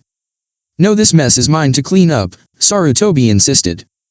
Kabuto arrived with 3 members of the Sound Four. "Teiwa and Kimimaro?" Orochimaru asked. "Hiding. Yukon is taking her place," Kabuto replied. A massive purple barrier erupted around them all. The battle was about to explode. Orochimaru lunged at Sarutobi and Jiraiya with murderous intent. Meanwhile, Kabuto charged Kushina, dagger flashing. Back in the stadium, Kakashi, Kiba, Sakura, Shizuan, Rin, and others fought furiously against Sound, Sand, and traitorous Leaf Shinobi. Naruto, elsewhere in the village, was surrounded by 6 Sound Jonin. "Cornered, little Leaf," sneered one. Naruto smirked, drawing his twin pistols Jackal and Joshua, and gunned them down. He narrowly dodged an earth-style attack and noticed a sand ninja targeting him only for the attacker to be engulfed by flames. Naruto landed beside Ibiki. "About time you showed up," Naruto called, shooting another enemy. "I had to deal with traitors from my own squad, civilian-born kids." Strangely, Ibiki growled. Naruto scowled. "It's already started. Ibiki, take a dozen men and secure the east gate. Kill anyone suspicious. Yojao, lead Umbu to wipe out as many root as you can, then destroy their HQ. The rest of you, secure the academy. No dead kids, 0. With everyone dispatched, Naruto turned to a young man in a black vest. "Name?" he barked. "Kodomo," the man replied crisply. "Agent Kodomo, you're in command here," Naruto ordered before sensing a surge of chakra. Without hesitation, Naruto sped toward the disturbance. Near the barrier, Umbu stood watch outside a thick purple barrier. Naruto spotted several sound and sand corpses, Tsunade's handiwork, no doubt. Inside, Kushina was dueling Kabuto, while Sarutobi and Jiraiya fought Orochimaru. To hell with waiting. "Release control restriction, level 4, Naruto said grimly, slamming a powered Raise-Non into the barrier. The wall shredded, and Naruto charged through, resealing behind him. His punch sent Kabuto crashing into Orochimaru. "Persistent brat," Orochimaru snarled. "Let's see how you handle this." Forbidden Art, Underworld Resurrection. 2 coffins burst from the ground marked first and second Hokage. "You won't raise a third?" Naruto snapped, stopping a third coffin from surfacing. "The first 2 are enough." Orochimaru laughed as the lids fell, revealing the first and second Hokage. "What's the plan, Hokage-sama?" Sarutobi asked, feeling odd addressing someone else as leader. Kushina gave quick orders. "Jiraiya, take Kabuto. Sarutobi, the first. I'll handle the second. Naruto, you're up against Orochimaru." Naruto drew his sword with a confident smile. "Wait, Naruto alone against Orochimaru?" Sarutobi protested. "I trust my son," Kushina said simply. Orochimaru grinned. "Then let's dance," he hissed, lunging at Naruto. Their clash began, Naruto blocking, parrying, and firing back at Orochimaru. Meanwhile, Kushina and the second Hokage battled atop streams of water condensed from the air, an aerial, high-speed duel. Their strikes were brutal and precise. "Water style, water bullet," Kushina yelled, firing multiple projectiles. The second dodged deftly and counterattacked. "Water style, water drill jutsu." Kushina was hit by 5 spiraling water drills. She shielded her vital organs, though her clothes were shredded from the force. Scene, Harano. Harano stood before a young captive, a girl no older than Sakura herself. She knelt and began unbuttoning the girl's shirt. The girl screamed, but the surrounding men restrained her tightly. "You remind me of my daughter," Harano purred. "She was my little toy. I could do whatever I pleased. And now, so can I with you. Behave, and maybe I'll keep you as my pet." Tears welled up in the girl's eyes as Harano cruelly pinched her. However, she got no further. A sudden blow smashed into her face. Dazed, Harano looked up to see Sakura standing there, accompanied by a woman Harano didn't recognize. "Seize them both." Harano spat, lust glinting in her eyes. "I'll break them, until they only crave my touch." Sakura didn't hesitate. Her hands blurred through seals. "Wind style, cutting gust." She cried, slicing 2 attackers into ribbons with blades of air. The third man turned to flee but stumbled as blood gushed from his body. Blood marionette technique complete. "Now, crush." Rin roared, her jutsu crushing his internal organs without mercy. Panic clawed at Harano. She knew how to fight when armed, but she had no weapon on her. Wait, Sakura. It's me, your mother." She stammered. "I raised you. You raised me." Sakura hissed as she slammed her fist into Harano's gut. "You raised me to be your filthy plaything." Harano tried to roll away, only to receive a brutal knee to the ribs. Rin sneered, slapping her across the face and sending her sprawling. "Remember me, bitch." Rin snarled. "I'm one of the many you let those council pigs violate." Blood trickled from Harano's mouth. Desperate, she pleaded, "You don't understand. They threatened me. They said they'd hurt me if I didn't obey. I did it all to protect you, and little Rin. Rin dragged Harano up and carved a shallow slash across her cheek with a knife. Liar, she spat. I remember that gleam in your eyes. You enjoyed it. I remember, days trapped in hell. Raped, beaten. Not knowing if I'd survive. Not knowing if I'd be forced to bear a monster's child. Harano, realizing pleading was useless, snapped. Adjusting her torn kimono, she grinned wickedly. So what? I loved it. I had my fun with you, Rin. I made Yojao scream. Ayam's mother too. And I made Sakura watch and join the fun. Crying or not, she knew better than to refuse me. Harano licked her lips. I only ever wanted Namikaze's child. Kushina stole that from me, so I settled for his brat instead. Face it, you lost everything, including your purity. Sakura lost all control. She drew her pistol and emptied the magazine into Harano's chest. Even then, she charged forward and punched Harano's face over and over. Rin tried to pull her back, but Sakura shrugged her off. Breathing heavily, Sakura finally paused, glaring down at the bloody, gasping woman. No matter how much I want you dead, Sakura growled, you're still my mother. I won't kill you. Harano almost smiled until Sakura casually handed a fresh clip to Rin. But she will. Rin aimed without hesitation.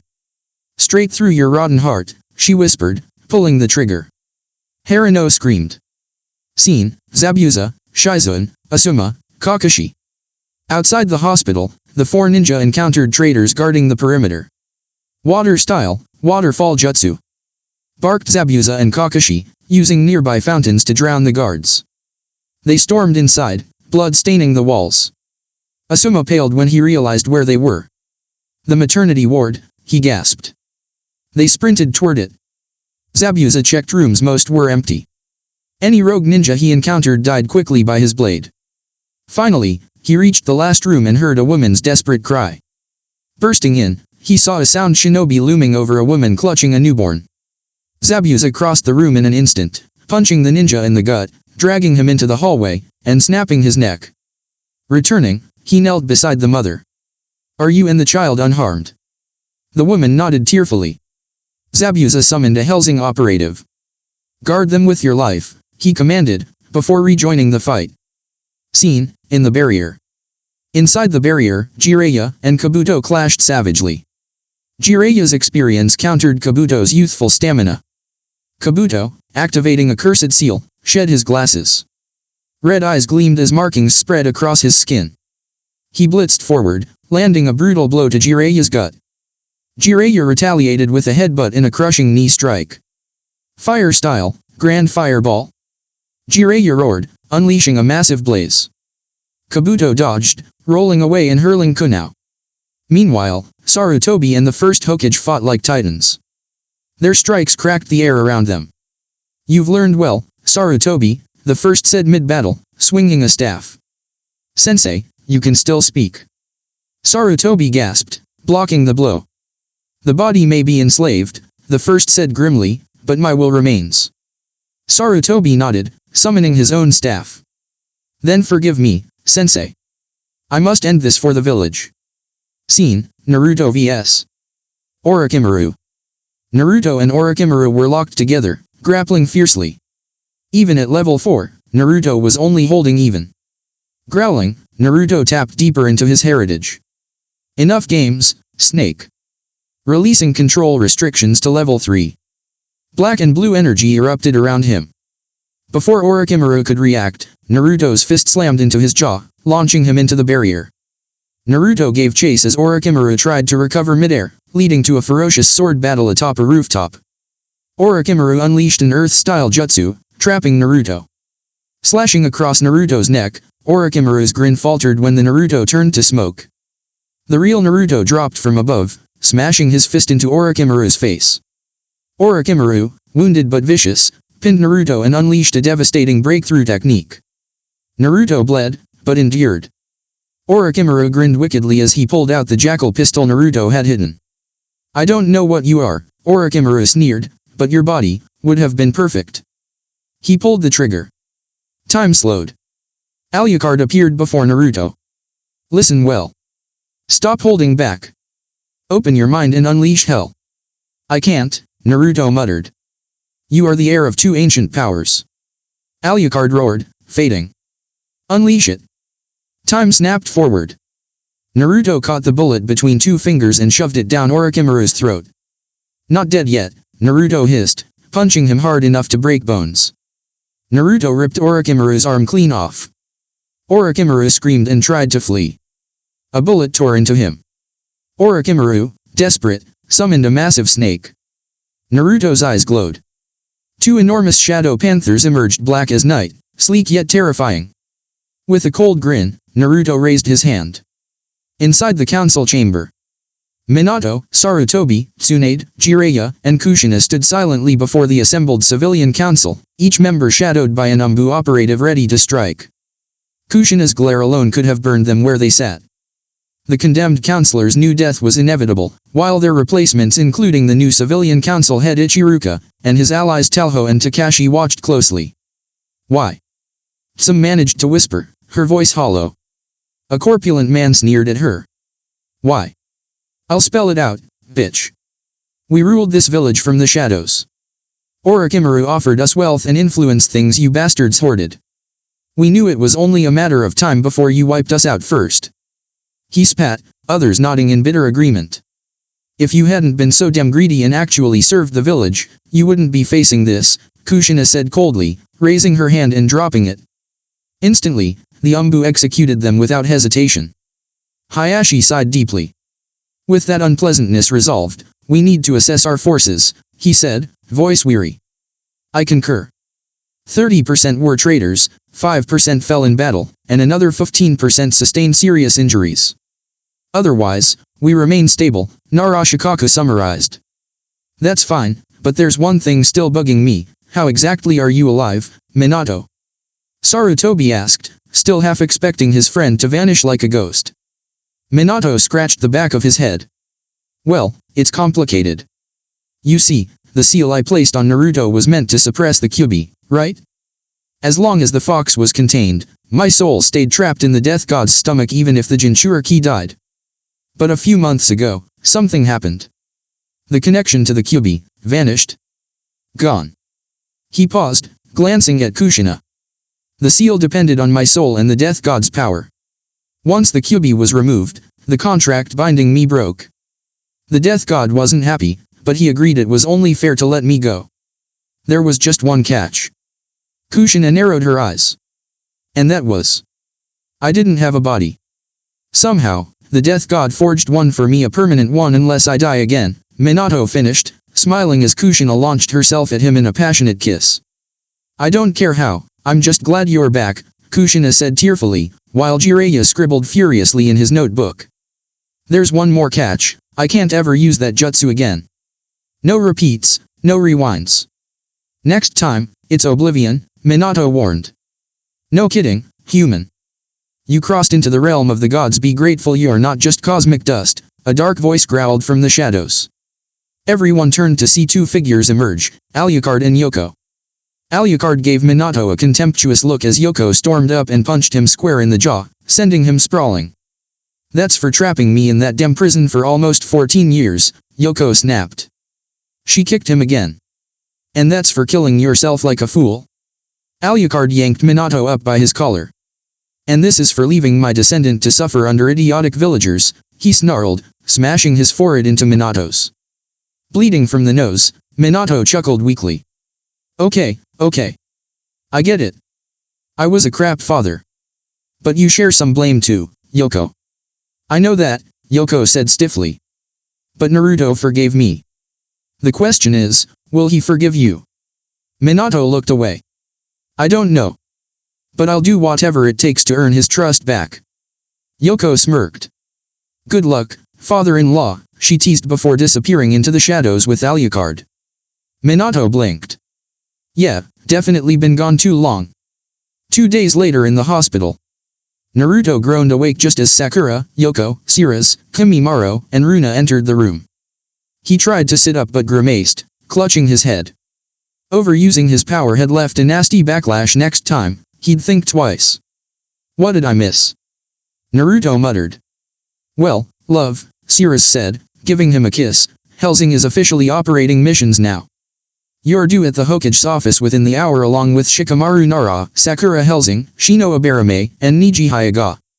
Naruto nodded slowly. Tell me. Is that snake Orochimaru finally dead? He growled at Kimimaro. Unfortunately, no, Kimimaro said solemnly. As for why I'm here along with a few others from Sound, we've been granted probationary status in the Leaf. For the next 3 months, we must report weekly to the Hokage. Also, I'd like you to remove the cursed seals from me, Anko-senpai, and Teiwa. Naruto sighed. It's not that easy. I'll need time to study each seal individually.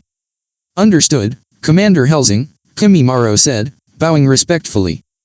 Naruto glanced over at Sakura and Runa, noticing both wore black vests adorned with Hellsing's crest. Looks like you two officially joined up, Naruto said with a smile. Apologies, Commander. Sakura and Runa said, bowing low. Naruto chuckled. Relax. I'm still Naruto to you.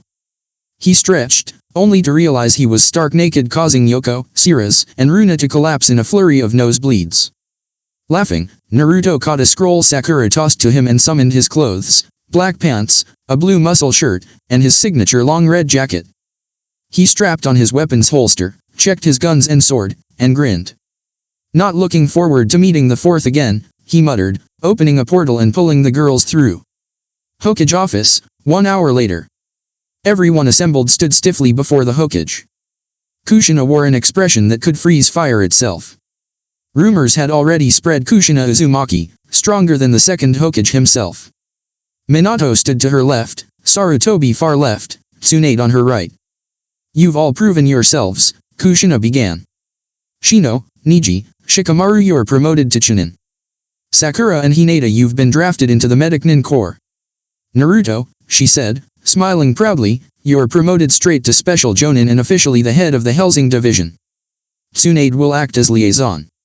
Everyone was handed new vests. Naruto's was black with white trim. He slid it on under his coat, then slipped on his shades with a smirk.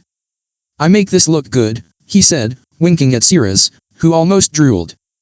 And you look damn fine, Sirius thought hungrily. Kushina continued, Naruto, you're being assigned an A-rank mission immediately.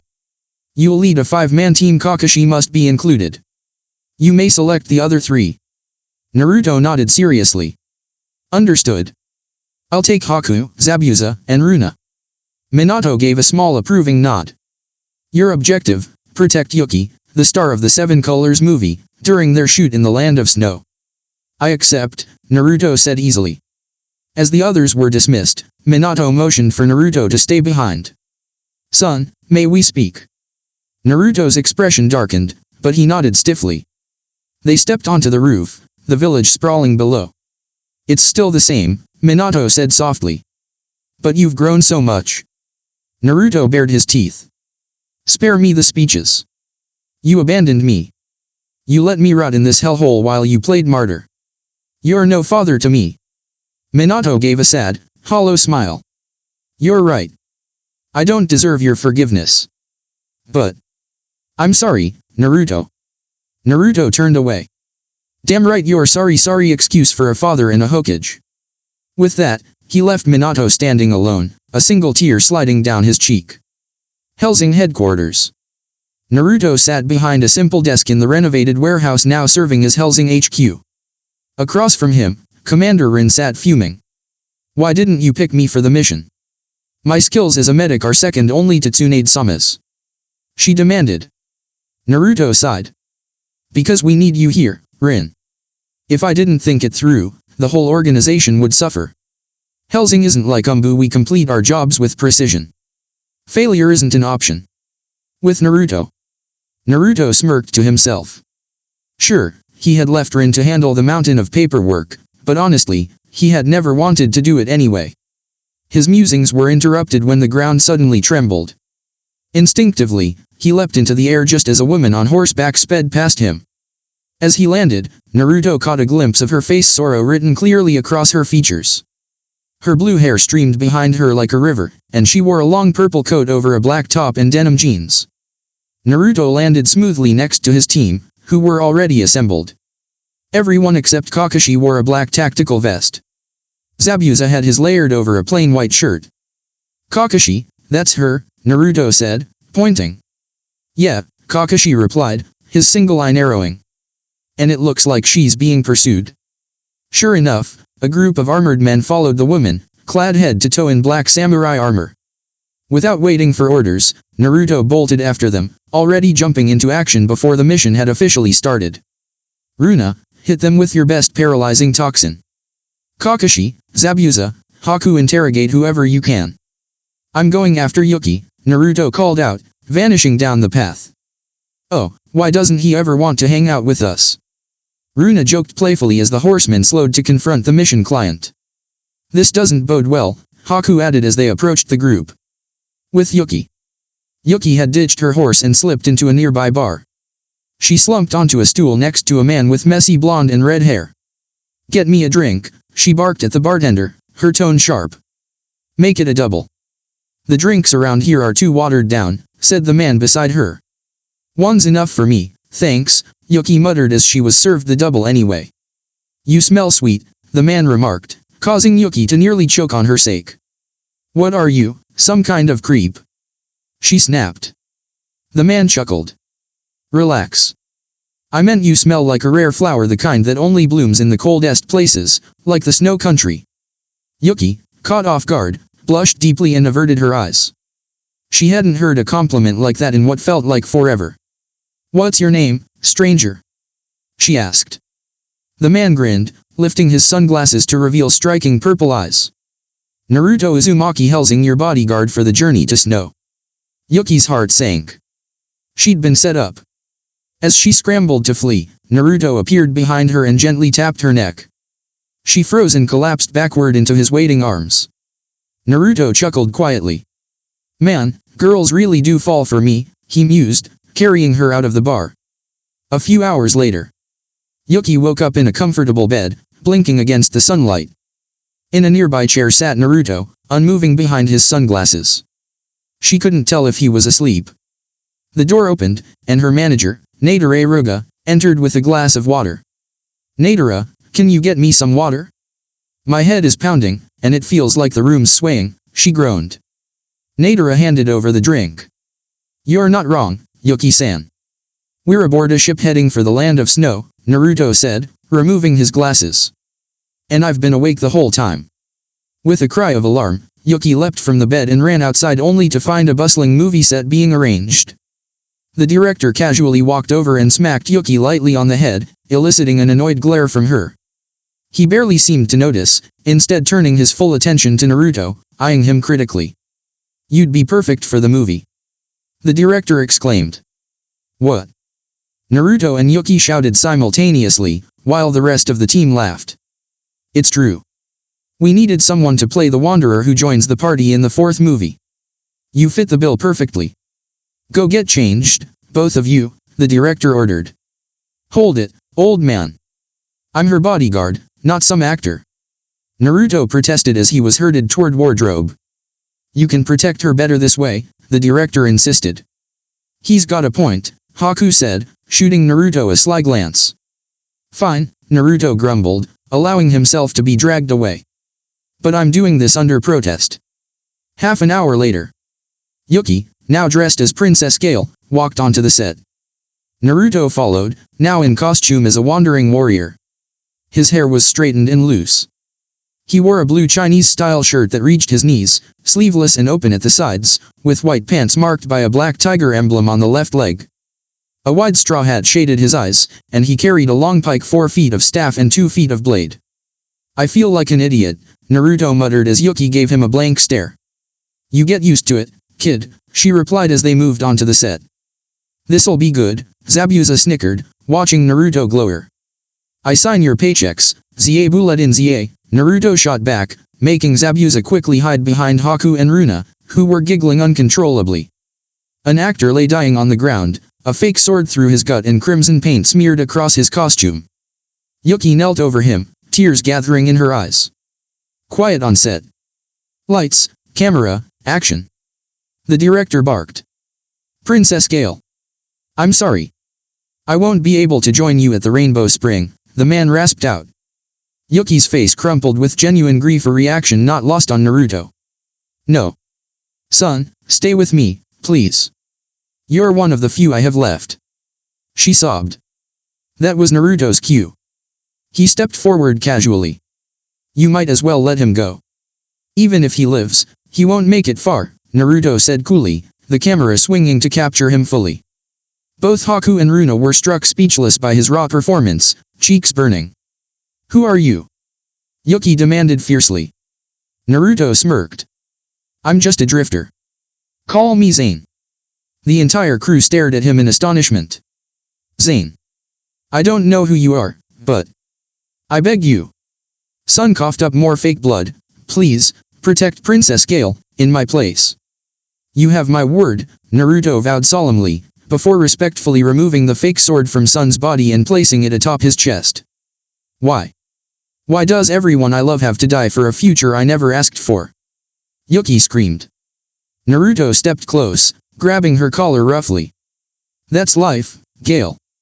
You better toughen up. I learned that a long time ago, he growled, shoving her gently back before storming off set. Cut. That was perfect. My boy, you were born to act. The director cried out, clapping. Wow, Naruto-kun, that was incredible. Runa said, throwing her arms around him. That wasn't acting. That was just me being me, Naruto muttered, walking away toward his cabin.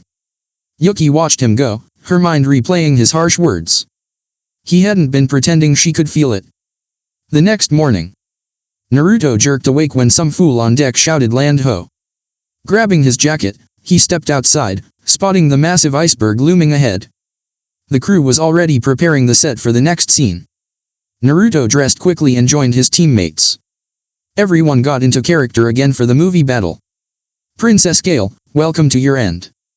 Soon, you'll join your precious servant son. The villain cackled. You bastard! Yelled an actor playing Sha. Calm down. If you let anger control you, you'll end up dead, Naruto warned coolly. Shut up, Zane. You'll never replace Son. Yelled another actor, Zu. Naruto stood firm, raising his pike. I don't know you guys, but I swore I'd protect her. And I never break a promise even if it kills me, Naruto said. Big talk for a dead man, the villain sneered, but before he could say more, a real explosion rocked the set. Everyone turned to see three shinobi appear, standing atop the iceberg. Their armor gleamed strangely, and they were the forward protectors of the hidden snow village. The leader, a tall man, bowed mockingly. Welcome home, Princess Koyuki, to your rightful kingdom. Sandayu. Kakashi growled. You know that clown, hey take. Zabuza asked as Naruto peeled off his acting costume. Know him? That bastard almost killed me during the rebellion here. He murdered one of my squad mates, Kakashi replied grimly, activating his Sharingan. Good to see you again, Kakashi, Sandayu smirked. Kakashi, you take Sandayu. Zabuza, take the girl. I'll handle the big guy. Haku, evacuate the civilians. Runa, protect Yuki. Move. Naruto barked out orders sharply. They sprang into action. With Naruto. Naruto appeared before the massive brute, instantly sensing the man's evil nature. Drawing on ALUCARD's power rather than his own, Naruto launched the attack, slashing with his sword. The man blocked it with a hand, trying to crush the blade, but Naruto's weapon held. Naruto landed a brutal kick to the man's face, fracturing his jaw. The giant staggered back, then swung a massive punch. Naruto blocked it, only to gasp as a knife embedded itself near his heart. He stumbled but glared fiercely at his enemy even as he fell. The brute ripped a snowboard from his back and charged at Yuki, who stood frozen in terror. Runa, acting fast, hurled 3 poisoned knives straight at him. Aboard the ship. Everyone was gathered around a large table: the director, the Konoha ninjas, and Nadare Ruga. Someone better start talking before I lose my patience. Naruto snapped, leaning casually against the wall. I suppose I should explain, said the supposed Nadare Ruga. My real name is Sandayu-sama. The man you encountered earlier was the true Nadare Ruga. I once served as the chief advisor to the royal family, acting as both their political strategist and strongest warrior. The uprising that shook our country was orchestrated by Koyuki's uncle, Dato, Sandayu revealed, making Yuki lower her head while Zabuza's eyes widened in recognition. What's wrong, Zabuza-chan? Runa asked, her tone playful. Doto the black ice, Zabuza muttered. He's infamous for mastering black ice techniques. Word is he once fought an SSS rank shinobi to a standstill, though who exactly, I can't say. The rebellion moved so fast, we barely managed to help Princess Koyuki escape, Sandayu continued. Thanks to Kakashi and his Umbu unit, most of our samurai fled unharmed. Unfortunately, Ruga stole my name afterward and used it for vile acts. I've lived with the shame of it for the past 13 years. He bowed deeply toward Naruto. Please, I beg you help restore Koyuki to her rightful place. Don't worry about it, Sandayu-san. You have my word we'll see her back on the throne, Naruto assured him firmly. Thank you, Naruto-dono, Sandayu said, tears gathering in his eyes as Naruto left the room. With Yuki. Yuki lay restlessly in her bed, fighting off sleep. It was a habit she'd picked up whenever memories of the past overwhelmed her. As she stared out the window, she felt a presence. Step out already. I know you're there, she said. Naruto emerged from the shadows. Not bad, Yuki-chan, Naruto said, offering a small smile. You don't survive as a celebrity without learning a few tricks, Yuki replied, looking away. You shouldn't let your past keep hurting you, Naruto said, sitting at the edge of her bed. He ruffled her hair lightly. Yuki fought her emotions, but as Naruto gently pulled her into a comforting hug, the dam broke. Let it out. Don't keep that pain locked inside. You're allowed to cry, Naruto said softly. The years of grief, betrayal, and anger poured out of her in uncontrollable sobs. I hate it all. I hate my life. I never wanted to be abandoned, I never wanted to flee my homeland. I never wanted to watch my uncle kill my father. She screamed, her voice fading into a quiet whimper. Naruto continued to stroke her hair until she cried herself to sleep. Gently laying her down, he left the room and headed topside, where he found Sandayu smoking near the ship's railing. Sandayu crushed the cigarette out in his palm without flinching. Please, Naruto-dono. Protect her. No matter what, he pleaded. Naruto slid on his sunglasses against the bright sun. You have my vow, Sandayu-san. I'll guard her even at the cost of my life, he said, taking a seat beside him.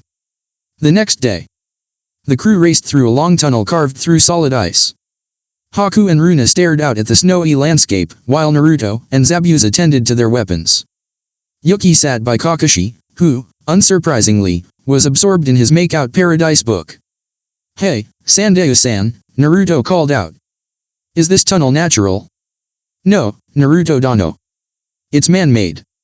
It was constructed for old steam trains. If you dig deep enough, you'll find the rails buried under the ice. But it would take hours, Sandayu explained. Haku tilted her head, confused. What's a train? Naruto shrugged. Beats me, princess. Doesn't matter, they've been frozen solid for years, Sandayu added. Naruto shut his eyes, trying to catch some sleep.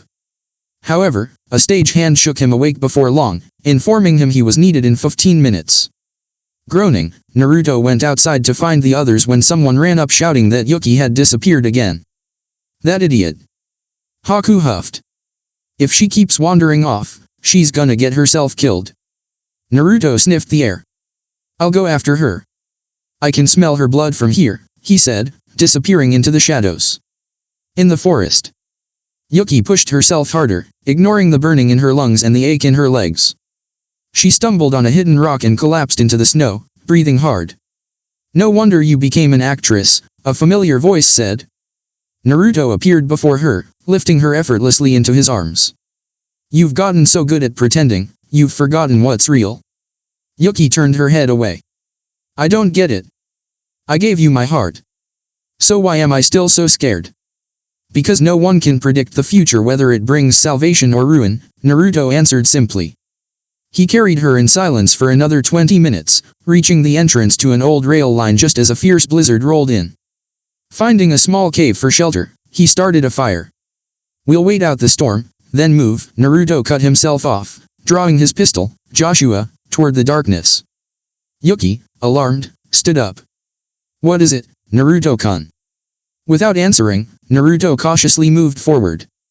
Thanks to his enhanced vision, he spotted something: a huge man, frozen solid in the ice, blonde hair, glasses, a deep scar, black coat, priest-like robes, and two wickedly curved blades. When Naruto touched the ice, the man's eyes snapped open. The figure shattered his frozen prison like paper. A vampire, huh? If creatures like you still exist, then by God's will, I shall end you. The man bellowed, cracking his neck. The man charged at Naruto, blades flashing. Naruto blocked with his katana, leaping off the wall and stabbing him, but the man merely grinned and counterattacked, sending Naruto flying. Naruto hissed in pain, noticing a silver-inflicted scar burning across his chest. He's tough, Naruto thought grimly. Careful, Alucard's voice warned in his mind. That's Alexander Hamilton, my old rival. He's a regenerator. He heals as fast as you do. Thanks for the heads up. Anything else? Naruto muttered, dodging a vicious swipe. Yes. His holy magic can suppress your vampire abilities. Stay sharp. Naruto unleashed a bullet straight through Alexander's skull. While the man staggered, Naruto and two blood clones quickly erected a ceiling formation. The moment Alexander tried to move, a jolt of energy shocked him back into place. Crude, but it'll hold, Naruto said as the clones dissipated. Alexander snarled, release me, demon spawn. Naruto ignored him, turning instead to Yuki, who had rushed over. Are you hurt, Hellsing-san? She asked worriedly. Naruto smirked despite the pain. I'll live. Silver doesn't kill me, but it still stings. Hearing the name Hellsing, Alexander's eyes widened. Naruto chuckled. Yeah, you heard right. Creating a clone, Naruto summoned ALUCARD to manifest properly. The elder vampire smirked before punching Alexander square in the jaw, shattering it and breaking it again as it regenerated. Watch your tongue, human, ALUCARD growled. Even in this form, I could end you. This boy is Naruto Uzumaki Hellsing, heir to the Hellsing legacy, and leader of the new Hellsing organization. Alexander smirked grimly. At least the dream of purging the world of monsters is realized. Humanity has been saved. Naruto laughed darkly. Don't get too happy. Humans may have survived, but they're more wicked than ever. Most are racing toward damnation. Lies. You are evil incarnate. Alexander shouted, straining against the seal. Aboard the ship with Yuki. Yuki stood before her uncle, who wore a kind smile, but she knew better. She recognized that facade. It's been a long time, uncle, Yuki said coldly as Doto stepped closer. Indeed it has, my dear, Doto replied smoothly. What is it that you want, uncle? Yuki asked, preparing herself for a fight. Doto's smile widened slightly as a medic rushed over to tend his injured arm. Straight to business, just like your father, Doto said. Fine, I want the family heirloom. But to claim it, I need the key around your neck. His arm was soon restored, now reinforced with a new type of armor. Yuki instinctively clutched her necklace. You'll never have it. She shouted as Doto lunged forward, seizing her wrist. I beg to differ, Koyuki. Doto growled, tearing the necklace from her and tossing her aside. Grinning, Doto barked, set a course for Rainbow Valley. Suddenly, two thunderous voices cried out, water style, Mega Typhoon Dragon Jutsu. The ship shuddered violently as something struck it. What in the? Doto snarled, noticing they were flying over a mountain and spotting the Konoha group. Those pests. All troops, wipe them out. He roared, as soldiers and his top 3 elites leapt into action. Doto shed his jacket, revealing sleek black armor. He grabbed Yuki, smashed a window, and flew out. Naruto quickly gave chase, riding a dark fox created from his own shadow powers. No matter where you run, I'll end you. Naruto vowed. On the mountain. Anyone catch how many soldiers we're dealing with? Kakashi asked, lifting his headband. Roughly 50, Runa replied, idly twirling her long hair. I'll handle the fodder. Kakashi, Haku, Runa, you take care of the big ones, Zabuza ordered, charging the enemy as the others darted toward their respective opponents. Zabuza vaulted over a spear thrust and shattered a man's jaw with a brutal kick. Blocking another attack with the hilt of his massive blade, he spun, slicing through swathes of enemies. Landing atop a frozen river, he could feel the current rushing beneath the ice. Forming a series of hand seals, Zabuza glared fiercely at the approaching men. Water and wind style, Great Typhoon Dragon. He roared, summoning a spiraling storm of water and wind that obliterated his foes. Cloaking the area in mist, he silently finished off the survivors. Haku's battle. Haku selected Matyre as her target. The burly man rushed at her with full force, but Haku calmly flung 2 senbon into his legs, halting his charge. Roaring in frustration, Matyre ripped out the needles and lunged again slower, but still deadly. Haku flipped over him, kicking the back of his head, and formed one-handed seals midair. Secret art, crystal ice mirrors, she whispered, summoning 20 gleaming mirrors around her. You little. Matyre bellowed. Drawing a blade of ice, Haku smiled faintly. Normally, I'd savor this, but I'm on a schedule. She darted through the mirrors, slashing him to pieces. When the mirrors fell, nothing remained of Matyre but a mutilated corpse. Runa's fight. Running atop tree branches, Runa nimbly evaded the woman with razor-edged wings. Swinging around a branch, Runa launched a handful of kunao, each tagged with explosive seals. Fubuki blocked the blades, but noticed too late the glowing tags as they detonated, blasting her downward. Runa smirked. You're getting boring, she said, green chakra leaking from her body. Fubuki tried a desperate punch. Runa effortlessly blocked it, spun, and slammed a palm strike into her face. Poison style, death palm. Fubuki shrieked as her body twisted in agony, shriveling until death claimed her. Pathetic, Runa said, dusting herself off and walking away. Kakashi's battle. Kakashi and Naruto clashed, fists meeting with thunderous force before both retreated. Naruto rapidly weaved hand signs. Ice style, frozen wolf. Kakashi gathered lightning in both hands. 15 years ago, you bested me, but today is different. He declared, shattering the ice wolf and striking Naruto squarely. Kakashi dragged Naruto high into the sky in a zigzagging bolt of lightning. Reaching even higher, Kakashi then came plummeting down, slamming into Naruto with a resounding crash. From afar, it looked as if the heavens had been split by lightning. Bleeding and broken, Naruto lay defeated. 15 years is a long time, Kakashi said coldly, slashing Naruto's throat with a kunao. Yuki vs Doto.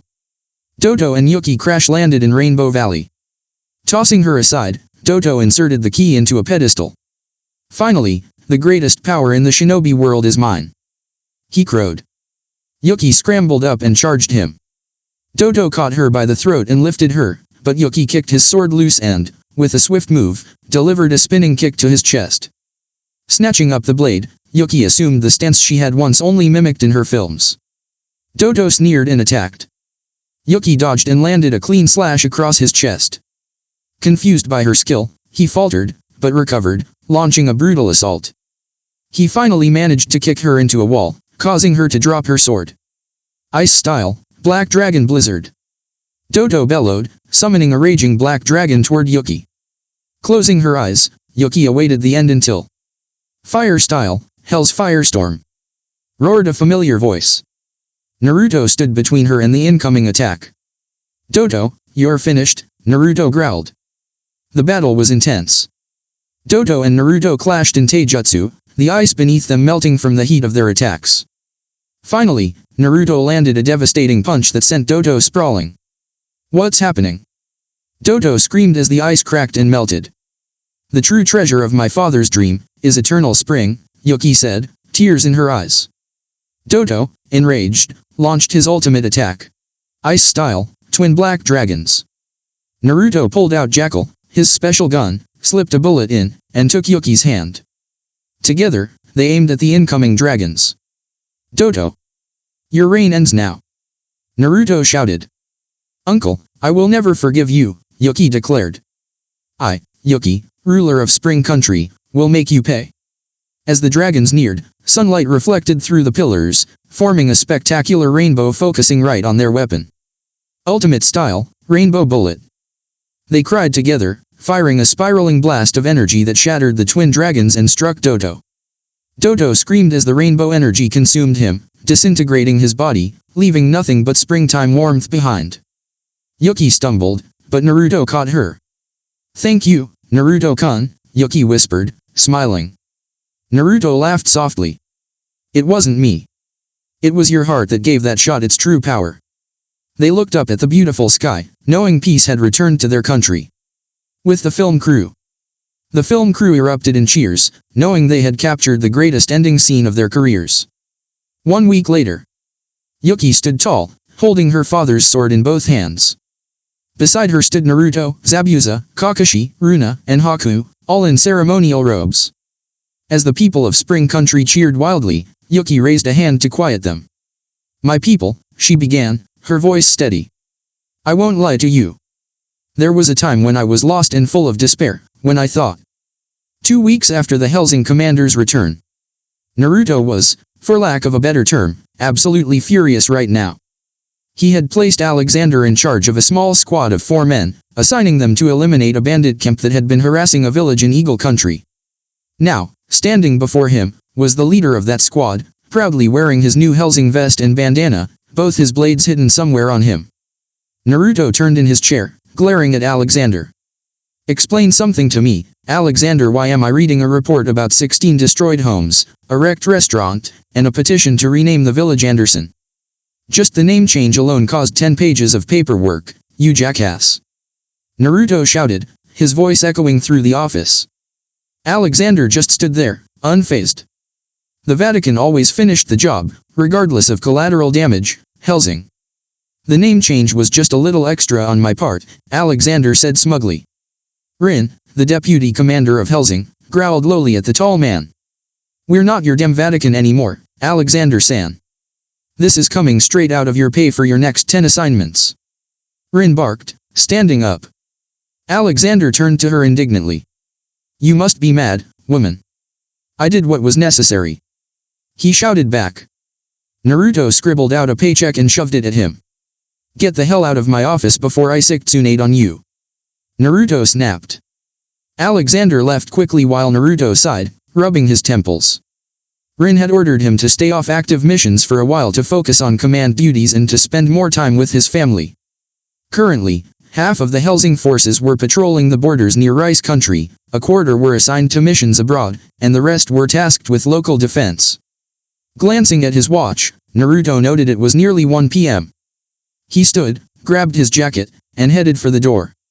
Rin called after him. Where you heading, Naruto-kun? Naruto paused. Meeting with the Hokage at 1. Plus, I have to pick up Misato from the civilian academy, he replied as he stepped out. Meanwhile, with Misato. Misato sat quietly, engrossed in a book her grandmother had given her. She smiled as she finished the latest chapter. It almost felt like something her father would have written. She carefully marked her page and slipped the book into her bag, only to bump into trouble, Jacob and his cronies. Jacob and his thugs had once been students at the Ninja Academy but were weeded out early. Now, at 13, they were on the verge of graduating civilian school. Jacob was particularly troublesome, being the son of a newly appointed civilian council member who oversaw public schooling, ensuring he faced no real consequences for his actions. Misato glared at him. What do you want, Jacob? Jacob smirked. Hand over that book, Misato-chan. Buzz off, you bastard. My Obaa-chan gave it to me, Misato snapped, making Jacob's face darken. You little brat. Jacob shouted, raising his fist only for it to be caught midair by someone. Not very polite, is it? Alexander said from behind him. I'd agree. And I'm already running late, Naruto added, appearing beside them. Uncle Alexander. Tio-san. Misato exclaimed, relieved. You hear that, boy? Top billing, Alexander teased Naruto. Naruto smirked back. Yeah, and the favorite gets named last. Anyway, I'm talking to your parents later. Alexander, would you mind taking her to Yoko? Naruto asked. Alexander nodded, picking up Misato, and the two vanished. With Kushina, Minato, Sarutobi, and Tsunade. The highest-ranking officials of Konoha sat around a table, awaiting their final member for an urgent meeting. It didn't take long for Naruto to arrive. Apologies for the delay. I had to pick up Misato, Naruto said, making the others smile. It's alright, Naruto. I've been in your shoes before, Sarutobi said warmly. So what's this meeting about, Kushina? Minato asked. Kushina placed a scroll on the table. This, she said simply. Tsunade frowned. What is it? It's intelligence from Orochimaru's faction. They've been causing trouble lately. Naruto, you might not know, but one of your smaller squads was ambushed inside Light Country. They're using guerrilla tactics. It seems we hit sound harder than we realized, Kushina explained. Sarutobi took a long drag from his pipe. Based on information from Kin, Dosuo, Tewa, and Kimimaro, sound has multiple bases and possibly a main village we haven't found yet. It appears we only know of a few hideouts, not the central base, Kushina said gravely. I request permission for a recon mission, Minato offered. Naruto shook his head slightly. With all due respect, Tou-san, you're better suited for a battlefield. Hellsing can handle reconnaissance. Kushina bit her lip. Minato had more field experience, but Naruto led Hellsing a unit nearly as dangerous as Umbu. Plus, the unresolved tension between father and son complicated things. She'd have to find a way to mend that rift, eventually. Request denied, Minato-kun. We can't afford to lose experienced shinobi right now, Kushina said firmly. Understood, Minato replied stiffly. I know this is tough for everyone, but we must prioritize the village's survival, Tsunade said. Naruto stood. If you'll excuse me, I have to relieve Ayanishi's watching Raisin, Konohamaru, Mogi, and Udon today, he said before vanishing. Ayana's house. Naruto approached Ayana's home, knocking on the door. When no one answered, he knocked again, frowning. Pulling out a spare key, he unlocked the door and stepped inside only to find the house eerily empty. Panic started to creep in. He searched the place quickly, only to sense a genjutsu on the walls. Naruto grabbed his comm and contacted the Hokage's office. Hokage-sama, send an Umbu squad immediately and call Siras, Anderson, and Sakura too, Naruto ordered sharply, pacing restlessly. Something was wrong. Very wrong. The house showed no signs of a struggle. Soon, the requested people arrived along with unexpected reinforcements, Kimimaro and Tewa, both in Hellsing gear. Naruto glared. I didn't request you to. Apologies, Hellsing-sama, but we have experience with situations like this, Kimimaro said respectfully. Tewa stepped forward. And there's no way I'm letting the man I love go into this alone, she added firmly. Naruto hesitated, but worry overrode his anger. Fine. Can you dispel the genjutsu? Tewa nodded. Inspecting the wall, she threw a dagger at a hidden spot. A metallic clang sounded and a concealed scroll appeared. Tewa handed it to Kushina, who unrolled it and read aloud. Dear Naruto-kun. If you are reading this, we have taken your little whore and the brats. If you want them back, you, Sakura, Kimimaro, and Tewa must meet the 40 sound nin waiting at the Fire Country border. You may bring only 1 or 2 others. 10 of them bear cursed seals 5 at the 2nd level. Don't worry, you'll survive, maybe. Some of your children will be trained by Orochimaru-sama personally. With love. Jade Harino. Naruto's fists clenched so hard that blood dripped from his palms. He let out a roar so loud and filled with rage that the entire village shuddered. But they were wrong to think it was simple anger. It was war. Turning to the Hellsing members gathered, Naruto barked out orders. We move out in 1 hour. Primary objective, rescue Ayane and the kids. Secondary objective. He paused, voice dark with promise. Kill every last one of them.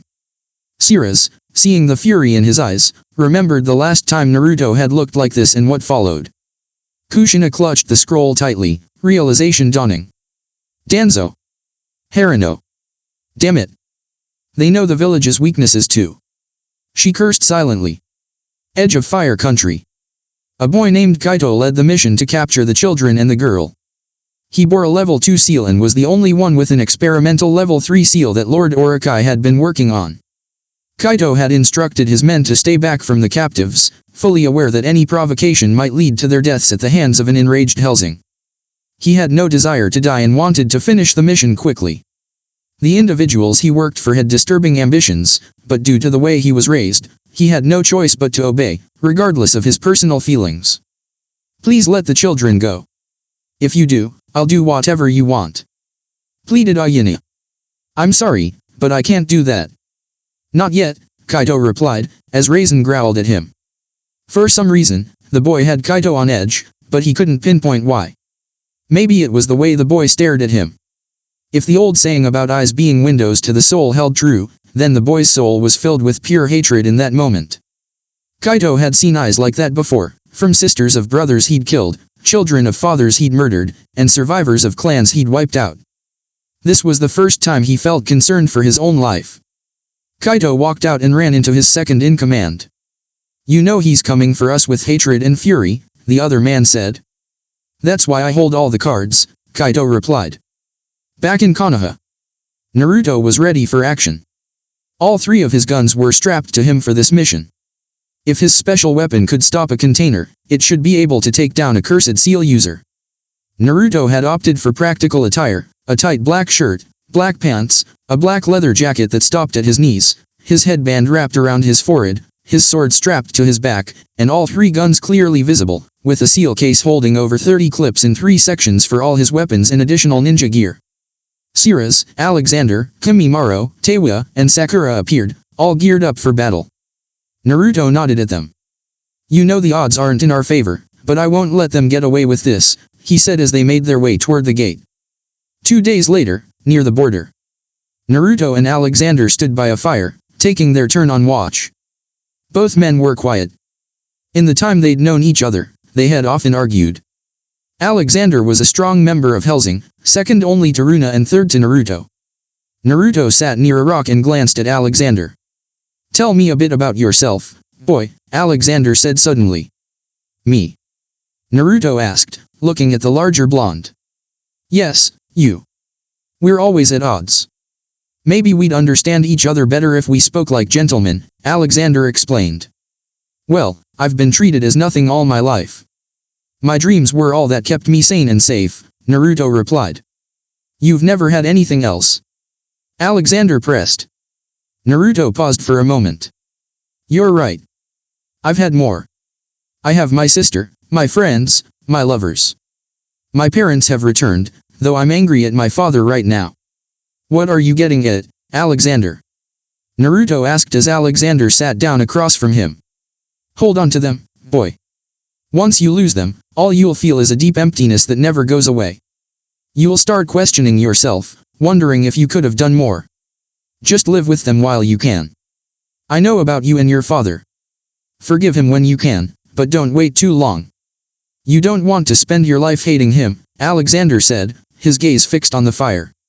Naruto stared into the fire, then glanced at Alexander. Sounds like you're speaking from experience, Alexander. Before I joined the Vatican, I was a happy man. I had a 5-year-old son and a 9-year-old daughter. I didn't get along with my own father, but we respected each other enough to be civil. One day, a man came to our house and slaughtered my family. He was a weak vampire. He drained them dry right in front of me. He left me with this scar on my face. I swore vengeance on his kind for all eternity. That's why I became what I am now. To avenge them, Alexander said, fire burning in his eyes. Naruto smiled. I think we understand each other better now. That we do, Alexander agreed. The next day, the Hellsing members approached the camp and saw their leader, a boy around Naruto's age, walking toward them with what seemed like the commanding officers. Naruto noticed that they were all ready for a fight, with at least half of them having level 1 seals active. Naruto and the leader approached each other. Greetings. I'm Kaito, Uzumaki-san. I would say good morning, but I suspect there's nothing good about it for you, Kaito said. Let them go, Naruto demanded, his voice laced with menace. I can't do that. At least not until you come with us to meet Harano-sama, Kaito replied, locking eyes with Naruto. Are they hurt? Naruto asked, his worry evident. No. I made sure of that myself, Kaito reassured him, seeing Naruto sigh in relief. Anything else? Naruto asked. Yes. I need all of you to follow us into the camp. The orders are to kill anyone who tries anything funny, Kaito said. Understood, Naruto replied, leading the group into the camp. In the camp, As Naruto and his group entered the camp, many of the people there raised their weapons, preparing for a potential fight. Kimimaro stayed close to Teiwa, who was visibly nervous, while Sakura stood near Alexander and Sirius. Kaito led them to the center of the camp, where the captives were. Kon, Moji, Udon, Raisin, Ayana-chan. Naruto shouted. Tio Yu-san. Raisin called out. Naruto and I-san. Kano Amaru, Moji, and Udon shouted in unison.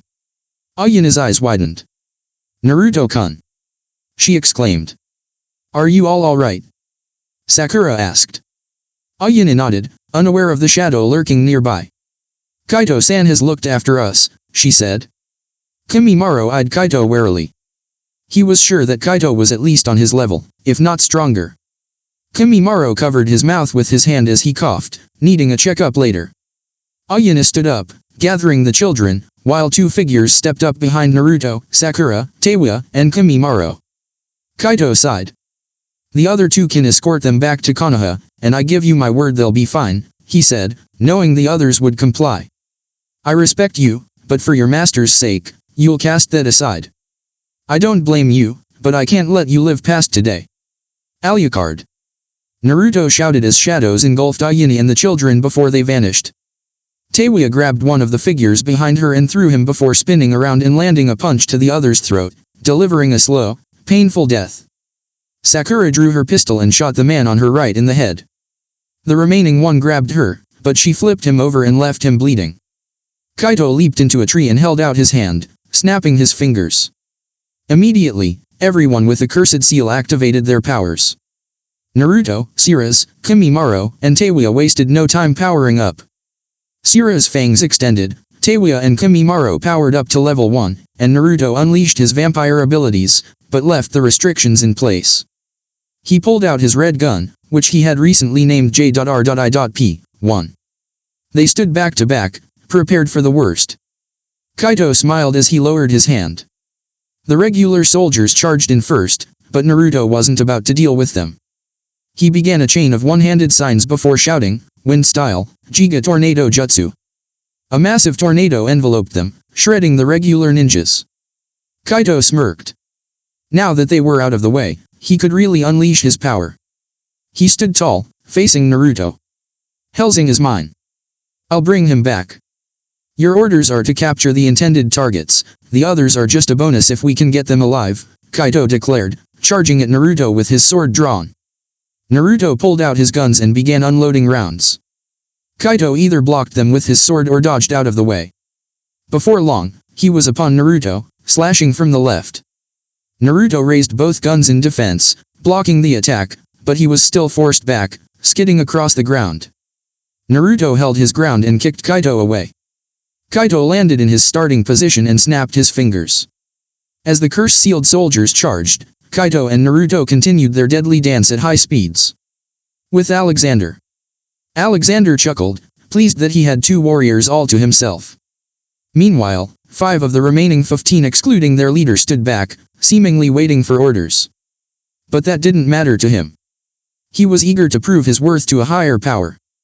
Taking his usual stance, he prepared for the fight as the warriors circled him. Without hesitation, he struck the one on his left, plunging his blade deep into his chest, eliciting a growl. The second one rushed in, believing him to be open, but he too barely escaped decapitation. As the first pulled his weapon free, he felt the strength of the cursed seal diminish within him. What's happening? He asked, blood spilling from his mouth. Alexander smiled coldly, before severing the man's head. It seems the curse seals lose their power around me. This is going to be fun, he said, charging toward the next opponent. With Sakura. Sakura was bracing herself for a tough battle. She wasn't as strong as her brother or the others, but her skills were honed. Dodging a kunai, she quickly formed a series of seals. Fire style, flare explosion jutsu. She shouted, launching a fiery orb from her mouth. The fireball shot toward her target, but he dodged, only to be knocked back by the explosion. Sakura smirked as she drew her sheath to block a kunai strike. She quickly unsheathed her kodaki, slashing at her attacker. He glared at her, retreating to regroup. Sound style, thunder gong jutsu. The sound ninja yelled, clapping his hands together. The shockwave pushed Sakura back, but she held her ground. Another enemy began weaving hand signs, and a massive fireball was sent her way. She braced herself and took the full brunt of the attack to her arms, crashing to the ground. The sound ninjas laughed as she struggled to rise. Glaring, Sakura began weaving seals once more, just as the two sound ninjas did the same. Genjutsu, Thousand Blades, Sakura whispered as the world around her enemies darkened. The two ninjas backed away, sensing the illusion but unable to break it. They felt sharp pain as they were mentally assaulted by thousands of cuts, their bodies growing weaker until they finally collapsed. Sakura appeared beside them, panting heavily. She had expended much chakra, and the burns and cuts on her body only added to her fatigue. She had been lucky, but she knew there wouldn't be another chance like this. A new voice spoke from behind, drawing her attention.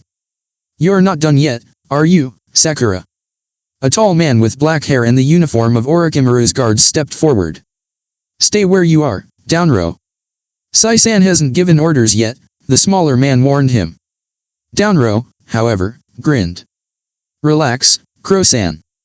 Harano-sama wants her back, and if I do, I get rewarded." "She misses her little plaything," he said, taunting Sakura. Sakura's eyes burned with fury as she readied her swords.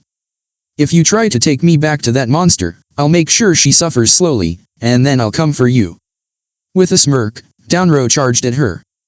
With Cirrus. Cirrus was handling two of the tougher opponents, but her experience with vampires gave her the edge in fighting multiple enemies.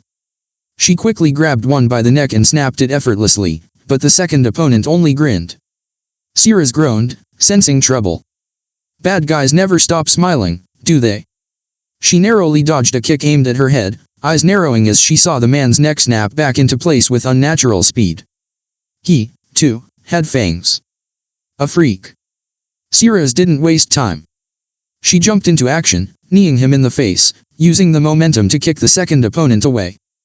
The first one recovered faster than expected, grabbing her leg and slamming her into the ground.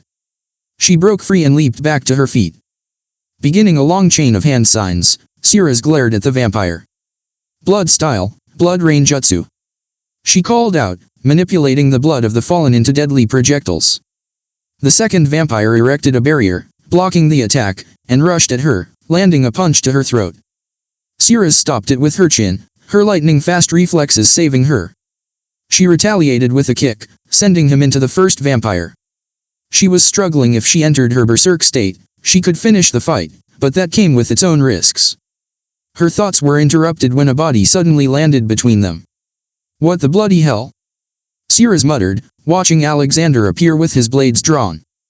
"Having trouble, lass?" he asked, smirking. Cirrus scowled.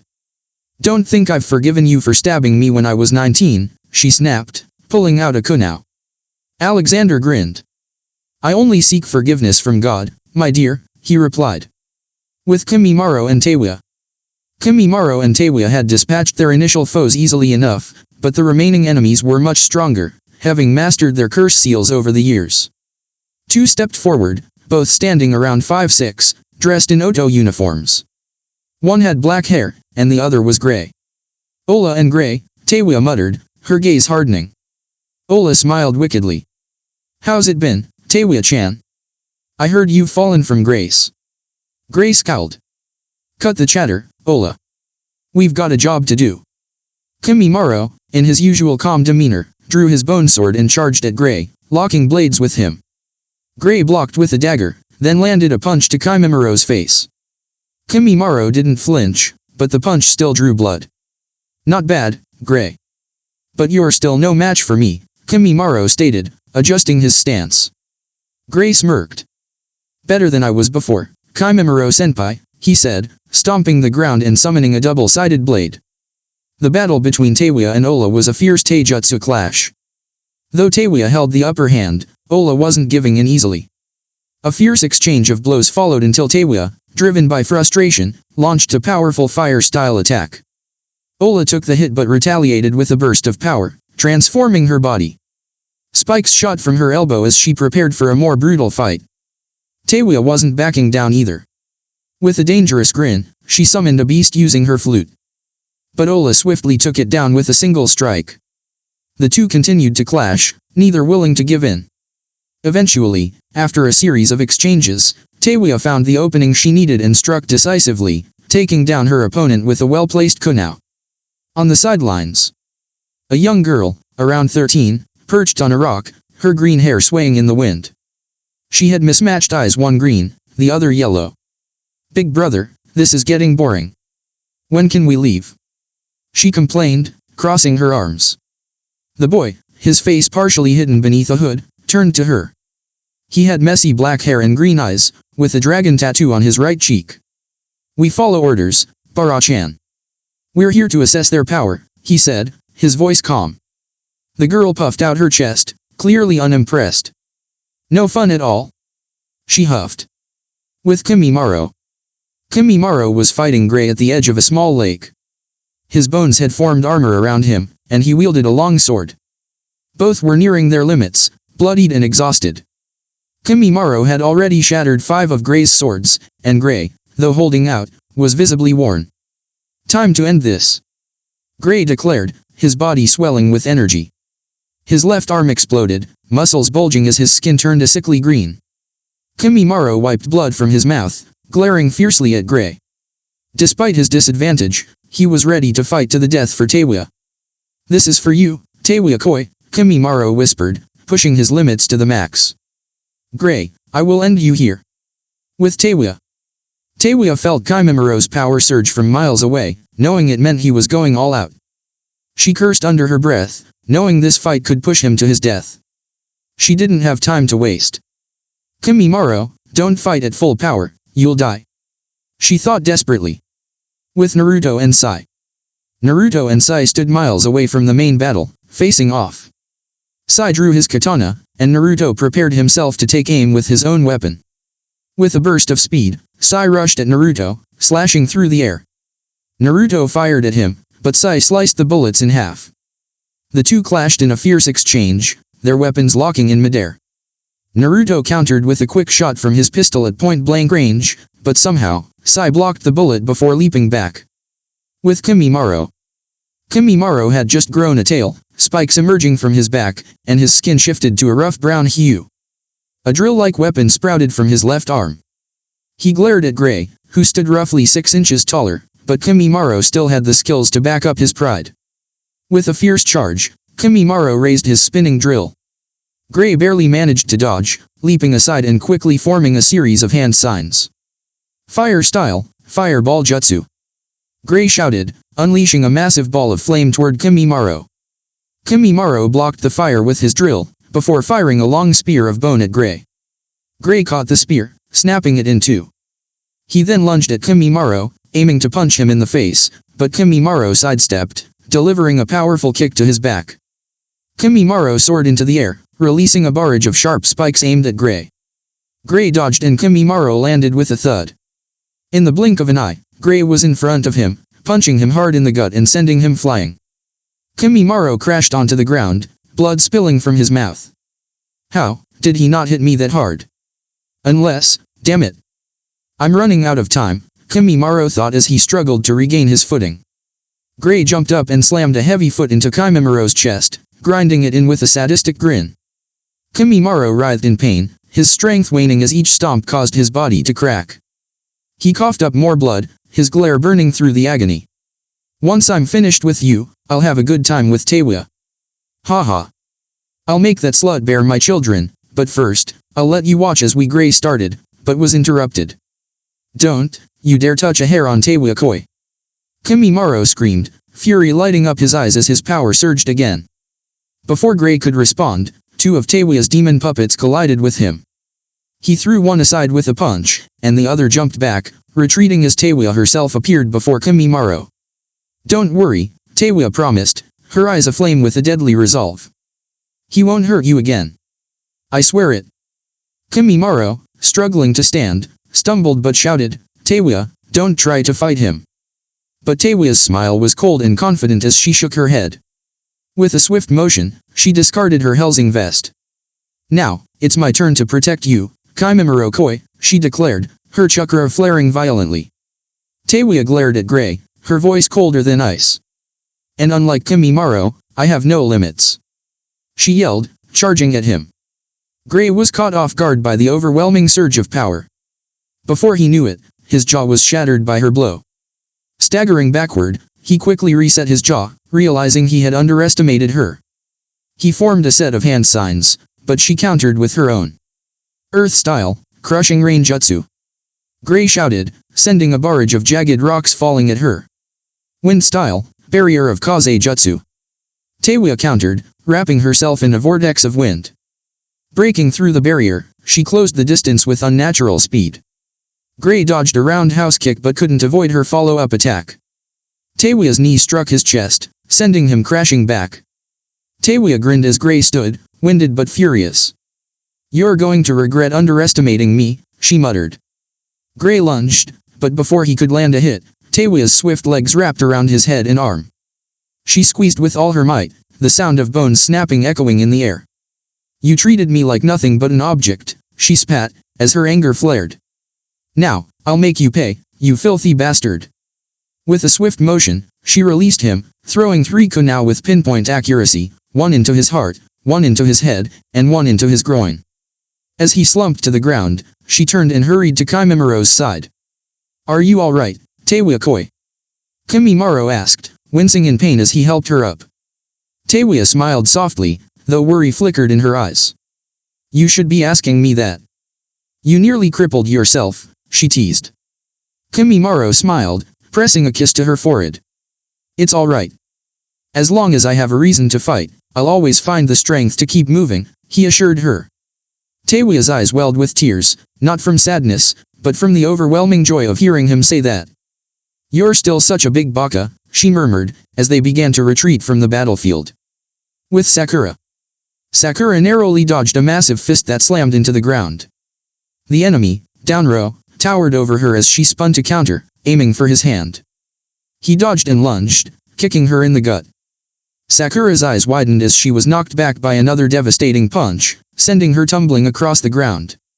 She scrambled to her feet and threw a fireball at him, but Downrow shrugged it off like it was nothing, his skin unscathed. "Is that all you've got?" Downrow taunted, charging once again. Sakura, undeterred, pulled out her pistols, firing at him. 3 bullets impacted his chest, but he only laughed, his body impervious to the attacks. As he advanced, she drew her swords, ready to defend herself. Before he could land another blow, a familiar voice rang out. "Not so fast, Downrow." Cirrus shouted, her anger palpable as she threw his hand aside and delivered a spinning kick that sent him flying. "Sira-chan!" Sakura exclaimed, relief flooding her. Cirrus flashed her a smile, with Alexander appearing behind her. "Come on, Sakura. You've got this. You're Naruto's little sister, after all," she encouraged. Sakura clenched her fists, a fire igniting in her eyes. "You're right. I'm Naruto Uzumaki's sister, and I will not fail him," she shouted, charging at Downrow. "Big deal, your brother won't save you now." Downrow sneered. "To me, it makes all the difference in the world," Sakura shouted, her voice fierce. Hellsing style, Hellbreaker.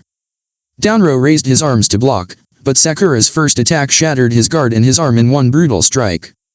Though she winced from the pain in her own wrist, she pushed through, bringing her other sword down, severing his arm. Downrow screamed in agony as Sakura continued her relentless assault, delivering rapid strikes before finishing him with a final blow to his skull. Sakura staggered, barely conscious, as Cirrus helped her to her feet. "Is everyone here?"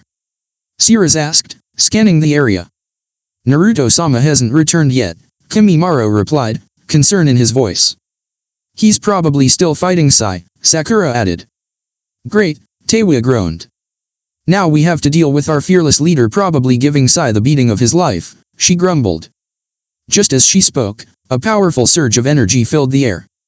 It felt like 2 overwhelming forces were clashing, each radiating an aura so vile that it overshadowed even the power of the Kyuubi. Alexander chuckled. "I never got to face ALUCARD at his peak, but if it was anything like this, I'd have been wiped out instantly," he said, his eyes gleaming with wild excitement. With Crow and Bara. Bara was astounded by the power surrounding them. "Brother, can I fight him?"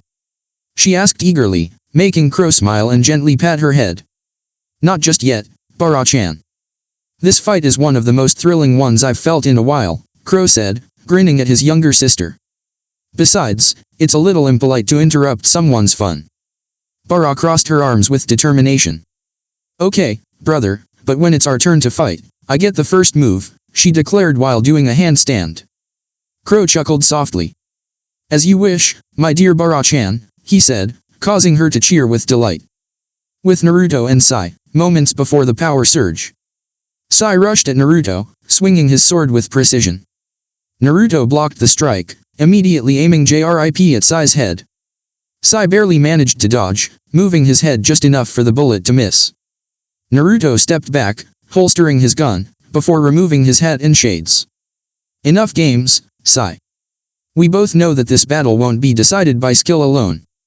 I suggest you release your full curse seal before I decide to bring the chaos, Naruto said, his body beginning to glow with a dark yellow light. Sai's body began to radiate a violet power. As the two forces collided, they seemed to battle one another with unrelenting force. If one looked closely enough, it appeared as though a serpent and a fox were at war. Activating control restrictions to level 2 until the target is neutralized, Naruto announced as his jacket tore apart, leaving only his blue blazer and black pants. His eyes shifted, his left turning red and his right glowing blue. His fangs grew, and a maddened gleam appeared in his left eye, contrasting with the calm storm in his right. Sai roared as his body expanded, standing at a height of 7 feet. His skin turned ghostly pale, and his sword shattered, revealing 2 blades emerging from his right hand. Tentacles erupted from his back, leaving gashes in the earth. His eyes shifted from calm black to furious yellow. Join me in this deadly dance, Hellsing. Sai shouted, his grin wide and dangerous. Naruto smirked at him, rising slightly into the air. I thought you'd never ask for a dance, Sai-san. He yelled back. Naruto's aura turned red and black, while Sai's rippled in purple. Both powers surged into the sky with incredible speed, crashing against one another. They separated and clashed again.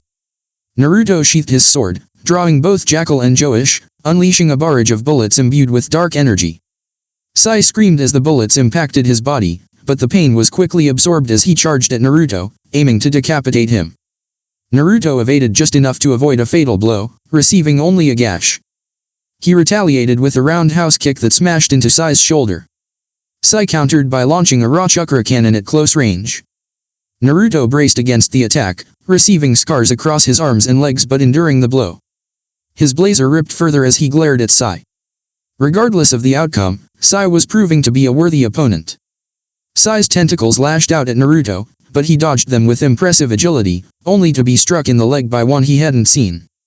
Naruto quickly pulled Joshua and took to the skies, his katana drawn as he rocketed towards Sai. Sai laughed and fired multiple fireballs at Naruto, but he sliced through them effortlessly, only to have 4 of Sai's tentacles impale him in the gut. Naruto leaped back, drawing Jackal and returning fire with demonic bullets. Sai evaded, only for the bullets to curve back, shattering his tentacles. Naruto soared higher, with Sai in pursuit. Naruto suddenly halted in midair, then shot toward Sai with a speed that seemed to change his very hue to a deeper red. Sai attempted to block, but Naruto slammed into him with both guns, shooting directly at his face. Sai screamed as bullets tore through him. They plummeted toward the ground, and Naruto grinned. This is where you fall, Sai. Naruto yelled, releasing his grip and letting Sai crash violently into the earth below. The impact created a crater that put even a high-level B-rank earthquake jutsu to shame. Sai, barely clinging to life, lay impaled by a massive rock. Naruto landed near him, his wounds already healing, the red coat now hanging casually over his shoulder. JRIP was still in his left hand, while his other 2 guns were holstered, his sword in a special sheath resembling a dagger. He aimed his gun at Sai's head. Wait. Did I at least give you a good fight? Sai asked weakly, struggling for words. Naruto paused before pointing his gun squarely between Sai's eyes. You'll have your answer when you reach hell, he said coldly before pulling the trigger. With Crow and Bara appearing. 2 figures materialized next to him. Who are you two? Naruto asked, his coat already mended, courtesy of his power. Crow closed his eyes in respect. Forgive me, Hellsing-san. I am Crow. No last name to speak of. This here is my younger sister, Bara. She, too, has no last name, he explained, his voice calm. That was incredible, Hellsing-kun. Bara cheered, bouncing around in excitement. Naruto nodded indifferently. He was just another toy, broken by his own master's games, he muttered, turning to walk away. They say those who die serving their masters are the happiest people in the world, Crow remarked as Naruto passed by him and Bara. Naruto halted for a moment. I wouldn't know. I don't serve anyone. I only care about my family's happiness, he responded, irritated that anyone would think he had a master. And neither do we, Crow added. Orochimaru is simply a means to an end. But make no mistake, Hellsing, we will cross paths again, he said as he and Bara vanished. Naruto felt his annoyance grow. It seemed that the stage had shifted drastically, with new and powerful players now involved. Bara and Crow, both working for Orochimaru, yet not his subordinates, made the situation more complicated. With the others. The kids were in tears, surrounding Kimimaro, who was on the brink of death. Sakura did everything she could to keep him stable, while Alexander and Siras tried to comfort the children, but it was clear they were struggling. Ayam, you have to stay strong, Alucard spoke gently, his tone serious. Ayam glared at him. How can I be strong when the one I care about is fighting something even a cage would have difficulty facing? She shouted, the fear and desperation evident in her voice. Alucard gave a knowing smirk. In my life, I was known as Alucard, but I also went by two other names, Vlad the Impaler and Dracula. I was once one of the strongest vampires to ever exist. Naruto is far stronger than I ever was at that level. If it came to blows between us, I would struggle to beat him, but he doesn't know that, he said, his voice heavy with experience. A portal opened, and Naruto appeared beside them, his jacket fully restored. He surveyed the scene briefly before focusing on Kimimaro. We need to get him to Konoha for treatment, or he'll die, he said as the children ran to him. We knew you wouldn't abandon us, Tou-san. Raisin cried, his voice full of relief. Naruto smiled warmly, ruffling his hair. Of course, Raisin. Udon, Moji-chan, Hanabi-chan, Kano Amaru. I'll always be there for you when you're in trouble, he assured them as they began the long journey back to Konoha. Hokage Tower. Kushina and Minato Namikaze sat in the Hokage's office, their expressions mixed with confusion and relief.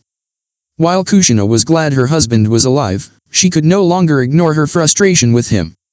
Minato, while I'm relieved that you're alive, I have to ask. What were you thinking, leaving our son with those bastards? Kushina yelled, her voice full of anger. Minato, though a formidable shinobi, knew when he had lost the battle. Kushina, I had faith in this village, he replied, though his words lacked conviction. Kushina's fury flared. Faith? Faith? That's all you can say? Minato, I have reports on every attack Naruto has endured in the past 13 years. Most were from civilians, but some were practically assassins from our own village. How could you have faith in this place? She demanded. I have faith because Konoha is where I was born, where I was raised, where I wanted to die protecting. I hoped my son would feel the same, Minato explained, lowering his gaze. Kushina shook her head in disbelief. Minato, putting faith in a place like this? You might as well have told them Naruto was just another orphan with no future. Maybe then he would have had a chance to become the man he was meant to be, she said, her voice thick with emotion. Minato looked down, regret in his eyes. I thought a request from me would be enough. Kushina sighed, her anger momentarily cooling. It wasn't enough for hearts filled with hatred and sorrow, she said softly. With Rin. Rin found herself pressed against the wall by Kakashi, their heated argument having led to a kiss that neither had expected. Kakashi, we have to stop, Rin said, pulling away as the intensity between them began to escalate. Kakashi, determined, began to caress her, his hand slipping under her shirt. Why? You've wanted this since we were genin. Just a little moan for me, Rin-chan, he whispered, his voice full of desire. Rin fought for control, slapping him away as she composed herself. That was years ago, Kakashi. I'm not that girl who throws herself at the strongest one anymore. I'm a better person than that. I don't see you that way anymore. There's someone else who means everything to me, and I don't want to drive him away over something like this, she said firmly. Kakashi frowned, his pride wounded. Rin-chan, I want to be with you in every way, he said, reaching out to touch her hair, only for his hand to be slapped away. Leave, Kakashi. Now, before I hurt you, Rin warned, feeling tears well up in her eyes. Rin's heart burned, torn between the past, present, and future. Kushina sighed heavily. 2 days had passed since she sent the team on a rescue operation for the children in Ayam. Her worry for Naruto overshadowed her concern for the others. She was about to head home when Ibiki appeared in her office and gave a respectful bow. What's the matter, Ibiki? Kushina asked. Hokage-sama, urgent report. The team has returned to the village gates with the captives, Ibiki said. Kushina's face brightened. That's excellent news. Her smile faded as she saw Ibiki's somber expression. What happened? Are they okay? Though she was Hokage, her role as a mother came first. Kimimaro is in critical condition. He's lost significant blood. Naruto is wounded but mostly healed. Sakura is depleted of chakra, but the others are relatively unharmed, Ibiki reported. Get Tsunade to the gates to assist them, Kushina ordered. Rin is already treating Sakura, and Naruto is resting. Tsunade is on her way to tend to Kimimaro, Ibiki replied. Kushina frowned. Why wasn't I told immediately, she demanded. With respect, Hokage-sama, I'm no longer just an Umbu operative. I'm also part of the Hellsing organization, Ibiki said before vanishing. At the medical ward. Naruto leaned against a wall, his jacket and shirt off for bandaging, his jacket loosely draped over his shoulders. Sai's attacks had left deep wounds that Naruto hadn't felt during the fight. The children were settled in a room, as were the others. Naruto glanced at the treatment room. Kimimaro was inside, battling for survival with Rin, Shizuan, and Tsunade working tirelessly. Across from Naruto sat Teiwa, visibly despondent. He knew how deeply she and Kimimaro loved each other. Traces of tears lingered in her eyes. You should honor his strength, Naruto said, catching Teiwa's attention. Honor? The man I love is fighting for his life, and I'm helpless. Teiwa shouted, standing abruptly. You can hope. He's resilient not just physically, but in spirit and will. He used his power to protect you from harm, Naruto said calmly. He didn't need to use that dangerous ability, Teiwa muttered. Naruto sat down, drawing his blade. Joshua. He didn't need to, he chose to, he said as Tsunade, Shizuan, and Rin emerged from the room, looking drained. How's Kimimaro? Teiwa asked, her eyes pleading with Tsunade. It was a challenge, I'll admit. He's tougher to keep down than you, Naruto, Rin said with a faint smile. We contained the infection in his chest, complicated by the curse seal. It's mostly under control, but the seal now acts like a forbidden technique. If he uses it, it could be fatal. Otherwise, he'll recover, Tsunade explained. Teiwa's tears fell as she smiled. Naruto placed a reassuring hand on her shoulder. She turned and sobbed into his chest, whispering thank you repeatedly. It was a rare moment to learn the person you cherished would live. Hellsing headquarters, 2 weeks later. Naruto had recalled all Hellsing agents to the main base for a day of rest. He was in his office, relaxing, while Rin sat nearby, drafting a report for Tsunade to present to Kushina and the council about an upcoming project by the Science Division. Rin, why do you tense up whenever Kakashi delivers messages? Naruto asked, noticing her slight flinch. What do you mean? Rin replied with a nervous laugh. Naruto fixed her with a steady gaze. You don't have to share, but I care about you. If that man hurt you, I won't let it stand, he said as a knock sounded at the door. Come in, Rin called. Zabuza entered with Haku and Sakura beside him. Zabuza, head of weapons training and leader of Squad 15, placed a scroll on Naruto's desk. Naruto began reading, then froze. Is this a joke? Naruto shouted. No joke.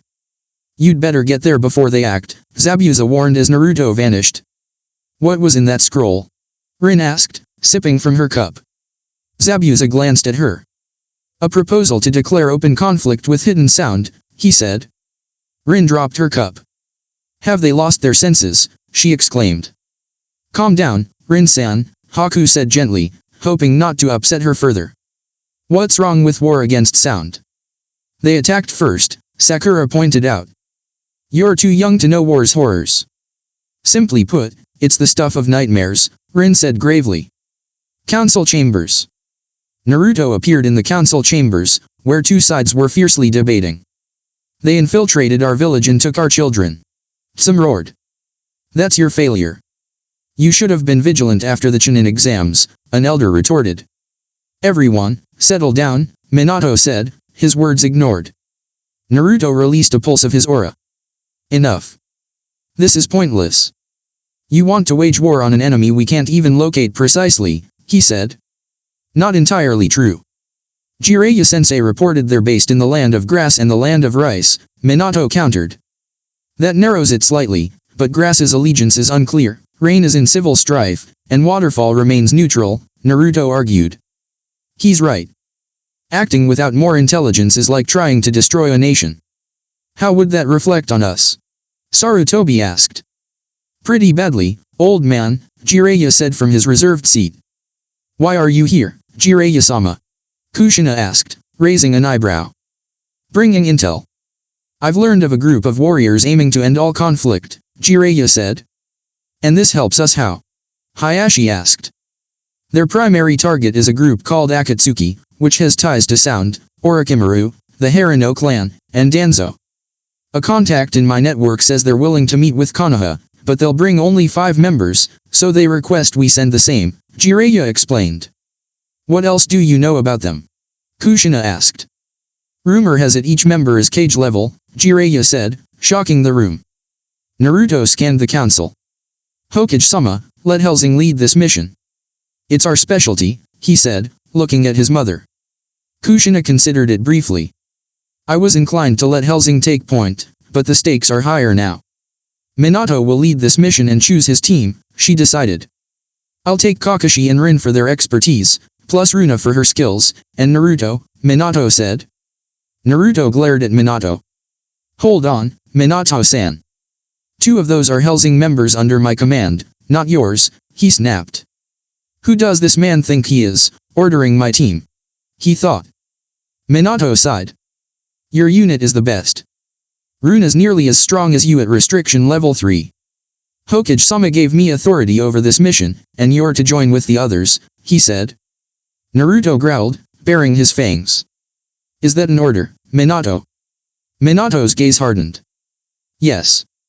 Until this mission ends, you're under my command, and you won't act without my approval, he said.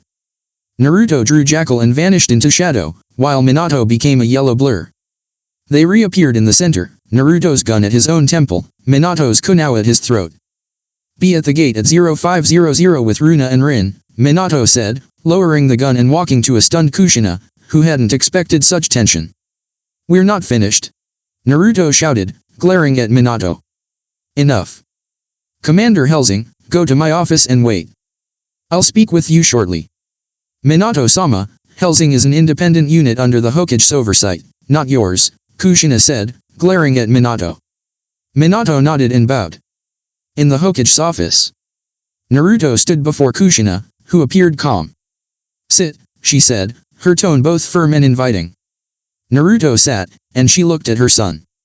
Naruto, I know you and your father have issues, but I can't let you lead this mission, Kushina said. Why, Kaa-san? Naruto asked, meeting her gaze. For one reason, Minato is a seasoned veteran, far beyond you in experience. I'm not saying you're not capable, but this requires delicate handling, she explained. Naruto nodded. I understand, Kaa-san, he said. Good. Go home, son.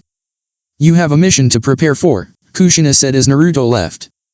In the hall. Naruto clenched his teeth, drew Jackal, and aimed it briefly before holstering it and heading home to pack. At his house, Cirrus was cooking. She turned and smiled. Welcome home, love. What's got you so down? Cirrus asked, stepping away from the stove. Naruto shed his weapons and jacket, sinking onto the couch. I have to go on a mission with that man, he said, glaring at the wall. Cirrus kissed his cheek and returned to the stove. Good thing I'm making my special fish, she said. Naruto smiled. My favorite, he said, kissing her back. I'm taking a quick shower, Cirrus, Naruto said, heading to the bathroom. Hurry, love. I want to make tonight memorable, Cirrus teased. Naruto showered and returned in red shorts. They enjoyed a quiet dinner before heading to bed. Sakura wore a black nightgown that accentuated her figure.